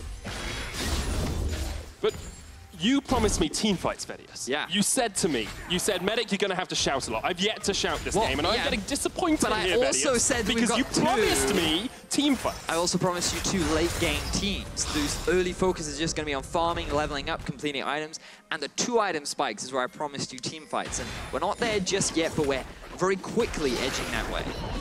There we are. Prophet's finished his Black Cleaver, a Morellonomicon for Nagne to answer that Nash's Tooth. I have had an update from my stats team. Remember earlier on I said that in the last 4 weeks, NIP, when they've had a gold lead at the 15-minute mark, have had a win. That is a 100% record for them. 3 gold leads at 15 minutes and 3 wins. Will this be their 4th? Well, Fnatic say no as they once again bring Broxah and Caps down towards this bottom side. They have a couple of man advantage, but Profit does have teleport if NIP want to fight around this Ocean Dragon. So looking at some of the map setup right now, the problem is for Fnatic is that NIP, they have push in mids. Orianna building a healthy CS lead, feeling very strong right now. 4 stacks on the Dark Steel as well. Something that's always important to take into consideration. There's pressure up top, which makes it even easier for Profit to TP into these lanes too.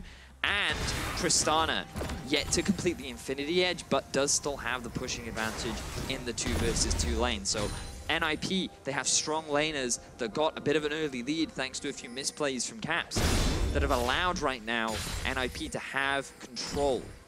And this is giving them priority around these big objectives like Drake, but so far not the Rift Herald, which, given the amount of pressure that Profit's putting in the top lane, that could be a big objective for them to play around, but their focus is on the bottom side. We're looking for the second Ocean Drake. Broxah is in the vicinity, pops the Scryer's Bloom. We'll get just a sneaky vision on towards Shook, and perhaps we'll look for the steal. Spottle can knock him away. Fnatic a little bit too slow to react, and the second Ocean Dragon goes to NIP. Great objective control, getting 2 dragons out of 2 this game when they've been averaging 8% of the dragons in the last few weeks. And this is NIP using pressure extremely well, taking advantage of their advantages, and just punishing the composition of Fnatic, which is very geared towards late game. And this is the thing, when you have 2 compositions that scale extremely well, when one has a slight lead over the other, it's actually a very big gap that allows you to just keep pushing, keep trying to make plays around the map. But we're seeing another 4-man setup from Fnatic in the bottom lane, especially as both Alistar and Tristana have just gone back to base. They're going to make their way mid as Profit continues to rattle on swords in the top lane. It's looking towards that Frozen Mallet second as well. Fnatic will eventually take this bot lane tower. They equalize the structure score at 1-for-1, but they are still in a gold deficit of about 1,000 gold. And earlier on, we talked about the vision coming out from NIP. Look at how many control wards they have picked up, ready to set up around this Rift Herald and perhaps around the Baron. Junglers at home, take note. 3 control wards picked up by Shook. This man is not just going to drop his control ward and then leave it there. He's prepared in the event that it gets cleared out. He's also prepared to move the vision later on in the event that NIP win a big fight or gain some kind of objective advantage. And this is smart play from NIP. They took the Ocean Drake. They knew that Fnatic would stick around bot and that their bottom lane wouldn't be able to react to this objective in time. Profit has now been moved to the bottom lane, and they can look to utilize this Rift Herald either on the tier 2 in the top lane or in the mid against a strong wave clearing as it. We had some early game around that mid, but since then, hasn't really been that much focus. Nagne able to clear out the wave, push Caps back. Caps counter pushes, but perhaps we'll see a little bit more action around it. We have finally got that first completed item, the Jungler. The Jungle Enchant has been upgraded on Shook, so perhaps he will start looking for these team fights that we expect from NIP. Looking very closely as well at some of the other items being completed across the board. Nothing too significant for the time being. Just a little bit of trading back and forth between wards. And if NIP really want to impress me, then they'll start fighting for vision, because that's definitely a Korean special that you often only ever see in the LCK, or H2K, believe it or not. And fighting for vision is really a difficult skill to master, because it's about knowing when is a good time to fight and also what vision is worth fighting over. There's no point starting a big fight over wards around Baron if you're not strong enough to actually take the Baron yourself. So right now, NIP, they don't feel confident enough to force the fight. All they care about is just making sure they have as much vision as possible. And look now, still a control ward left on Shook. No control wards left on Fnatic. So if they ever trade a control ward for control ward, it will be NIP that have that vision advantage. Herald used in the mid in a 4v3. Shockwave onto Jezid, doesn't connect. Herald gets a chunk of damage down onto that mid lane tower, but will not be able to secure the objective as Fnatic react pretty well in that middle lane. Good use of the Rift Herald though, because all 4 members of Fnatic have now been brought mid. This has allowed Hiku to push up top lane, and Profit is continuing to push down bottom. And people might wonder why we're praising NIP. You know, they're bottom of the group, they're going to go to the promotion tournament, but it's so important that they revitalize the early game style they had earlier in the split if they're going to win in promotions. Fnatic have been able to push onto this mid lane tower, not quite able to take it down, but coming back to my point, NIP here are showing us a team that could very well beat out Giants and Schalke in the promotion tournament over the next couple of weeks. Well, that's their hope. NIP, their goal this split was to stay in the LCS so they can build Caps. Oh, Caps' goal is to stay on the Rift, but he's not able to enact that as NIP are able to collapse. Jez's doesn't quite get connected by the Sejuani, but Spuddle flashes in. Hiku with the jump as well. The explosive shot is enough. Another kill for NIP, and Fnatic are just rolling over in front of the Ninjas. And this is the beginning of it, Medic. You can see bot tier 1 goes down, mid tier 1, the map is opening up. Baron is a point of contention. Ocean Drake going to be spawning soon. No, forget that. Baron's going to be a fight right now, Medic, but there's a lot of ultimates still available for the side of NIP. Still that control ward put down in the pit. We're going to see the teleport in as well from Profit. Here are Soaz and Broxer. They need to duo up to try and steal away the Baron. NIP have it down to 2,000 HP. Soaz jumps in, so does Broxer.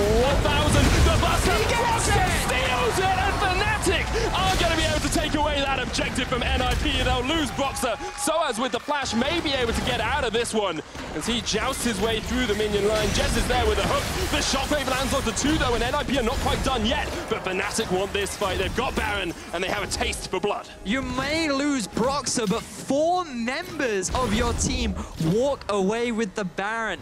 NIP, they go for a risky play. They know that the enemy jungler is still alive, yet they go for it anyway. And rather than stopping, they feel confident to force Broxer out of the pit. They fail, and now they're going to lose a lot of the early game that they have so cleanly built up for themselves. A 2,000 gold lead disappears in minutes when the enemy team has a Baron. Another objective for Fnatic. They group up towards the mid, and this is only going to get them towards that team fight composition they want so much quicker. Woof. Woof, rough indeed. Situation for NIP. So let's have a look. Broxer. You can see the position of Sprout. They just want to knock him back. EQ as well has his ulti, but the EQ combo still comes through. They're too late. Sprout gets knocked up, so his knockback gets interrupted.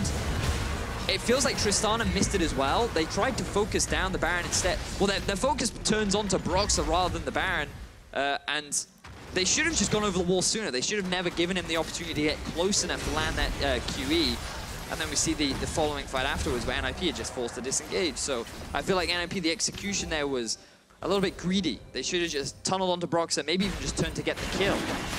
Because really, the goal there was to prevent Fnatic from getting the Baron as much as it was getting it for yourself. Meager desserts for NIP as they will take the 3rd Ocean Drake of the game, but you just have to look at Fnatic, and this is the reason we say they have that MVP quality. Broxer with the steal, Soaz with the distraction, Jez with the hooks afterwards as well to help Fnatic re-engage that fight.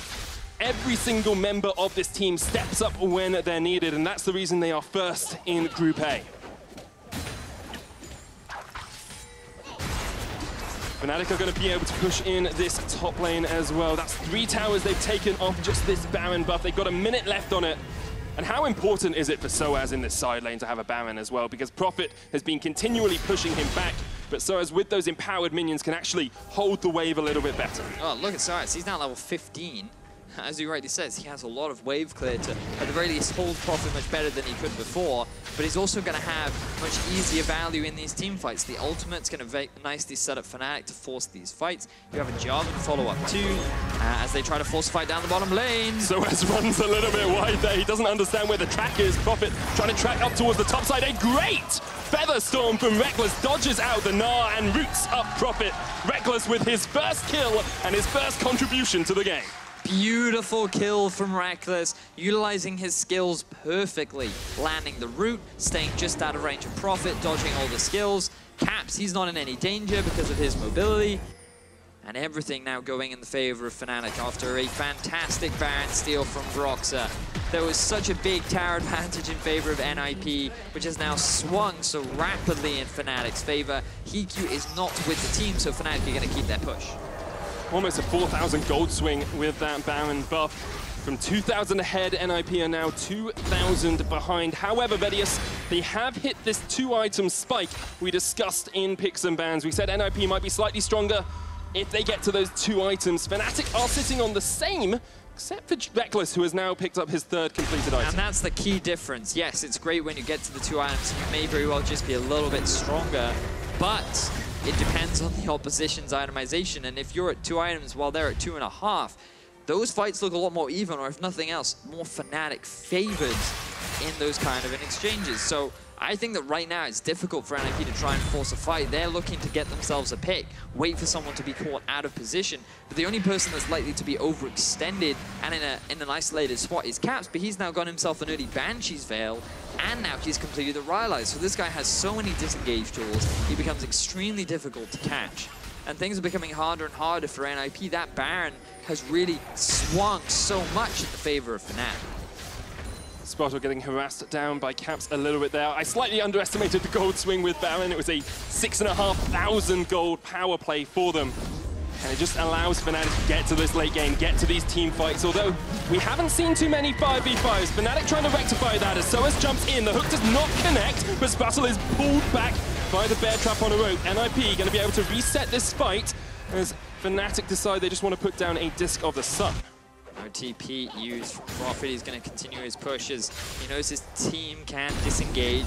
Reckless off onto a side lane. Very more conventional from what we see of the Fnatic squad. You give him a new champion, but he still does the same things on this Saya. Just clearing out the side waves, guys. I'm not a split pusher, I promise. The ninjas here actually practicing a traditional ninja strategy from the 15th century. I did my research before this. I thought I'll look up some ninja war strategies, some sabotage and infiltration strategies. Right. And they had one called Hitsuke. And what Hitsuke meant was if you were trying to infiltrate a building, you would light a fire somewhere else. And the guards would be distracted by the fire, and then you'd be able to infiltrate the building. So what NIP have done, if they said, Prophet, you will be our fire, you will distract Fnatic in a side lane, and then we'll try and take the fight somewhere else. Wow. Who would have thought that the distraction had the name of Hitsuke? If only we had more fire in this game. Exactly. If it was a brand or something, it would work that would have been the key. That's what the NIP are lacking right now. Instead, they do have a giant snow ice boar who can act as another form of engagement, right? You know, as much as you want to get into the building, sure, you can use a fire and you can distract and say, hey, look over there. But while they're all looking over there, you need some kind of battering ram to say, surprise! And you hit them in the face with a giant block of ice. Or a shockwave to knock down the walls as well, if you're trying to get into the building. So that clearly NIP, going back to their heritage and their classical arts. Well, it might explain why they've lost so many games this split if they're using 15th century tactics. A lot of people have had some time to research those. But NIP have been able to stall out this game a little bit here, Vedius. Still only a 2,500 gold lead for Fnatic. We are getting towards that later game portion where we said the team fights are going to be more Fnatic favored. Yes, they have an extremely powerful late game comp. That doesn't mean that NIP's composition isn't strong in the late game. It's just much harder to execute, right? Orianna getting into the thick of things, utilizing that ball. Compared to the range of Azir, much harder to execute. Tristana has a lot of mobility, and compared to Reckless, yes, but in terms of ability to self-peel and utility, Xayah arguably offers a little bit more. We talked a lot about how Kled always offers teamfight value, whereas Gnar has the Gnar bar that you always have to play around. It's just easier to execute as Naga's been caught. Boxer jumps in with the Cataclysm, needs the shockwave to knock down those walls. Here comes Shook as well, and NIP look for the re-engage, but Fnatic have them pincered between two sides of this fight. Fnatic not quite going any further. Boxer is going to get pushed back by Prophet, who's trying to build up that Gnar bar. NIP, they just forced the disengage right now. They didn't lose any members. Heal was used from PQ along with Nagne. But aside from that, no other summoners were used. Fnatic still feeling healthy on the summon account. Soaz just waiting for an opportunity to engage. Here is the classic Fnatic brush. NIP have just pushed way too far up. Their vision in the early game was good, but they're going to look for the engage. NIP actually go on the front foot as Jezus gets chunked down to half. Shook caught off in the backline by Soaz. Prophet's killed Jezus. Soaz knocked up. Sprattle there as well. He will get the stun, and NIP now running to the wrong base, guys. You can infiltrate, but you need to take down the towers first. Otherwise, you're not going to be able to get any further into Fnatic's base. However, Fnatic not going to go for a full-on engage here. Look at the power of the Ocean Drake along with the Warmogs on Shook. He's regenerating so much HP after Fnatic did lose their support. TP coming back in from Soaz, but he doesn't have his ulti. I don't know if Fnatic can get this re-engage. Reckless went down and got the dragon by himself. Fnatic doing the Hitsuke right there, getting themselves a surprise Drake. And it's a fire on the other side as well, the Infernal Drake for them. So Fnatic pick up their first dragon of the game and now can set up vision around that river once again. NIP have shown that they know how to play these fights. They're kiting in and kiting playing back well. Fnatic keep going for this pincer strategy that doesn't quite seem to be connecting. It's difficult for Fnatic to really force the engagement. They want to dive onto Nagne, but so far there's always been some blocker on the side of NIP that makes it difficult for Fnatic to get onto that target, whether it be Spraddle standing in the way, Shook waiting for that perfect ulti. So many key ultimates available to disengage as Fnatic now start off the Baron as NIP, they're looking to go back. They destroy the Disc of the Sun, but that's not the tower you want to be taking down at this point. Fnatic will secure themselves a 32-minute Baron, their second of the game. And if they can utilize this one as effectively as they utilize the first, it may spell at the end of NIP. Big oversight there from NIP. They thought that they could go back to base. They thought that with just having a fight with Fnatic, they would want to go back, reset. But instead, Fnatic, they're more than happy to force another one. So as with the mind-reading strategies, not straight into the bush with the charge, and NIP are perhaps looking for a re-engage here, as Boxer is low on the front line. He has to jump out. Fnatic, they're forced back. Oh, Dreamer Shuffle doesn't connect, and now we'll see the re-engage. A great shot where Hiku's jumped up towards the side. Watch Hiku! He's going to do so much damage in this fight.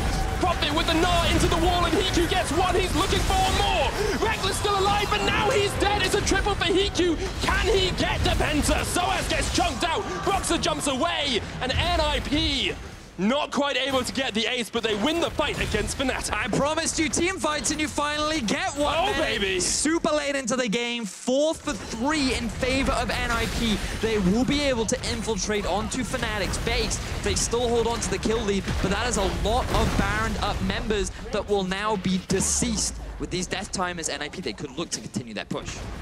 Hiku's gonna jump away, so I'm gonna say they'll disengage for the time being. Now, Vedius, I want to come back to the win conditions we discussed earlier on. We said NIP in team fights are looking for these messy team fights against Fnatic. Well, you have to be careful of the 280 carries because they both scale extremely well along with the Shockwave. Now, the big thing here is the fact that Caps misses the ulti. Imagine a 5-man ulti right now. No, he doesn't. He waits for Nagne to overstep.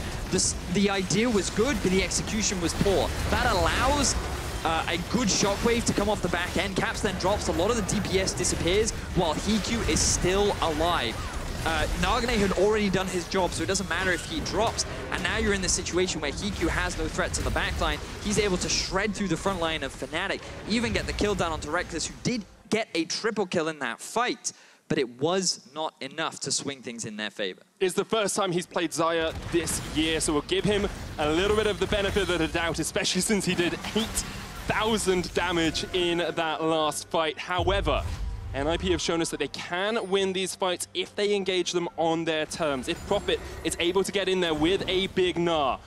Gold is perfectly even. We've seen swings, and this Baron buff has actually been bad for Fnatic. Last one, they got 6,000 gold. This time, they have bled 3,000 gold, and we're getting to the late game portion where we thought Fnatic would be the stronger team. Well, we are full late game right now, and these fights are all about execution. So as his engage was decent, Broxer engage was decent, but the follow-up wasn't there. Fnatic, they need to be engaging together. They need to be utilizing this Caps ulti, Jez's ulti, to really get the proper strength of their 5v5 composition, which so far they are not doing. They're a little bit too sporadic, a little bit too broken. As NIP take advantage of that, they thrive in the chaos. This is a team that was nurtured mainly from solo queue tactics. For a long time, we criticized their ability to work as a team, and their teamwork has now become better while also having that background behind them, knowing how to succeed in a situation that doesn't look initially in their favor. This is the perfect conglomeration of the NIP teams we've seen across the split. Their early game was strong. They had a 2,000 gold lead at the 15-minute mark, and now we'll let them off with a couple of Barons that they lost out on, but their late game seems to have rounded out a little bit more as well. They are challenging what many people think is the best team in Europe at the 35-minute mark, when Fnatic are known to be this incredible team-fighting powerhouse. And the only caveat to that is Fnatic are playing some champions that are not in their own comfortable wheelhouse. So don't take anything away from NIP. They are playing very well. But this is also arguably not the strongest form of Fnatic that does exist. Regardless, very close game between these two teams. When you are 1-11 in the regular season versus a 10-1 team, I don't care if you're playing new champions, I would expect you to have a much more dominant performance. And that just goes to show how much NIP are doing in this game. Fnatic only able to take a small amount of gold off that last Baron play. And once again, we see Fnatic set up this bush in the side. Kled is a little bit of a way away, but he has, of course, got the charge. Jezis does not connect with the hook, and perhaps the game is up for Fnatic. Trying to play ninjas against the ninjas, they couldn't quite do it. Spotto runs in, they use the talisman. Look at Prophet on the backliners. Reckless wrecks his way through his HP. The Disc of the Sun falls. And NIP have not quite found the engage they'd like. Prophet goes into Mega, does have the teleport if they want to join up, but Fnatic are going down towards the bottom lane. Now, Fnatic, they have the path advantage, which will allow Caps to get there quickly. He has to be careful of not getting cut off, though, as Soaz trying to make the pathing for NIP a little awkward so that they cannot cut off their AD carry. Now, Dragon is the focus for Fnatic. They started it off. Shook gets hooked. Dragon down to 7,000. This is a game-ending moment. No Mega Gnar on Prophet, but he will start charging it as the Elder Drake getting very low. Here we go, they're looking for the fight. Elder down to 2,000, Sputto in the front line, it's reset, but perhaps NIP can take the fight. Sputto has to flash Ask, Soaz is gonna jump straight back in. Nagne caught up with the bear trap, but Soaz is all by himself. The Elder Drake, oh, Shook, you stole it away, and NIP are gonna take the fight as well. ROC's is gonna get melted by Hiku. NIP just rolling their way through this Fnatic squad. Soaz is on the backline as well, and NIP are going to try and chase him down. He's still alive! He wants to kill the cow, but no beef for you today, Soaz. NIP with a superb team fight around the Elder Drake. Hiku walks away with the triple kill. They walk away with the Elder and win out a team fight versus the rank 1 team in Europe. NIP looking convincing as they infiltrate the base of Fnatic and take down the inhibitor. And imagine if you are a challenger team at the moment, Vedius. Imagine if you're a Giants or Schalke or even Mysterious Monkeys and you look at this NIP roster and you say, how do we face this? How do we fight against a team that can take down Fnatic? This is the top lane that we expected from SKT. But bringing it back onto the team fight. So it gets started off by Fnatic. Their focus is the Elder Drake. They then move away because they actually want to go for the fight rather than the objective. The problem is they can't really decide on who they want to engage on. Caps still holding on to his ultimate. Once NIP back away, they think that they can go for it. But this time around, Shook wins out on the smite fight. And the moment they lose that Elder Drake, that is 3 Drakes stacking on top of the Elder, which means that NIP have suddenly so much more damage. Fnatic realize they have to disengage, and now they're going to use it to force the Baron. It's a Baron as well for NIP. This is the late game team fighting team we wanted to see. Hiku has performed exemplary on this Tristana this game. And I have been buzzed by my stats team. Reckless with this build now has a 100% critical strike chance, but Hiku is still able to outdamage him in fights. That's just because, one, the range advantage that Tristana has over his opposition, but also how difficult it is for Reckless to get into these fights. Yes, he has a lot of strong self-peel with the feathers and with his ultimate, but when those are down, it becomes very difficult, whereas Hiku, he gets reset. If a single member drops, he has another jump. He can use it to disengage, he can use it to re-engage, and his ulti is a much more effective tool at pushing the opposition away, and maybe even setting up his allies to shut down their opposition. Now, Fnatic, they realize they can't go for a base race because they are definitely going to lose against the Baron up Elder Dragon team.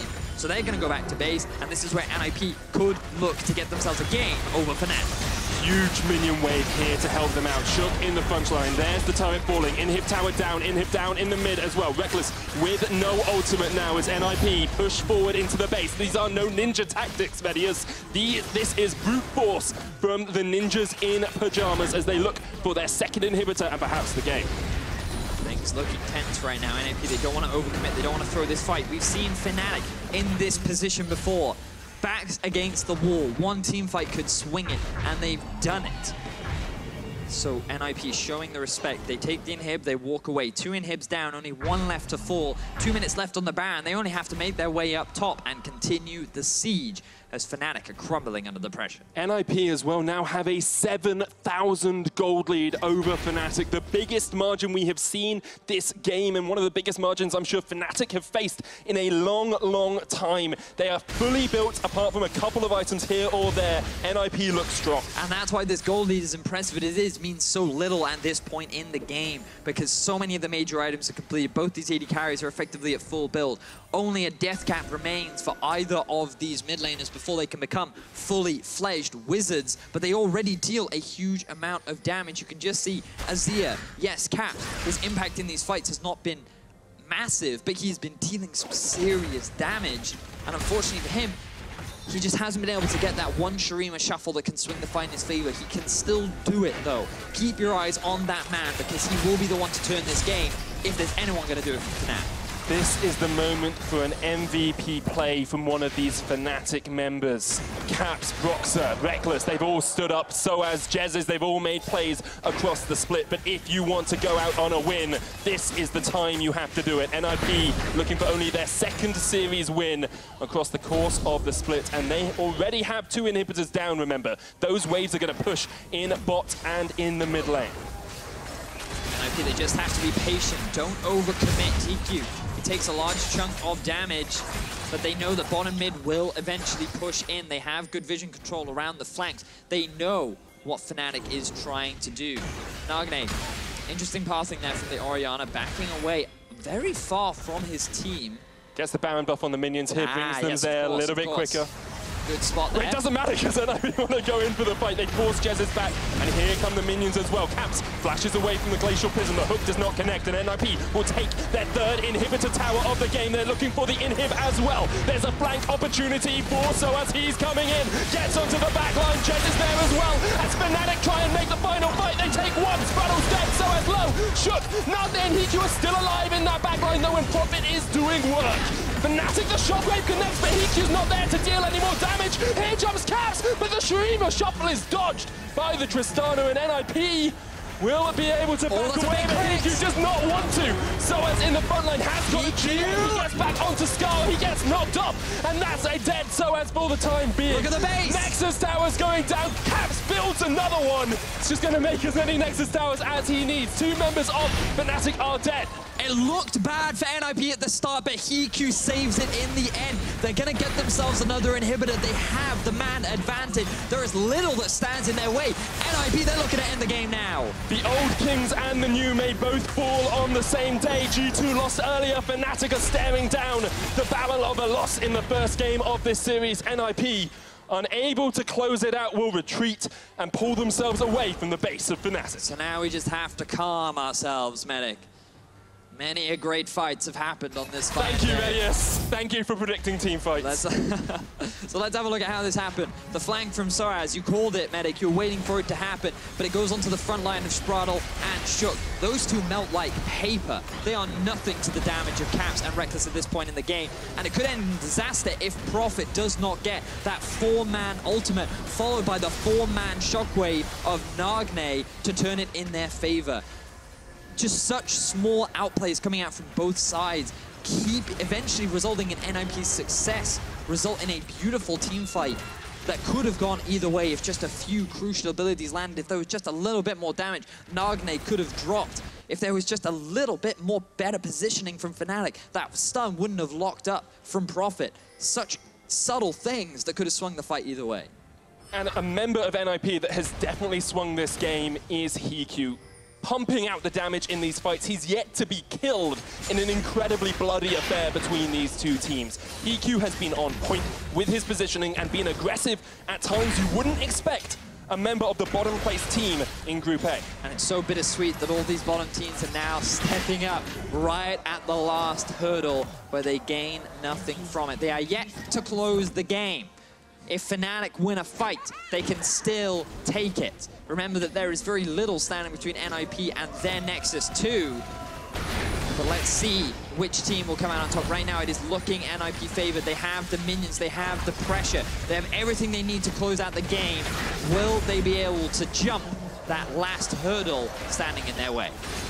It's a hurdle they've only jumped a few times before this split. Shook perhaps looking for Jezzes. Here comes the charge from SOAS. He wants to get onto NIP, jumps onto Spraddle, and immediately Fnatic back off. They can't go on the cow. Here comes the engage, and that is a dead Jezzes once again, but SOAS does get onto the back line. Can he catch out anyone? No! NIP with 2, and Fnatic have to run back to the fountain because Hiku is on a rampage. He's on the warpath. NIP will collapse onto Fnatic. They'll take the win. They'll take the kills, and they will take the Nexus as well. NIP defeat the old Kings and go 1-0 up.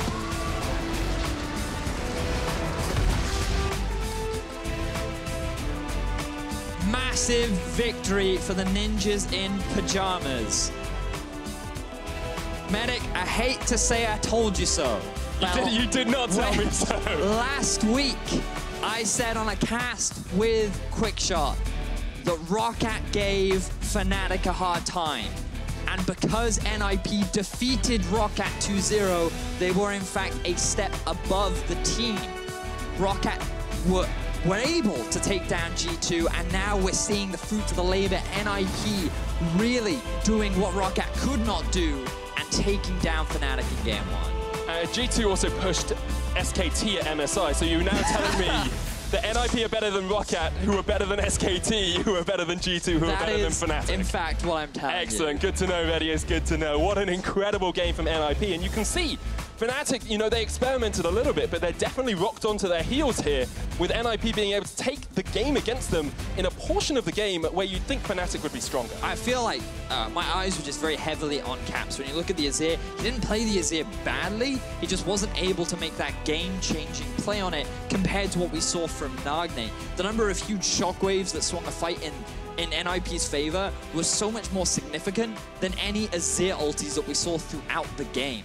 I don't even know if Caps in the late game landed that ulti onto multiple members of NIP, or even a single member, because flashes were always up. There was a dodge ready and available. Just Caps could not have that same level of impact that Nagne could. And I feel like when you pair that up with the 280 carries as well, that was the big deciding factor in these late game fights. And Azir, he is a champion that we have not seen for a while. He has an extremely high skill cap. He takes a while to get used to, and by no means am I saying that Caps cannot play this champion, but in this sort of a scenario, in this level of tension, it is much harder to execute than that of Orianna's Nagne.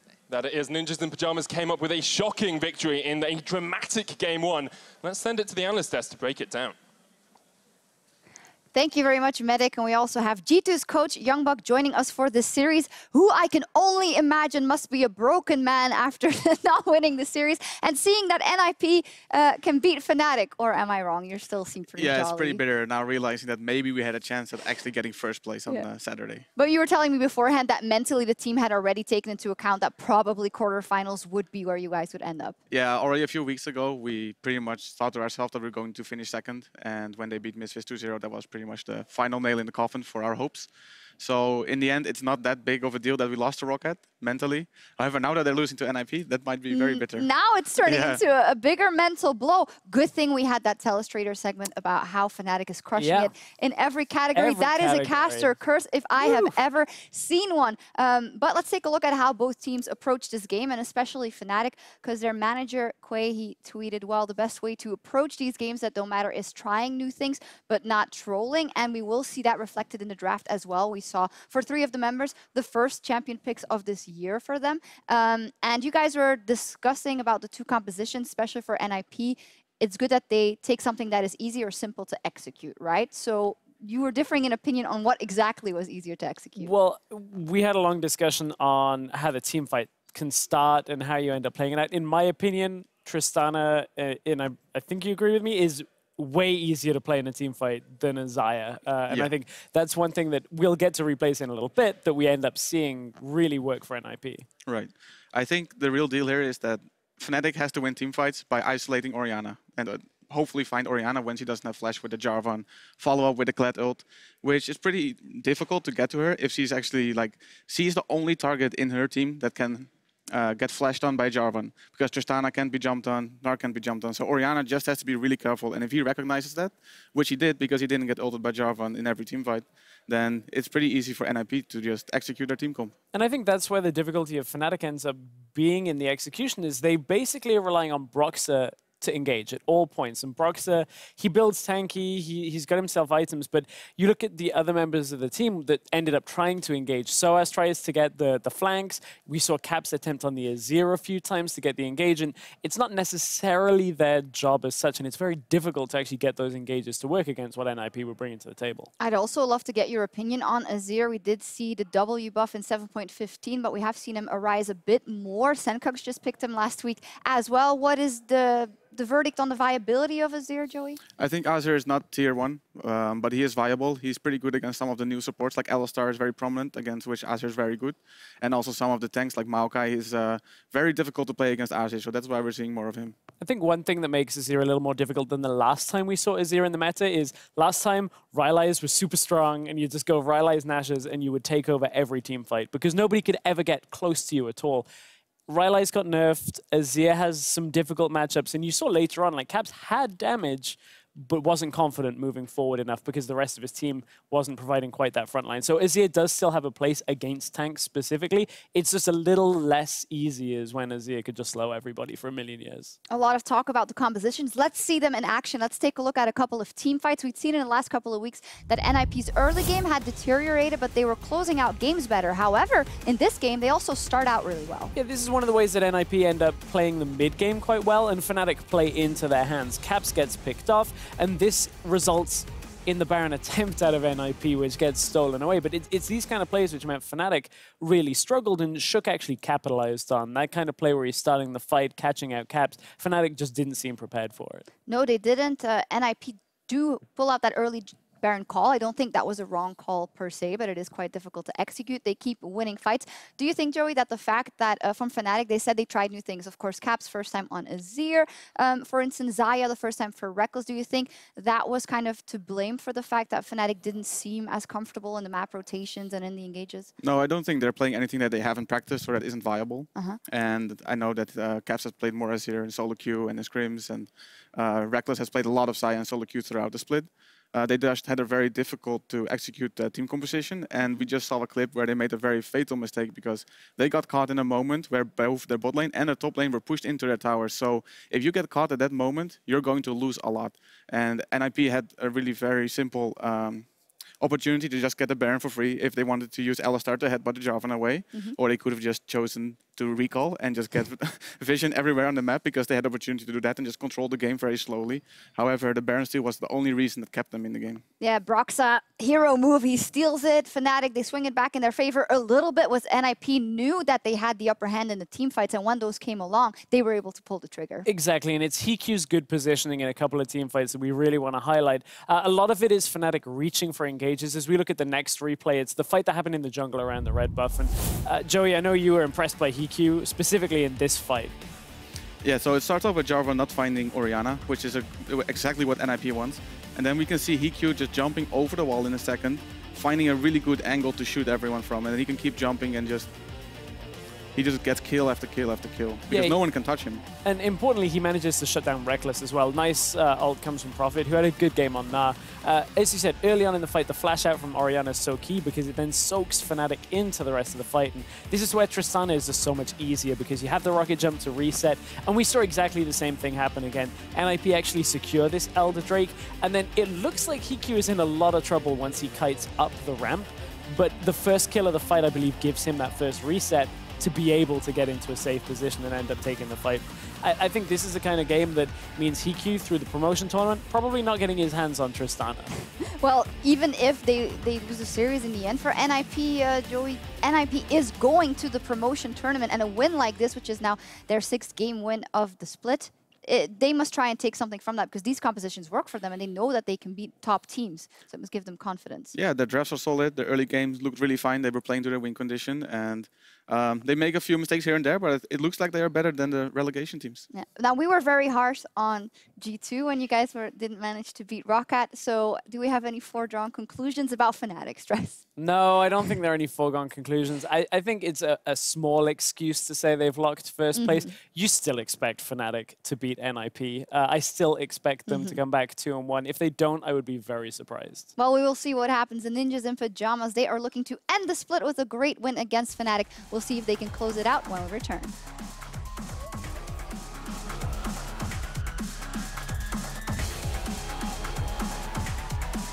Fnatic on the best run since summer 2015, and Quick brings them back, and Nogne's still alive. ROCCAT tanks off a couple of tower shots, but Jezzes will get knocked up by Spraddle. He helps, 2,000 HP, so as jumps in, so does ROCCAT. 1,000, the Buster, ROCCAT steals it, and Fnatic, he's going to do so much damage in this fight.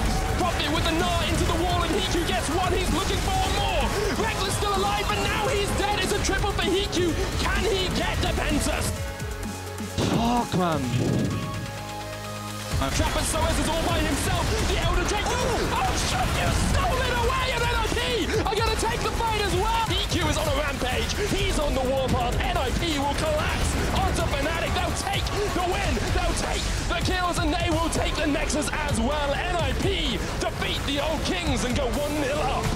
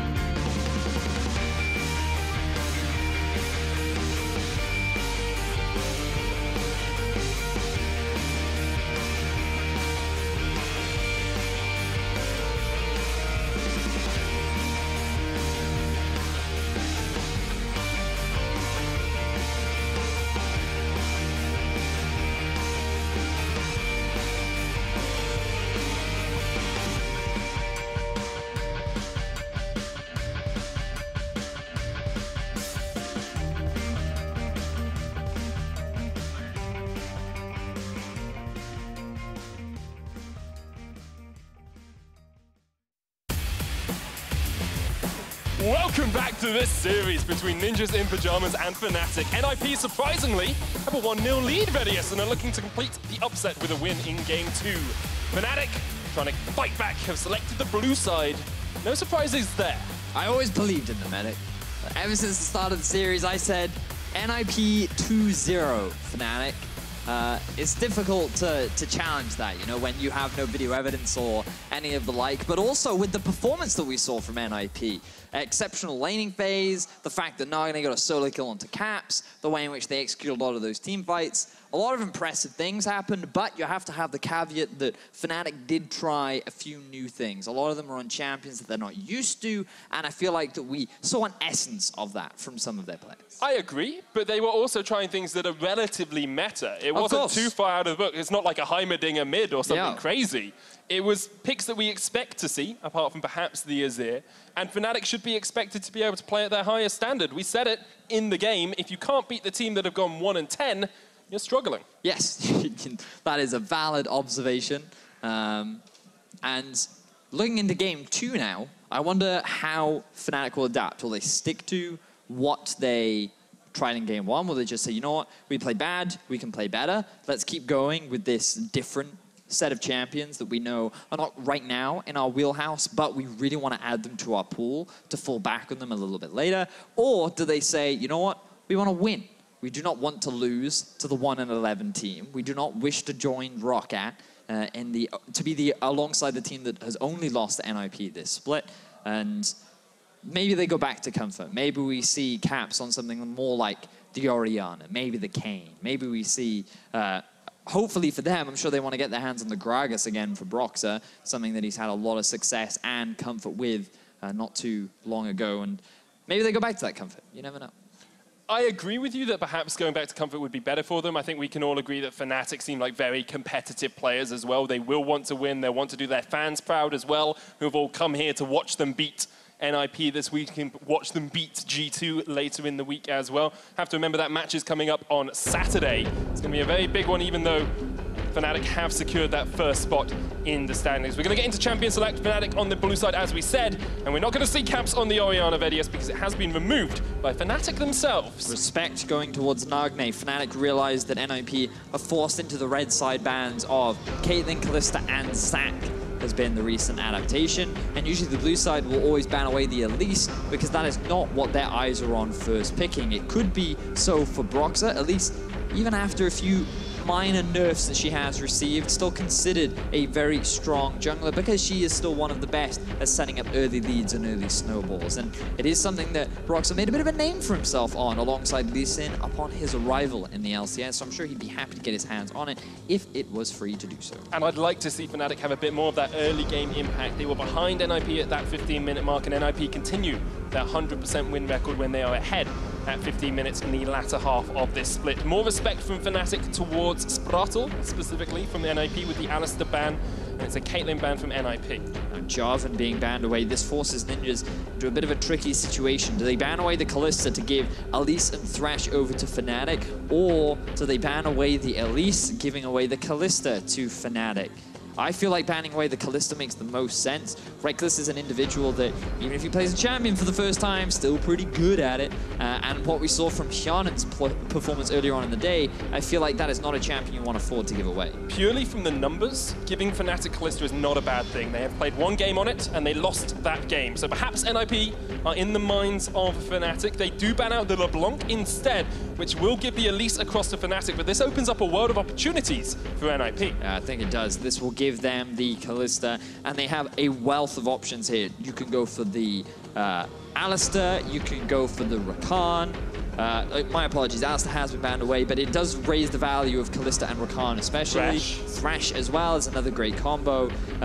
Right now, Kalista is just such a great AD carry that pairs so well with a bunch of different supports that locking it in is definitely a safe thing to do, especially after Hiku's great performance. But now you're looking at Fnatic going for something like a Tristana themselves, because it is a great answer to the Kalista and is one of the few AD carries that have been left available.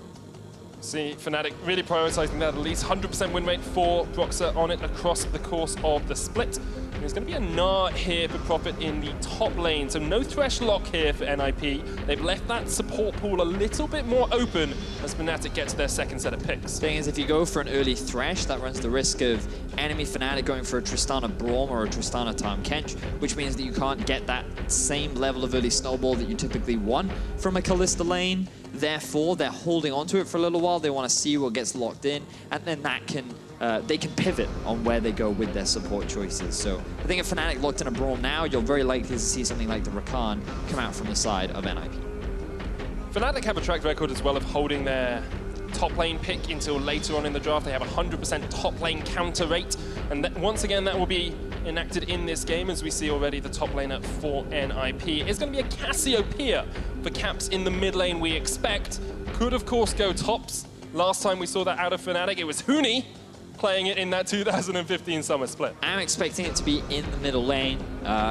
If it is locked in, I wouldn't be surprised if we saw the Talia come out from Nagnate. Azir is a fine matchup into it as well. A little bit risky, of course, because the early weaknesses that Azir does have. But instead, Nagnate shifting his priorities onto one of the more powerful mid laners that we have in the game, in the current meta. Syndra, very, very potent. And now we're looking at a lot of support bans from Fnatic. I wouldn't be surprised if we saw a few from Ninjas in Pyjamas as well. But alternatively, they could look to ban away things like the Camille, who does relatively well into the Gnar. And they may even choose to ban away the Kled, but it wasn't that much of a threat in game one. Have to wait and see. A little bit of different composition from both of these teams coming into the second ban phase. It is a Thresh taken away from Fnatic, as you predicted. Alongside that, NIP removed the Camille from Soaz in that top lane. Just thinking about some of the additional supports that are available again, like looking at things like the Rakan. The other one is the possibility of a cannon, but you really want to be careful about when you pick the cannon up with the Kalista, because it is a very powerful all-in lane in the bottom lane, but into certain matchups it can be a little difficult. Like Janna will make a cannon's life hell. So you want to make sure that you don't just blind pick it, and it will make things a little more difficult. But Ninjas, I'm sure they'd be very comfortable locking in their jungler right now. They could go for the Kayn is still available. It was banned in game one. It was something that Shook brought out against Misfits, and they were able to get a win on that champion. Alternatively, they could just go for the Sejuani once again. Have that front line. Have someone who can soak up the damage and act as a tank. And I'm super surprised that we haven't talked about it at all. Gragas is something that we thought would have a lot of priority in this game, but we were so distracted because of the early priority on the Elise from the side of Fnatic. And it gets through the second ban phase as well, because Fnatic put that support focus, and now we'll see Fnatic having to pick their own support and NIP having the support counter to round it out. It's so important for Fnatic to have a strong bot lane, because Jesus, we praised him at the start of the last game, but he ended up going 0-7-4 on that Thresh in game one. So he had a great early game, but his later game impact significantly less. So we'll have to see if he can change that up with the Braum now. Very much what we expected in our discussions. And when you look at some of the top lanes available, wouldn't be surprised to see something like a Kled again. But maybe they want something a little bit more early game to pair it with the Elise to try and have that early dive potential. But you're kind of limited in terms of your options. Cho'Gath is a possibility. Rumble is another option. And it will look like that will be the additional threat. But there is a lot of AP right now on the side of Fnatic. Yeah, Elise, Cassiopeia, and the Rumble. Usually Rumble picked if you have more AD coming out from the rest of your team. NIP have a few options here for support. Could go for the Janna themselves if they want a bit of disengage. Could, of course, go for the Lulu as well. These more utility supports rather than the melee engage supports we tend to see.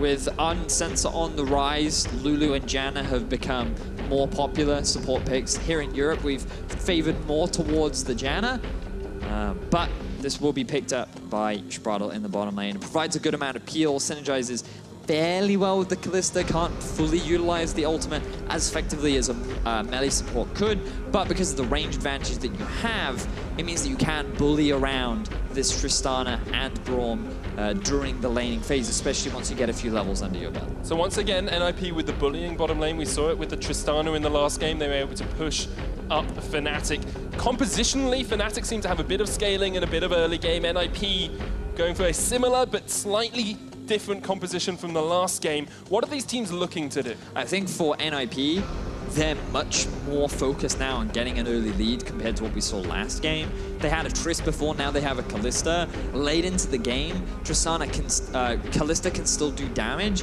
but from a relative standpoint, Triss is going to do a lot more. So you want to try and get an early lead, hit that 2-item spike, force a snowball, pair that up with the Syndra 2, who excels around the 2-3 items as well, and you want to try and run away with things using these two carries from Hikyu and Nagnate, whereas Fnatic, they're more than happy to scale into the late game. They have early threat from the Elise, but it doesn't matter if they aren't able to quite get that early snowball. Elise is mainly there to shut down the early snowball attempts from the side of NIP. And once again, we're going to get onto the Summoners with Fnatic looking to maintain their single defeat across the split. NIP looking to improve their single win. across the summer split. It is the last game of the split for NIP. Fnatic have one more foe to face after this, and that will be G2 on Saturday.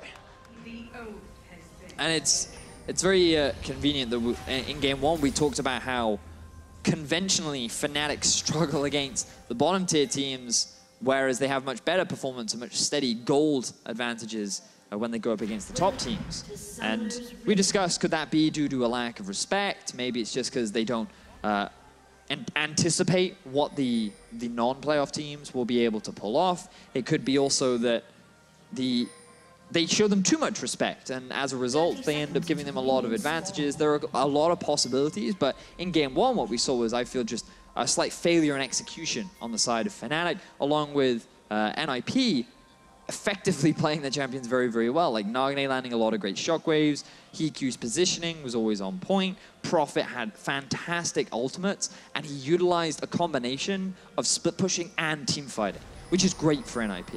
Given that one of our main narratives in the majority of the split was maybe just let Prophet split push to victory.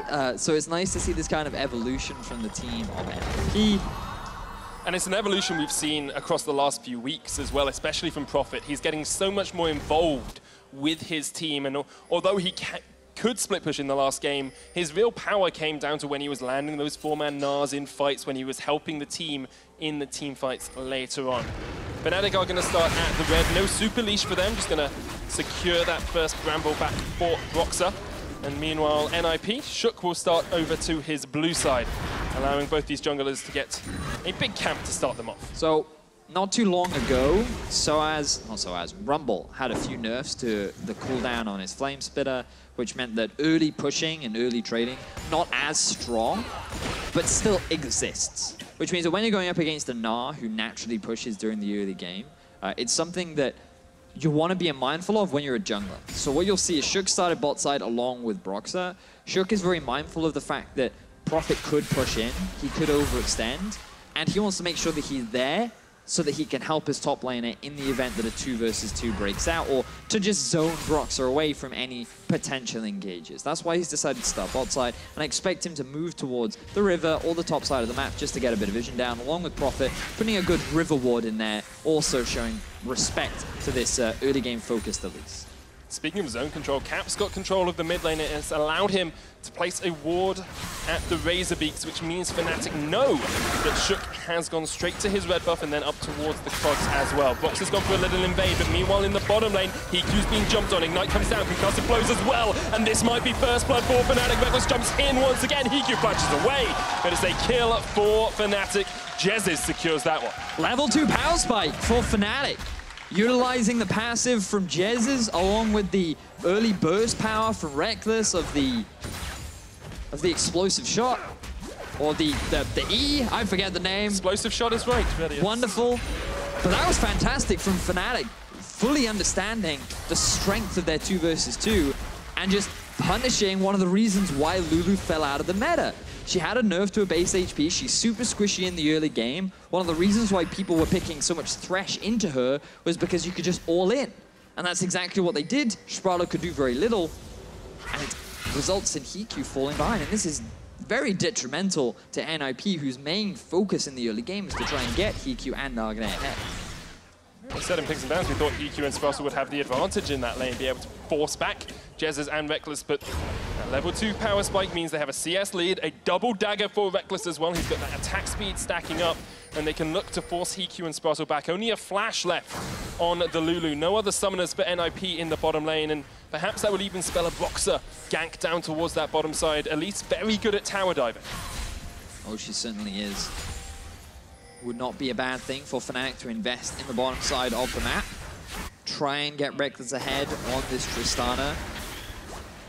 Cassio exerting a lot of dominance in the laning phase. You can already see CS advantages building across the board. Prophet not wanting to try and push too hard, showing a lot of caution towards this Elise. Does not want to risk giving away any early kills. And while there is a big minion wave stacking up, he'll close that gap a fair amount.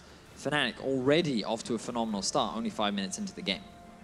And one of the members of NIP that we highlighted in the first game was Hikyu. He went unkilled throughout the entire course of the game and was able to push Reckless and Jezz's back in this lane.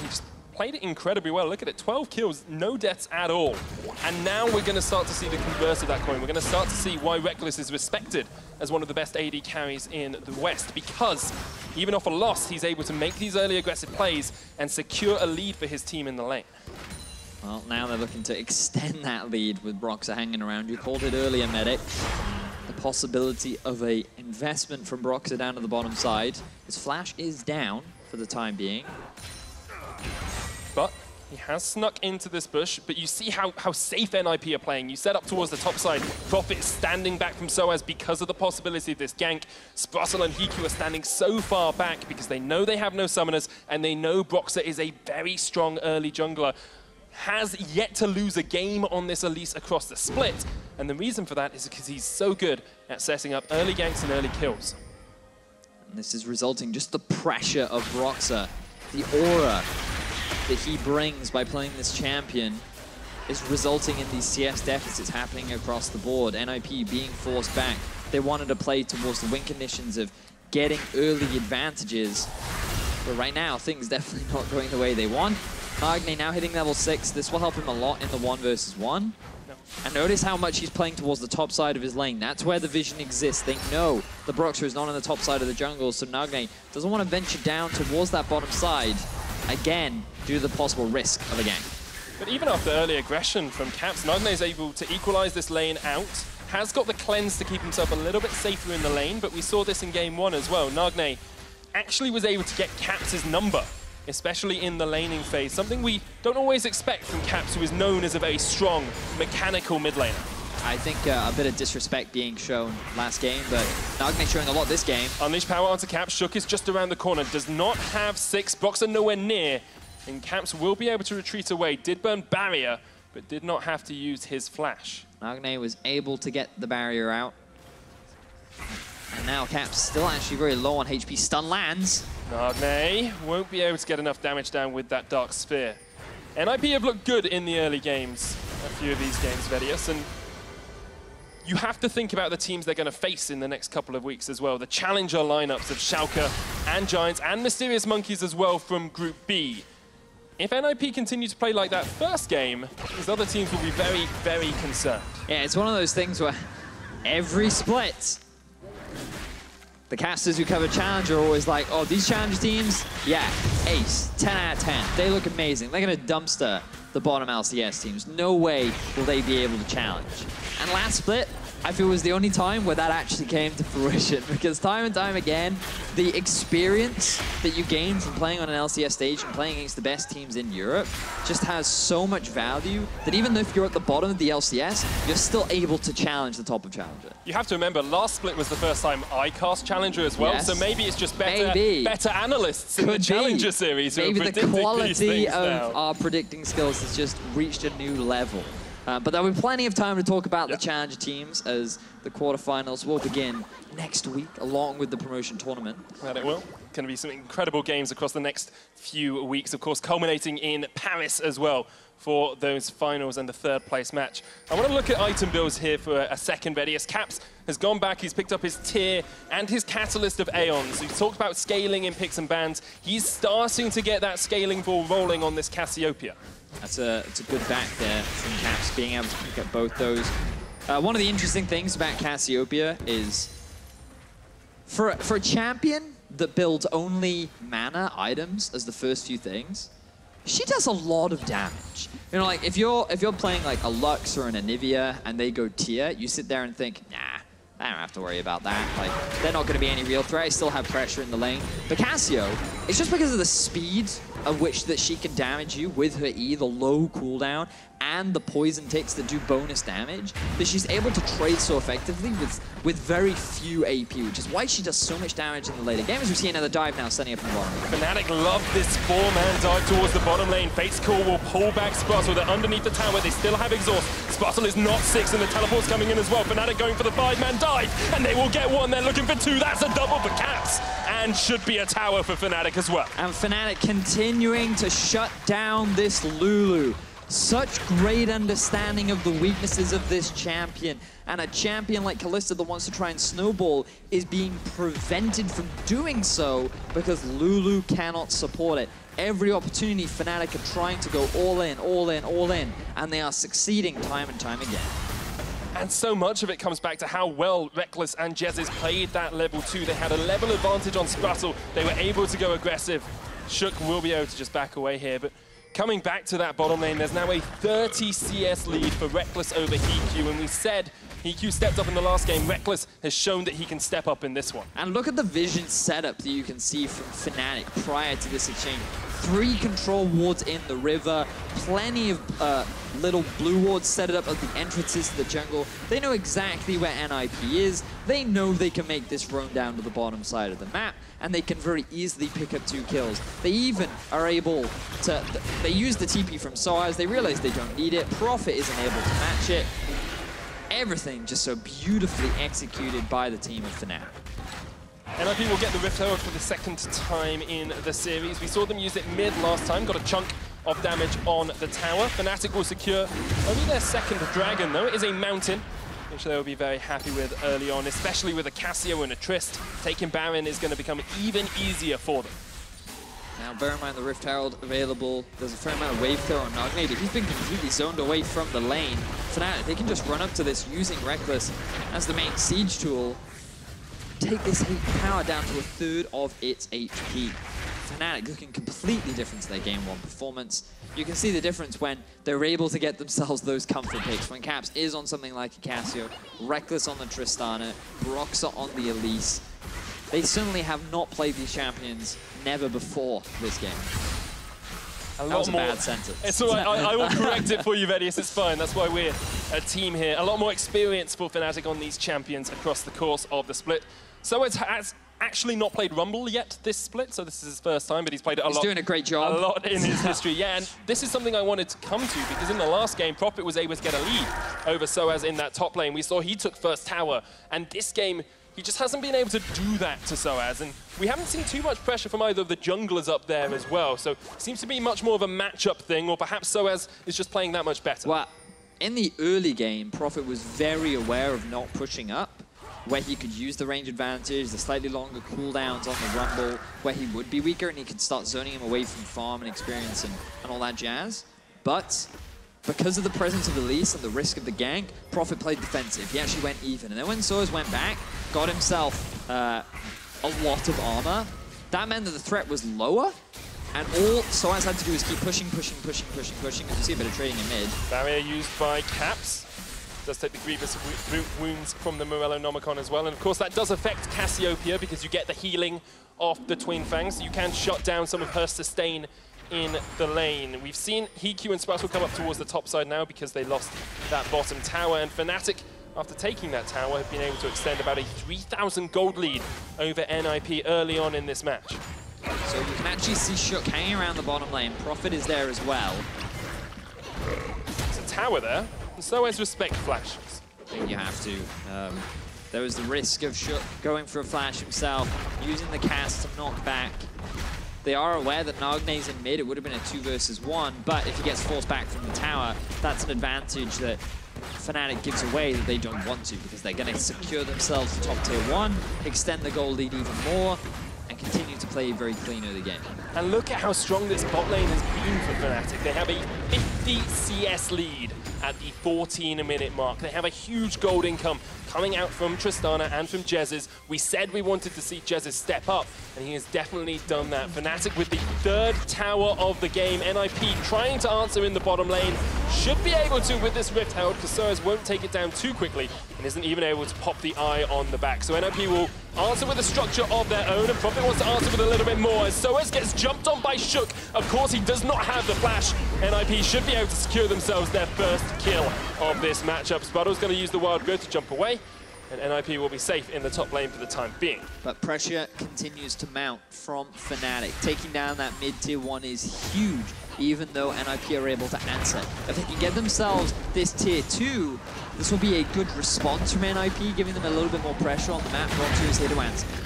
We'll try and respond to this, and Shook, of course, doesn't have the flash, doesn't have the explosive cast. Prophet does still have Gnar, with Caps on his way down. NIP need to be wary as to how they escape from Broxah in this bottom lane, because Caps is slithering his way down through the river.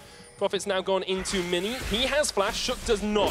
That's up a body slam, will try and get the barrel slow, but the Miasma grounds him. The Cocoon's gonna land as well, and Shook should go down. Caps on a killing spree, 3-0 on the Cassiopeia. Good map movement there from Caps. NIP, they wanted to try and get that tier 2 tower. They overstayed their welcome a little bit, and because of the presence of Broxah, they weren't allowed to back, so they could only walk away, allowing Caps to get the rotation, get the kill, and now be 3-0-0 on this Cassio. Already completed the Rod of Ages. Just want to check how many stacks he had. Only 2, so he's done it fairly recently, but to get that, the earlier, the better. And Fnatic's early game this game has been so much better than in the last game of this series. They have a 5,000 gold lead 15 minutes in. This is the Fnatic we expected to see in game 1, and sadly, this is the NIP we expected to see as well. Well, it all comes back down to that 2 versus 2 in the bottom lane. We said it in the moment, but we have to emphasize it. This is part of the reason why Lulu fell out of competitive. She is super squishy. She's extremely easy to shut down. We have seen some teams over in North America pick her as an answer to things like Janna, where it's not as easy to shut her down, but when you can send 4 members bot, you don't have the same disengage tools as a Janna. You don't have the same level of peel. And so it becomes easy to just all in, dive on your face, and if not kill you, kill your AD carry, which so far HiQ has been the brunt of. Didn't die a single time in game 1, already at 2 in game 2.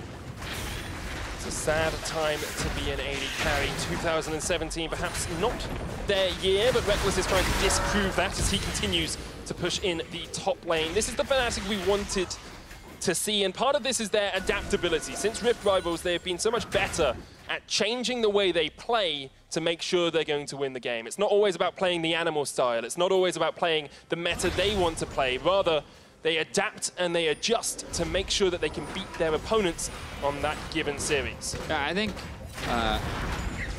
we've talked a lot over the split, or the second half of the split, how Fnatic have evolved. We don't have time to talk about that because Broxah, he's going to squash Qual out. Cocoon does land. Lulu is just so squishy. That's through an exhaust.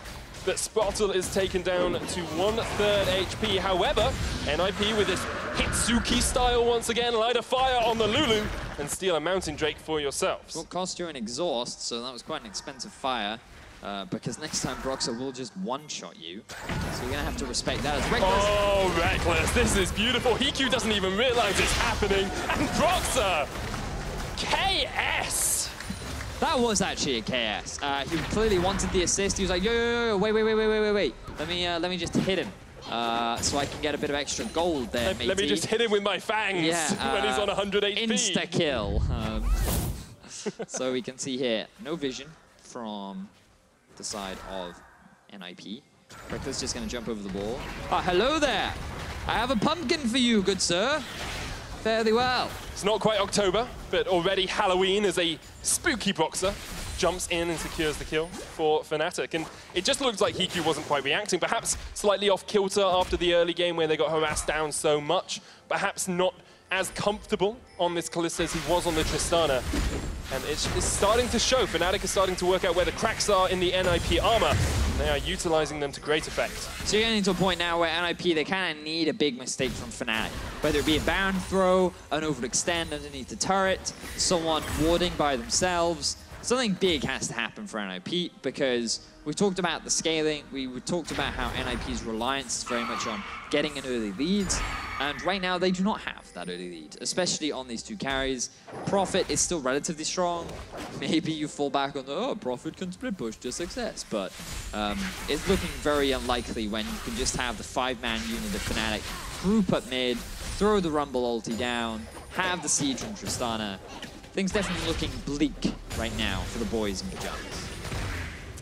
Picks and bans, we said Fnatic are happy just to scale up. Well, they'll be very happy to have a strong early game as well. 2 items finished onto Reckless with the Static Shiv and the Infinity Edge complete, whereas HiQ is still only sitting on a Blade of the King.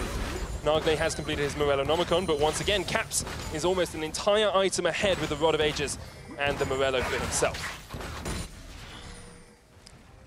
It seems to me that there may possibly become a point where Fnatic's weakness in having too much AP comes back to bite them. You can build Locket of the Iron Solara, you can build full Mercury Treads. It's going to take a while, but NIP perhaps have a little bit of hope to hold on to. Maybe, but how are you going to build that magic resistance if you got no gold? Right now, NIP, they can barely step into their own jungle. They're just taking the scraps of the farm that Fnatic choose to leave them. And while NIP, for the now, hold onto their top side of the jungle, that's because Fnatic are all grouped up there. They're not trying to fight over the vision right now. Their focus is actually just going to be on the Baron. Now, this is the big risk that we talked about. We've seen a Baron throw in game 1 already, or a Baron stolen away. Step back. Yeah, stolen away by Broxer, but then Shook was able to steal away the Elder Drake. So 1-for-1 steals. Sparso once again in that front line. Needs to realize he's not playing Alistar this game. He's not as tanky as he was in the last. However, Nagne still sitting in an okay position on this Cinder. Fnatic have set up a good vision line here, Vedius. They've got control wards, they've got a couple of deep wards in the NIP jungle. Aye, that they do. I'm looking across some of the itemization that has been finished now. Morello also done for Caps. Capsiopeia. It's all right. I just thought of that. Wanted to share. You mentioned earlier the 2-item spike for Tristan. No! Thanks, man. Thank you. No! Don't give me that thumbs down. That is not allowed. Capsiopeia is an awful pun. That's great. They laughed when you said it. I never said Capsiopeia. That's not fair. You gotta steal my puns, then make them cool. Okay, speaking of Capsiopeia, though, in that middle lane, this is the sort of performance we expect from an MVP of the split. This is the sort of performance we expect from the player with the highest damage per minute. You've already given him MVP of you? A possible MVP. Possible, okay, all right, He wasn't actually at the top of my list, I will be honest. That's fair. And I mean, we heard from many mid laners that Caps is rated extremely highly on their tier. There's a lot of debate. If you ask all the mid laners, they naturally say, well, it's me and then whoever comes after them. Such a mid lane mentality. Caps is always up there, and I think that's the most important thing is Nagne. Chunked down with the equalizer and has to flash away from the Electro Harpoon. This is the problem with Nagne here. He's not able to build those Mercury Treads. He needs the extra damage because the rest of his team is lagging so far behind that if Fnatic take a fight, he needs to be on that front line. Okay, here we go. Shook, this is your time. This is your moment. Oh, baby, here we go. Baron steals! No way does that happen! Prophet split pushing as well with a wave. Hitsuke! Hitsuke strategies. He's actually dead. You've actually died. God damn. I mean, when I said it earlier, I was like, well, maybe they can steal the Baron, right? Maybe it can be a possibility. And then Shook walks in and he's like, pop, smite, I'm out. Damn. Okay, let's have a look at this Baron swing, though, because when Fnatic stole it, it was 6,500 gold. All right, so if we can get the slow-mo, boom. The smite comes in a little too early, and then he gets the bot, the barrel bot, to secure the Baron.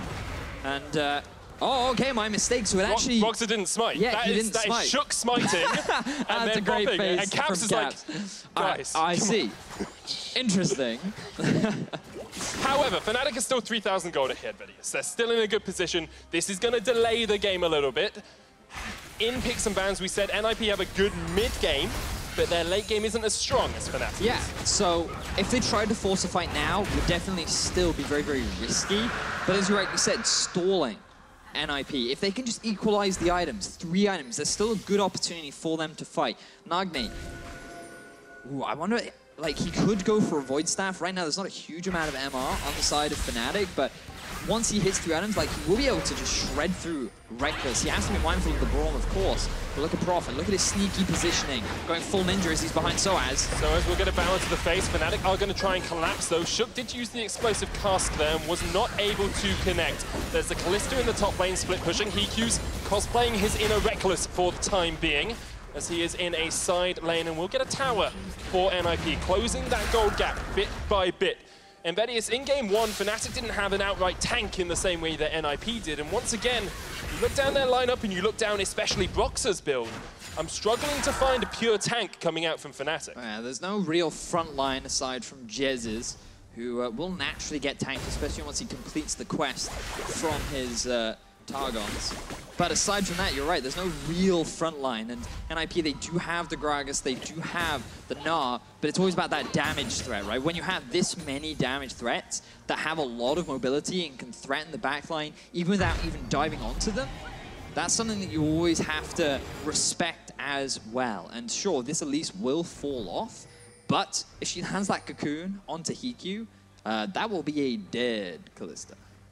PQ does have the Wild Growth to help him out. He does does have the Polymorph as well, and does have our favorite item in the game at the moment.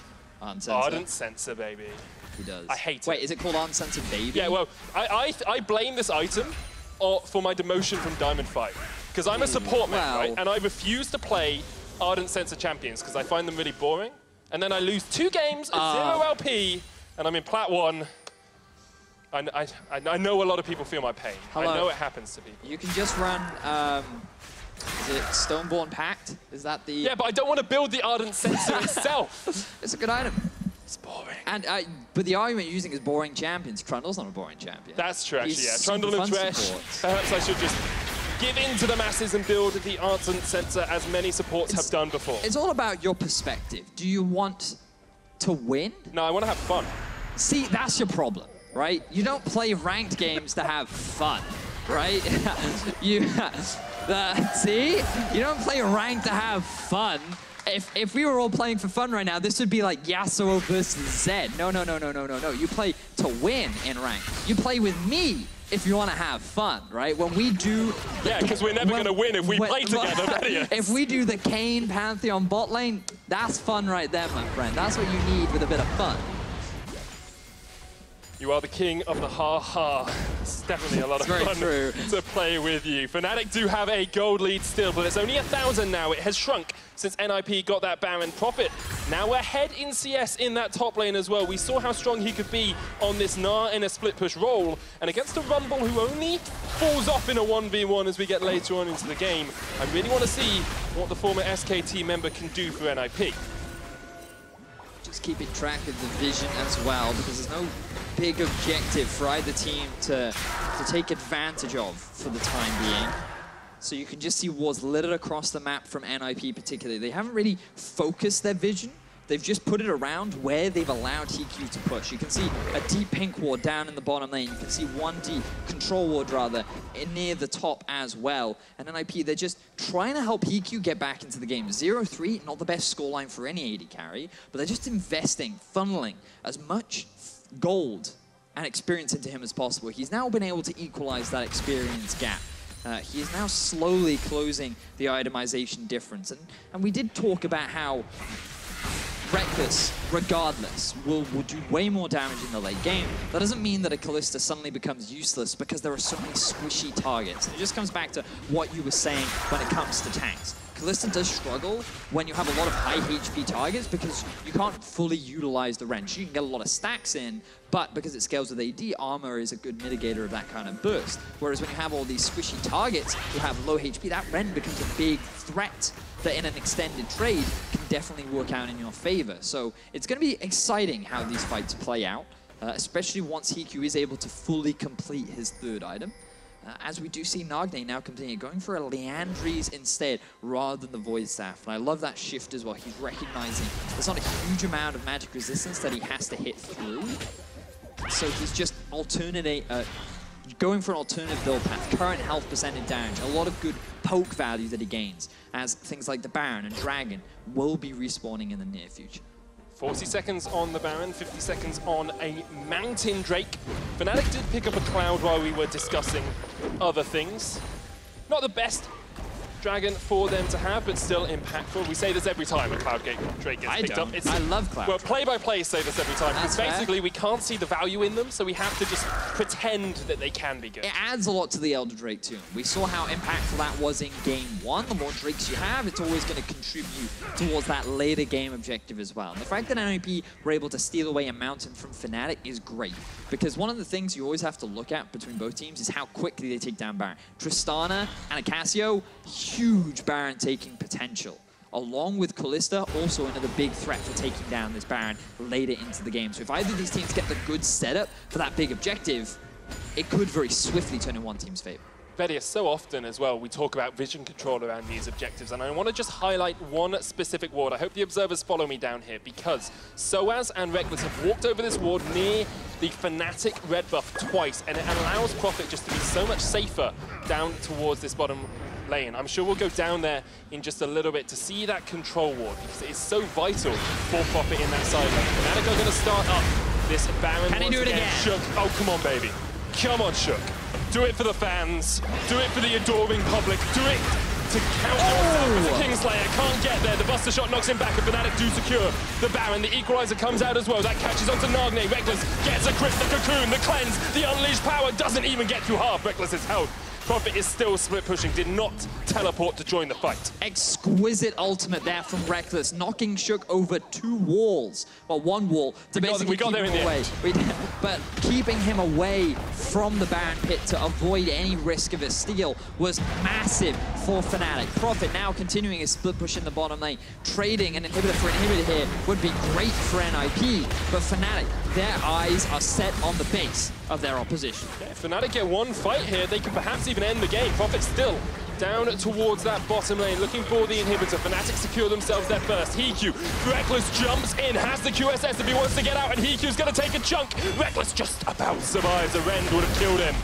And NIP are able to defend their AD carry. They do not get an inhibitor. Shook jumps in, knocks Caps back, and Fnatic will escape with their lives. Reckless just able to base Profit. He couldn't get the inhibitor. He was too afraid of the other Fnatic members collapsing, but also the damage potential of Soaz in that 1 versus 1. He's still hanging around though. He knows that he's overextended. Look at the rest of NIP. They're coming for the collapse. Soaz is going to take a little bit of damage from Profit. The Frozen Mallet will slow him down as well, but Profit isn't able to go any further. A second Mountain Drake steal would be great for NIP. Gives them extra damage, of course, to the Baron. With the Callisto, they have a great Baron taking composition. But also the Elder Drake as well, which now will be a big point of contention. Fnatic, though, they've started to group up already. They want to take full advantage of this Baron buff that they have. 1.5 minutes left on top of it. They have a minion wave set up top.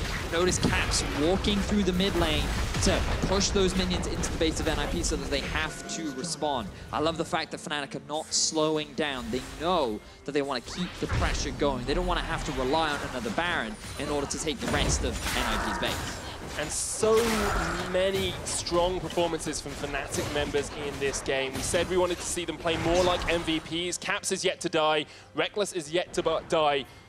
And this would be them being able to equalize the series if they can close out this game. Have to remember how strong NIP were in that game 1, Vedius, especially when we got to these later game team fights. And although the scaling may be in Fnatic's favor, NIP have shown us they do not give up without a fight. I think it's worth highlighting that this is only game 2. We still, if Fnatic win, are guaranteed a game 3. Both these teams have been playing very well, and even though NIP have been on the back foot for the majority of this game, they've held on. They have not made this an easy challenge for Fnatic. This has not just been a one-sided stomp. I love the fact that NIP, in their final game of the season against the best performing team in Group A, some argue the best team currently in Europe, are making them work for their wins. Do not get fed for free in the EU LCS. You have to work for your supper, and Fnatic are working incredibly hard to try and shut down NIP. They're pushing in towards this bottom lane. Just want to focus very quickly on the AD carry itemizations. Only 3 completed items for Hiku, whereas Reckless is so far ahead on this Tristana. He's got 4 items and a QSS. He is almost completely built on Tristana. He's about to flame Horizon his opposition as well. Level 17 on the Trist.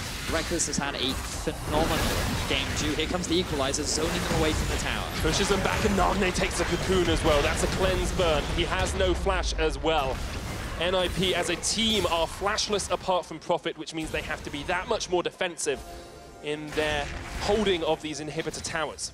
So Fnatic have now successfully taken every Tier 2 tower of NIP that stands in their way. 1 inhibitor has been taken in the middle lane, and there's top and bot left remaining. So Fnatic still maintain full control over the map. Those 2 control wards from NIP still remaining at At this point in the game, slightly less value because Fnatic are going to be spending more time in your half of the jungle than in their own. And as Reckless approaches full build, I'm keeping my eyes on the spawning of that Elder Drake. It is going to be so impactful. 2 dragons either side. If either team can get it, it can swing the turn of a fight in an instant. And it will mean so much moving forward. There's beautiful symmetry as well between the G2 ROCCAT series and this one.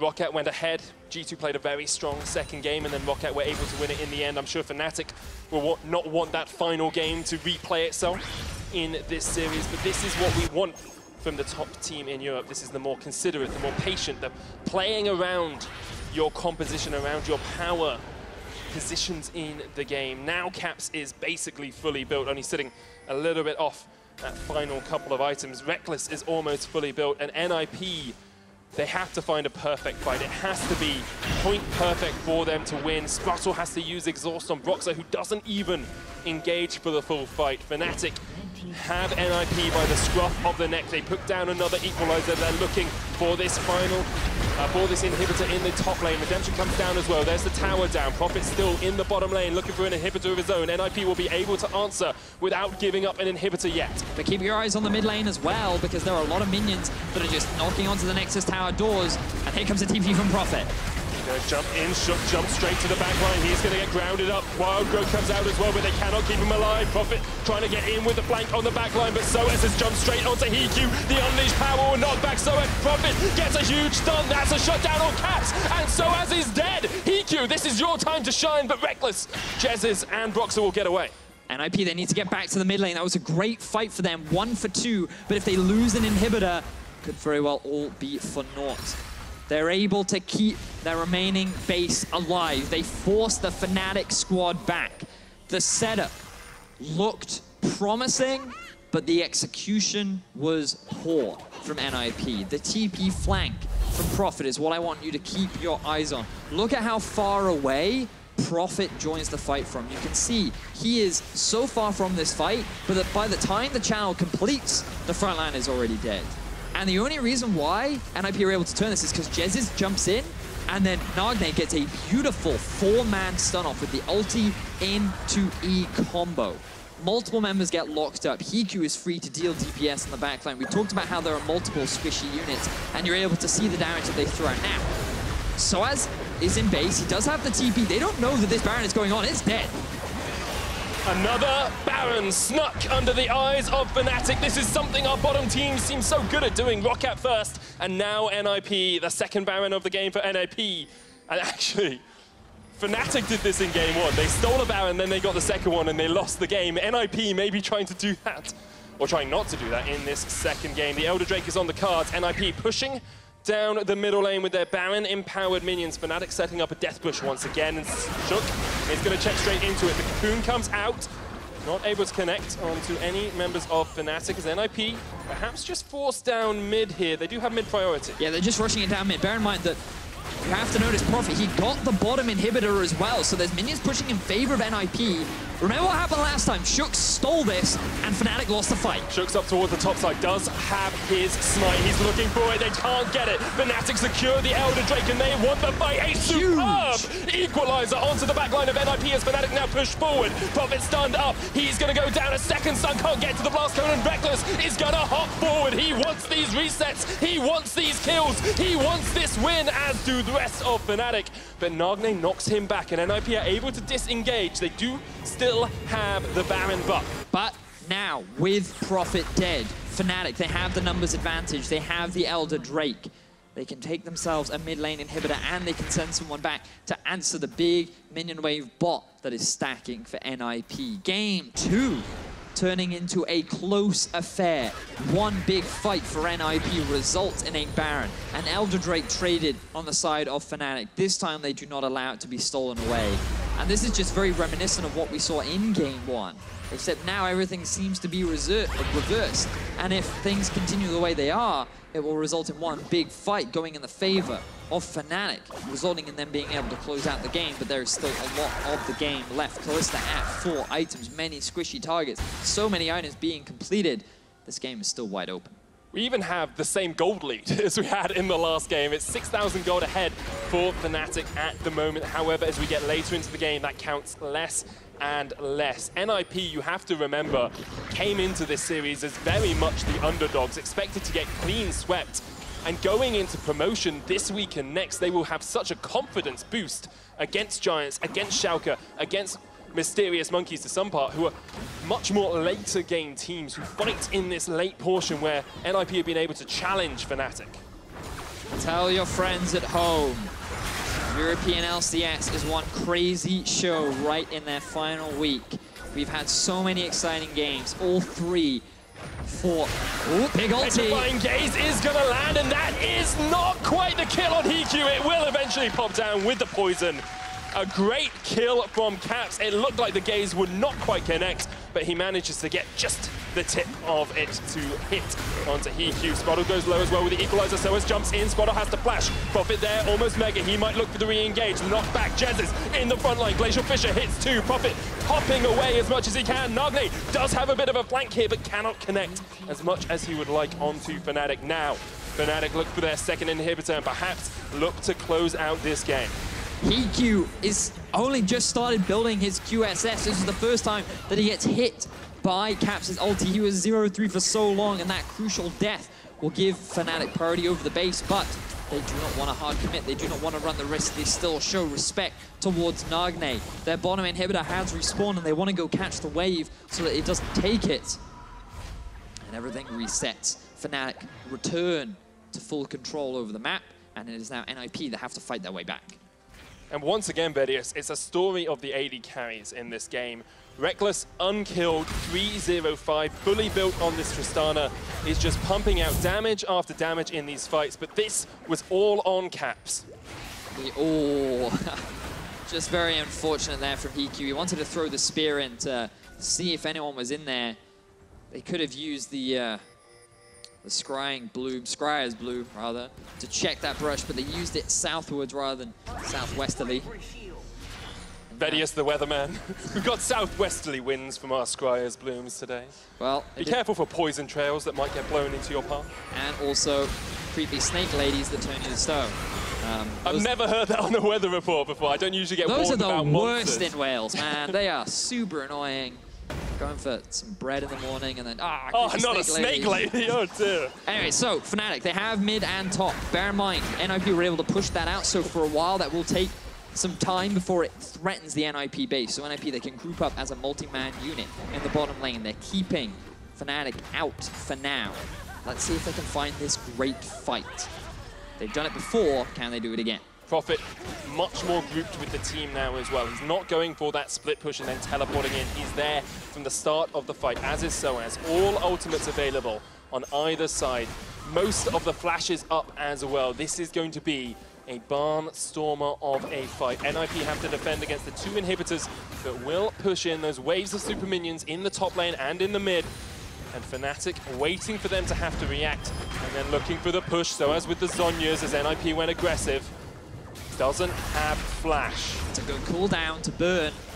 On the side of NIP, Fnatic, they're getting a little hesitant. They're afraid to push up that hard. They have two waves of supers pushing in, and now they feel confident to work their way towards that tower. A few members of NIP going back to base. They all can't go together.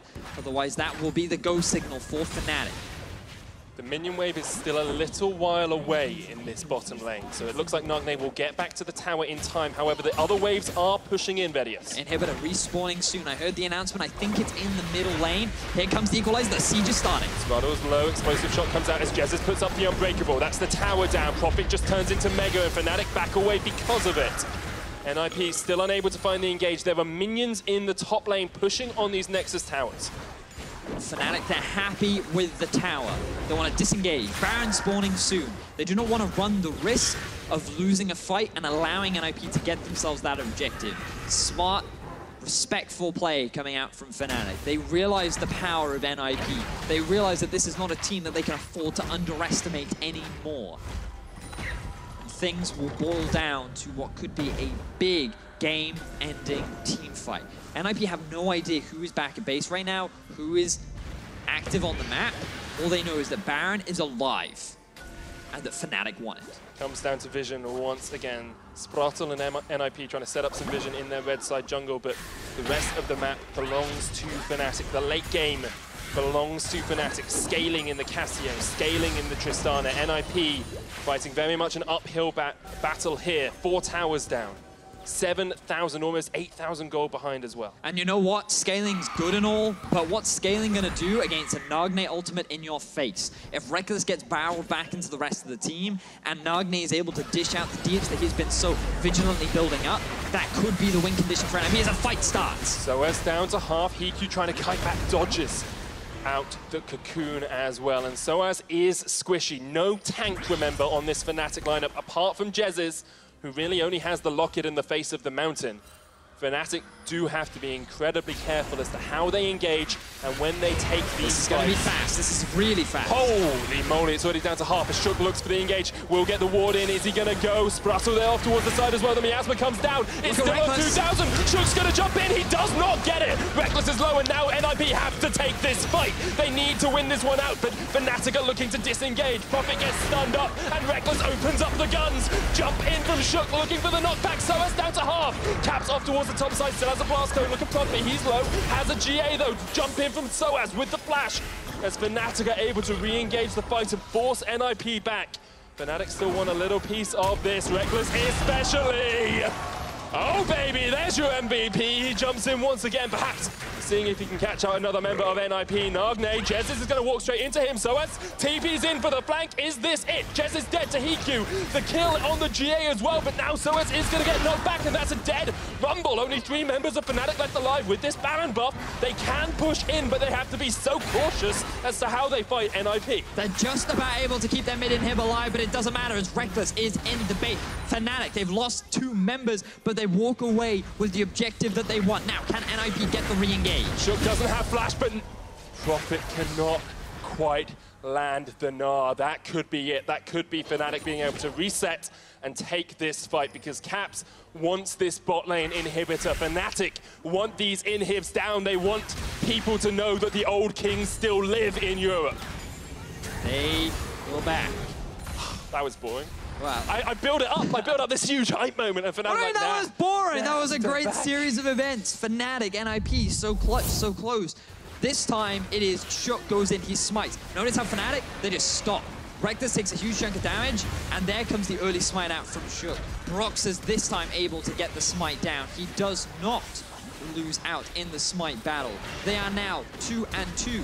And Shook, he tries to go for the re-engage, but that Miasma acted such a strong zoning tool that NIP did not feel confident committing to the engagement. The barrel was used so early from Shook, trying to force Brox out from the pit that he couldn't afford to commit anymore. The Gnar ultimate wasn't available for Prophet. And it ended up in... Oh, Jez, okay, he overcommitted a little bit. They thought that with the Soaz flank, they could try and go for something in their favor. But Soaz ends up dying as well with only 3 members. Fnatic, they cannot close out the game. 48 minutes in. The gold don't matter anymore, Medic. But coming back to that play, that's not something you expect from the best team in Europe. You don't expect them to overextend like that. You want a little bit more patience. You want a little bit more composure in these late game fights. But it's this late into the game. You've been playing for a very long time now. You also have in the back of your mind that you might even have to play another one. And if you can get that pick, if you can get that game end, sometimes your brain tunnel visions. And it happens. I don't want to criticize him too much for it.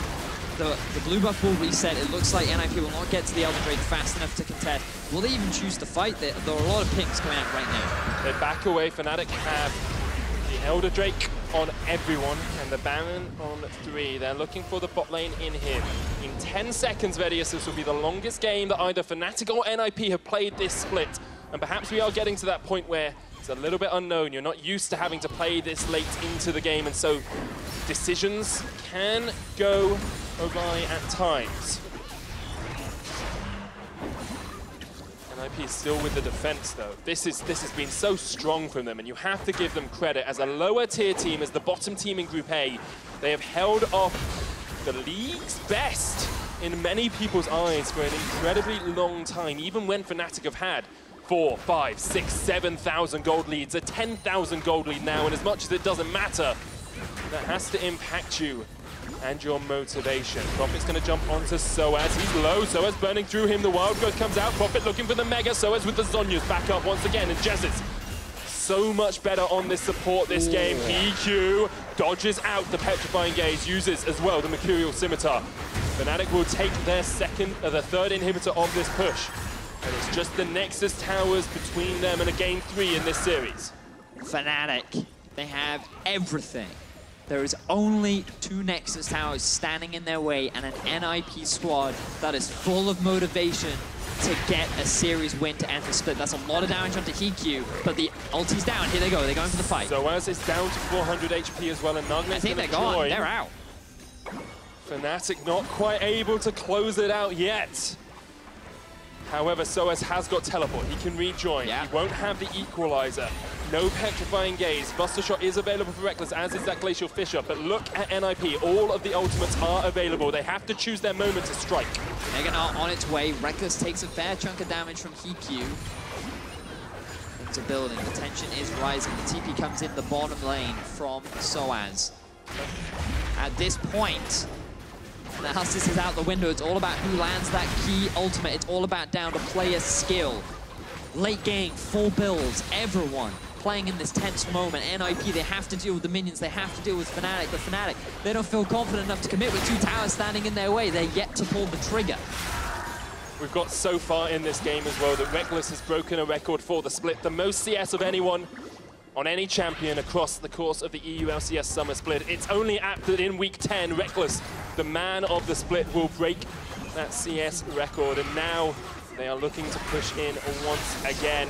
EQ so aggressive, considering how bad he played early on. He dodges out the Petrifying Gaze. This is not the EQ that went 0-2 in laning phase. This is the EQ that went unkilled in game 1. NIP do not give an inch to Fnatic.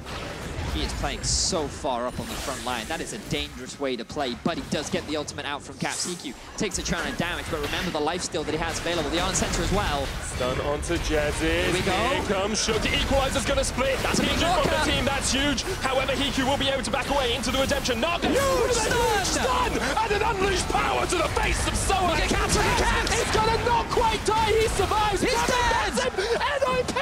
NIP! That is a huge team fight for NIP. People, look at the base. Look at the base. There's still a lot of minions from Fnatic. Prophet's going back. Can he save the base? Oh, Fnatic. No way, Reckless. If they backdoor this, I will eat a shoe. They've done this before. Oh my god, there's no base. They have to back. They have to back. NIP have to back, and they're doing it. They're leaving 2 members to continue the push. Prophet trying to defend. 3 members of NIP are back here. Nagne always has that unleashed power back up. They're backing 2. They're backing 2. Realize that Stop NIP the ports. Stop the ports. Stop them getting back if you want to win. NIP, they're going to look to break the base. 30 seconds on Soaz, 30 seconds on Caps, 30 seconds on Jezz's. Can NIP win? Can they even defend their own Nexus? Look at Nagne. He's doing his best to hold the line, but the pressure is mounting. There they are. NIP, they're on the base. The backs are coming in from Reckless. NIP, they have to disengage. They win a huge fight against Fnatic. Oh my words. What a game to see NIP off. They are in such a proud position at the moment that they're going they're going. But 5 members of Fnatic will be left alive. Let's see if there's a ward in the NIP base they can get to. No, there is not. No backdoor from Soaz today. The Baron's going to fall. NIP will secure it, and perhaps Fnatic will rue the fact they did not pull the trigger earlier on, because NIP are right back in this game. Fnatic, when they lost to ROCCAT, the 0-14 Jarvan, was when they could not pull the trigger. They could not do it fast enough. And in this situation, they were showing so much respect. They know the late game power that they have, but they have no reliable engaged tools. Something that we barely talked about in this game is that how do they really start the fight?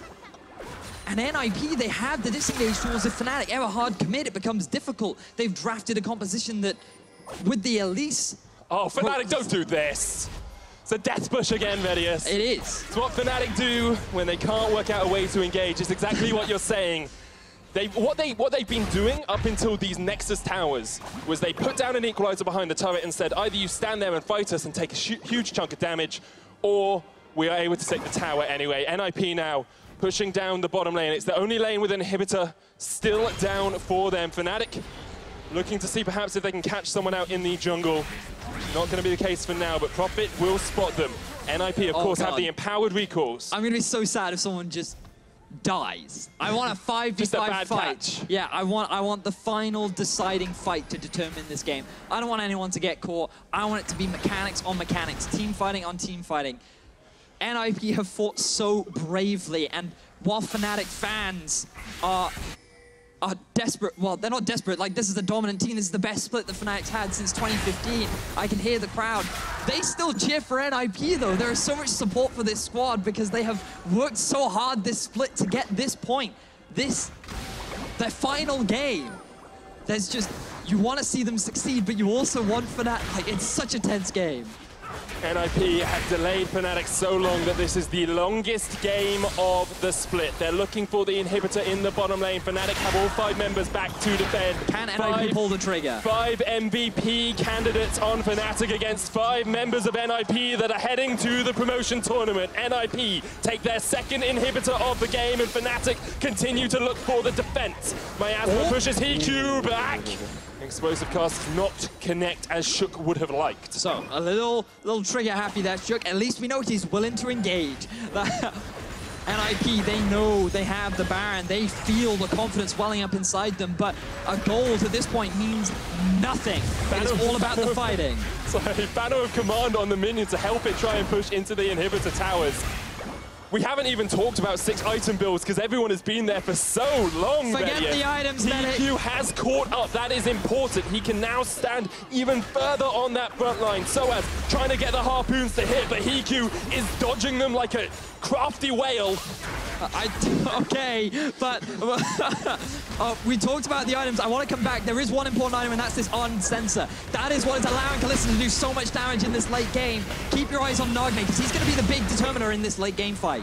That tower is so low, almost falls. There is, of course, still the possibility that SOAS builds full AD and TPs into the back to try and get a backdoor attempt. Look at that ward. Look at it. There's a ward there. Full AD rumble. It's a thing. NIP looking to close out a 2-0 over Fnatic. Here's the bot lane in minion wave. Huge wave, but Baron falls off Bedius, and now perhaps NIP do not have the pressure to advance. No Banner on command. The Petrifying Gaze hits onto Profit. Here he goes. He gets the knock on 2. Caus is knocked up. Caus is dead, and so's the first Nexus tower. Nagne kills Reckless, but the Nexus towers are falling. Reckless is going to have to jump away as NIP look for the win. They'll get the stun. Shook there. Reckless is dead. NIP. NIP. NIP.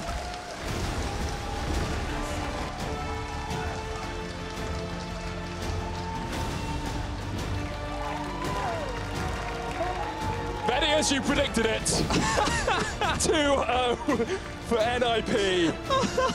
I bow to your prediction powers, because that was one of the most impressive wins I have seen against Fnatic. In fact, one of only 2 wins I've seen against Fnatic across the entire split. Oh my word. NIP, what a performance. Fnatic looked so dominant. We thought it was going to be a quick game 2 into an exciting game 3, but no. NIP, they held the line. They defended the gate. They kept their Nexus alive until the very end.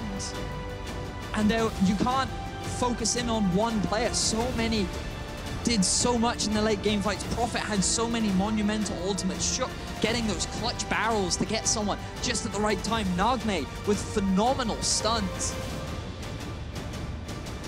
Just such an impressive performance from the team that went 1-11 during the regular season. Now 2-11. They can end their heads held high. NIP, that is one of the most impressive performances I have seen in my career as a caster, never mind across the EU LCS, to hold on for so long against a force that has been dominant throughout the rest of the split. We talked time and time again, who's the Fnatic MVP? We said, is it SOAS, is it Broxah, is it Jesus? And all of them have a claim to lay on that title. But today, on this ground, NIP are the MVPs. And it's super important to take into consideration the fact that in game one, there was a discussion like, oh, well, Fnatic, they weren't playing their comfort champions. They were trying some new things. They wanted to add things to their repertoire. And that's fair. I understand that. You still had a good performance, a lot of strong individuals that maybe you couldn't quite work. But then you come into game two, Tristana, comfort pick on the AD carry. In the middle lane, you've got the Cassio for Cap, something that he has played time and time again. At least the first loss for Broxah on that champion. And sure, the Rumble, this is something that Soros has brought on in the past. He hasn't played much of it this season, but it's something that he's very well known for. Like, these were not new picks. These were comfort. This was Fnatic playing at their best. And at the very end, their composition just made it too difficult for them to engage. They couldn't find the fight. NIP were not falling for the traps. And they were able to get the win. And I don't want to take anything away from Fnatic. I think they played the majority of that game exceptionally well. They shut down the Kalista. They prevented that snowballing win condition. They showed maybe a little too much respect to their opponents, but at the end of the day, it was NIP that came out on top, and it was just such a thrilling series. It's a bit of a shame that it ends in a 2-0. That it is. Player of the series, I don't think there's much doubt as to this. Hiku in game one was unstoppable. In game two, a poor early game, but then the ability to step forward time and time again, to step past the miasma, was just absolutely beautiful to watch. We'll soon hear from their support, Spratel. I believe an interview is being set up as we speak, so we'll get into that as soon as possible. Vedius, I want to come back to what this means for the two teams as well. I'm going to focus on NIP, because Fnatic are already top of Group 1, top of Group A. We know that they're going into the semi-final berth. We know they're going to Paris in either the final or that third-place match. But NIP have promotion tournament to face, and it's not like last split where it was Origin and Giants and everyone said they're going to get beaten. It's such a great performance by them, and the rest of the teams will be struggling to face up against that. That's very true, and to add to that, it's going to be even more bittersweet for G2 as well, because if they had beaten ROCCAT, that Fnatic versus G2 would have determined first place. Didn't even think of that. NIP proved that Kings can bleed and pick up their second series of the split. Let's head over to Pyro with a word from their support. Thank you very much, gentlemen. And wow, Spratel, you not only 2-0'd Fnatic, it was on the last day of the split for you guys. It was the longest game of the split. Is that how you imagine beating a team like Fnatic? Not necessarily. Like, honestly, I didn't really expect to beat them at all, you know? But it feels good to just, like, get a 2-0. Even if it doesn't matter at all, it's like, it's still nice to just win games, you know? So, yeah, it feels good. It feels good. It has to feel good when you get that big victory, even though you guys are going to be promotion bound. I'll get to that in a minute. But it seems like the team is improving so much over the last several weeks. This is now your second victory. And I noticed a lot of the times it's coming from these Baron calls or Elder Dragon calls, and you guys are just coming up very clutch in objective fights. Is that something you've been focusing on? Not necessarily. I think it's more about us just actually taking some risks going on stages. Like game one today, we went for a 50-50 Baron where we want to like just stop Jarvan from like getting Baron. But it's still risky, and like we lost the Baron at that point, and it's like fine, we just had to wait 7 minutes and we try again, you know. But it's not something we've been focusing on. It's just more getting used to the stage. Like, we have 2 Koreans in the team who doesn't speak a lick of English before getting here, so like everyone has to get used to each other, and we're just a new team, you know. So it takes time to just get used to things, I would say. So it's not something we've been working on, but it just comes with time, I think, like small things. It seems like it is finally starting to come together, and not a moment too soon. Now, who is the one who's really making a lot of those calls? Is it democratic, or is it one particular person that's telling you guys to go in for the 50-50? I think it's a bit mixed. Like, I guess it's mostly me, because I have the how to say it? I speak the most in the team, like shot calling wise. But usually somebody just brings it up, like, hey, can we do Baron? And then it's like, yeah, just go for it, you know, as a team effort. So like, I wouldn't like say anyone particularly, but I would say everyone just calls it out. And if we agree as a team it's a good call, we have to go for it, you know. It seems to be working out more often than not. Now, you guys are going to be heading into the promotion tournament. However, you've now taken out the Kings of Europe. So, I mean, how's your confidence that you're going to be able to survive those promos? I'm not sure about confidence, but like we're not like worried about it or like scared at all. Like I think it's going to be good games, honestly. Like maybe like bad good games. And I don't think it's going to be clean like maybe this last game, but I think all 4 teams are honestly quite even, like in some ways. I don't think like there is anyone who's like the favorite, you know, and I don't think anyone is like the worst. So I can't say like I have a favorite to face. I think it's gonna be fun to play against everyone. Like I have Gilius as my old teammate in Giants, and like Schalke is my old like organization. So I have like it's just going to be fun games, I think. I think so too, and I think I like the way you put it. Good, bad games. We definitely have a lot of those. Thank you very much, Spraddle. Congrats on the win. Thank you. Thank you. All right, we're going to go ahead and send it out to the analysts to close out the day. Wow, lovely interview there with Spraddle. Lovely shoes as well, very hip and happening. And, well, great to see NIP racking up that victory, which we didn't see coming. I definitely didn't see coming. And just with the promotion tournament around the corner, I can't even imagine the confidence boost that these guys must be getting. Yeah, just winning against Fnatic must be a huge confidence boost, and also has to put a lot of fear into the challenger teams. Yeah, that's true. If they see how NIP can perform in a high pressure situation, I want to take a look at the final fight that turned it all around, because we thought, yeah, it all comes down to one fight, but realistically, are they going to turn it? And this is how it happens. Yeah, so Shook goes in, and I believe it's Nagne actually catches a big stun in the amount of damage that comes on Soaz as this fight opens up. And from here, NIP already see it, and we have that funny back and forth moment where they're trying to rush it down, but at this point, Joey, we've been talking for like the last 15 minutes about Fnatic not having any engage. How critical is that to this NIP being able to take the game in the end? Well, in the end, it's very important. However, they had their opportunity. They had 3 inhibitors down. They had Baron, I think, so they could have just waited and relaxed and didn't need engage in the game because they had the tools to win the game without engaging. But when you're on the back foot and when someone catches a teammate, the rumble dies, then suddenly you're on the back foot, you're in your base, and now you need to find that catch. And you can't do it anymore because you don't have any engage, you don't have any follow-up. And then the team comes suddenly looks really bad. I want to take a moment to appreciate Nico de Pico and his reaction.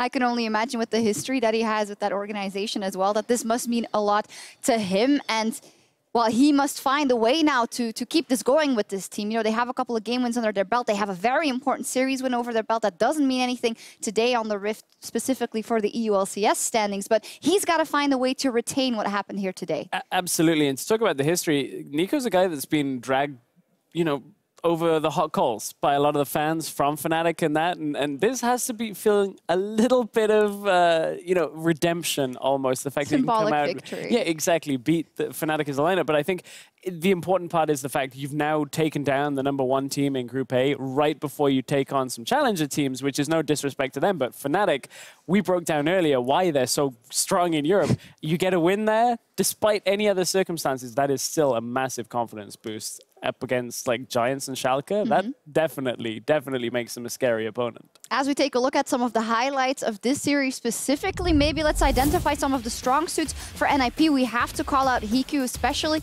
in that game 1 and also in game 3. And overall, he's been a good factor for the team. So he might be or become a very important player. Is there any other players that you guys would want to highlight that really stepped up today? I think Nagne played very good. He got a solo kill on Caps in a difficult lane matchup in game 1. And in game 2, he held his own. He had a good matchup, however, the enemy had Elise, so he had to play very defensive. However, he played the team fights really well and really set Hiku up for success. I think I was glad to see Prophet show a little bit more. The Nara very strong pick allows him to continue having side lane pressure. And I know you said game 3, if I'm not calling you out, but it was only 2 games. Yes, they were very long games, but that's a 2-0 for NIP for anybody that did manage to miss it. So, I mean, Prophet opening up a couple of angles, getting inhibitors in the bottom side to keep NIP in the game was just enough to allow NIP back into it. Yeah, also tracking NIP's development throughout the split. They did get a lot of early leads early on in the split where Prophet was oftentimes kind of on his own. We remember a lot of Jarvan games, but it does seem like a heavy teamfight champion like Gnar is something that should be taken away from him. They have the most victories with Prophet on Gnar than all their others combined. 3, by the way. I think that's because it's this hybrid champion where you can have teamfight presence, but if you're a world-class, maybe a little too strong to say for Prophet, if you are an experienced top laner like that you can control a side lane and then have teamfight presence, it's a perfect pick, really. Also, it's a champion you can leave alone, which NIP really likes to do with Prophet. Yeah. And Gnar is just super, super strong overall. Before we move on, I do want to think of what could have been. So on Saturday, we have our still amazing, fantastic clash between Fnatic and G2. And at the beginning of the day, if G2 beat ROCCAT and Fnatic lost to NIP, that would have been for the first place decider, that matchup. Whatever, nobody thought that was going to happen. And then we come into the day, and the Kingslayers ROCCAT once again pulled off the miracle. They beat G2, Joey, and I know that we've been talking about, yeah, we already mentally had prepared for the quarterfinal, and Will this be a bit of a mental blow, the fact that it could have still been there, the fight for first place? Honestly, it's very bittersweet, but it's not that big of a mental blow. I think us losing does less to us than Fnatic losing to NIP mentally. So, you know, we have to go to the quarterfinals just like we expected, not the way we wanted to do it by losing to ROCCAT, but in the end, we're going to go where we thought we were going to go from the start. So we'll recover. Yeah, interesting one there, the fact that it will influence Fnatic harder. Stress last week around, Fnatic had a tough time against ROCCAT. Now they have a tough time against NIP. Joey might be right in the fact that it might be a bit more worrisome from the side of Fnatic. Yeah, it might be. I can tell by watching Fnatic against teams like ROCCAT and NIP, there is a bit of hubris where they feel overconfident. I feel like Fnatic going into a series against any other top contender is a little bit more focused. I don't think we would have got a Xayah Azir draft if you guys unfortunately hadn't already lost to ROCCAT. Now, that's not an excuse for Fnatic. They should still be able to deal with NIP. Whether you're giving it 90%, 100%, you always have to assume that a team like Fnatic is going to give it 100%. Yeah. So NIP coming up with a win, you can't take anything away from that. But that draft in game one, I think Finley tweeted out about how it was time to try some picks to see if they work. Why not? I don't think it would have happened that way unless they were secured first place. It's a difficult balance between trying to not be too harsh on the top teams that lost and seeing it in the context of not really having to win. However, we have some individuals that for ROCCAT, who was already safe, stepped up. Yarnan and 2 of the player of the series today were AD carries. Yeah. In 2017. I think for different reasons, actually. For me, Hyanan was very good in the early laning phase in some of the matchups against Ven and Mithy, and then kind of switched it around where they were playing this defensive style with the Janna a lot, a very disengaged style where Hyanan could take over later on in the game. And I think that was the impressive thing from ROCCAT is they had this different play style that you guys struggled with. Yeah, they had 2 good matchups in the first 2 games, and they played it well. And then in the 3rd game, they had a really tough matchup. They lost at tower, but they recovered very well. So, yeah, he deserves to be the player to get the series. Well, and with all of that, Fnatic still facing G2. And you did say there is still something on the line. So much talk about Kings. I mean, I've decided that we are the Kings until we lose in the playoffs, if we lose. Yeah. But Fnatic can take the interim title from us on Saturday. So if Fnatic beats G2 on Saturday, the interim crown will be on their heads. But of course, it only gets decided in the finals. Maybe we'll get a good preview. And that also means with today's results that Group A is now locked, but there's still a lot to fight for in the top of Group B. However, that also means that G2 Esports in the quarterfinal will be facing Splyce. So for the first time. For the first time, and for the first time that you guys play a quarterfinal. So what are the thoughts going into that? Well, we have played Splyce in the finals last year in summer, and we've scrimmed against them a decent amount. I think we're favorites. There's no real surprise there, so I'm guessing 3-1, maybe a 3-0. But Splyce is a team that can surprise very well, especially with Wunder. He sometimes picks champions that you don't see coming, and then they can take a game or 2 off of you. I'm definitely, as a viewer, it's exciting. We were talking about this to see kind of a different order of things, to see G2 in the quarterfinals, to see Fnatic get that bye. It's a mix-up, because otherwise it would have been G2 steamrolling everyone. And I'm sorry, Joey, but sometimes we want to see something else. Yeah, on the lead up to Worlds as well, you get to see the likes of Fnatic on the up. I think the G2 Splyce matchup, bottom lane, is super interesting. You get the Mickey-Cobby duo against Ven and Mithy, who just not to take anything away from them, but Sven and Mithy don't look like the unbeatable Sven and Mithy that have splits gone by. So very fun matchup. Anything to comment? I disagree. No comment. Yeah, they'll be happy that you said that as the coach. We took a look there at the standings, and Group B is up tomorrow, and there's still stuff to be decided. Mysterious Monkeys, H2K, and Unicorns of Love Vitality. Much like today, if everything goes as planned, that means that the H2K Unicorns of Love matchup of Sunday will be influential for the first place. However, is there an upset on the cards? Well, Kikis is trying to make it out like there's going to be an upset, signaling to Odo Amne at this point. Just like today, I don't think the upset is going to come through, but we saw if you take your eyes off the prize, then the upsets can come through. I'm anticipating that matchup between H2K and Unicorns to be for first place on Sunday. For first place? I actually think there is upset potential on the cards. I think Mysterious Monkeys has improved a lot since their roster swaps. And also Vitality looks like a pretty decent team, so there's definitely a potential for a shake-up there. So you're saying there's a chance. We will see. Joey, now that we have you here, can we get a little playoff prediction outside of G2 winning the whole thing? But who will end up in the semifinals together with Fnatic? G2 beats Splyce, Misfits loses to Unicorns, then we beat H2K. Fnatic beats Unicorns, and then we beat Fnatic. That would be one of the beautiful avenues to that would be a finals where it's like the old and the new kings. All the new kings, but all the storylines. There's always the H2K that I don't want to believe in them, but they're looking good right now. Well, Wadid and Hjarnan did say that they had a lot of trust in H2K as well, so we can only hope that all of our top teams are in great shape come playoffs. But if you missed some of the action from today, there will be an EU LCS rebroadcast from 5 p.m. Pacific Summer Time. That is at midnight Central European Summer Time. For now, though, it is time for us to log off for the night. Thank you very much for watching, and join us tomorrow as Week 10 continues with 2 clashes in Group B. See you then.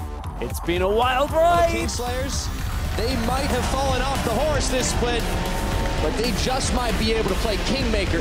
Yarden says, yes, we can. Perks around the side, a triple kill, just like that for the Kalista, and it's gonna be the Quadra right now, but they are certainly starting to put a damper on G2's dreams. Bottom lane right now. Able to knock the Tristana back. He's out, and he's out, but Foxy wanted to finish it. Mithy says, get back over here. They earned their nickname as Kingslayers, and they have one more chance. Taunted in his trick as he tried to get the finishing blow, but did though is caught out. The Galio's coming just in time for a heroic entrance. The tower finishes out Perks, and this just might be the start of the turnaround. Right, a big win for themselves. ROCCAT at the end of the split gonna win another victory over G2. And that is going to be it. That is the final fight. Down goes the last Nexus turn, and ROCCAT recognize no royalty. They bow to no one. Fnatic on the best run since summer 2015 and 2000 HP. Soas jumps in, so does Rockstar. 1,000. The Buster steals it at Fnatic. Hiku gets what he's looking for more. Reckless still alive, but now he's dead. It's a triple for Hiku. Can he get the Pentas? Fuck, man. Trapper Soas is all by himself. The Elder Drake. Oh, shit, you stole it away, and NIP are going to take the fight as well. They'll take the win. They'll take the kills, and they will take the Nexus as well. NIP defeat the old Kings and go 1-0 up. Okay, here we go. Shook, this is your time. This is your moment. Oh, baby, here we go. Bamasti. No way does that happen. Forbid split pushing as well with a wave. Hitsuke strategy. You will be able to back away into the redemption. Not huge stun and an unleashed power to the face of Soa. He's gonna not quite die. He survives. He's dead. NIP very alive. Magne kills Reckless, but the Nexus towers are falling. Reckless is gonna have to jump away as NIP look for the win. They'll get the stun. Shook there. Reckless is dead. NIP. NIP! NIP!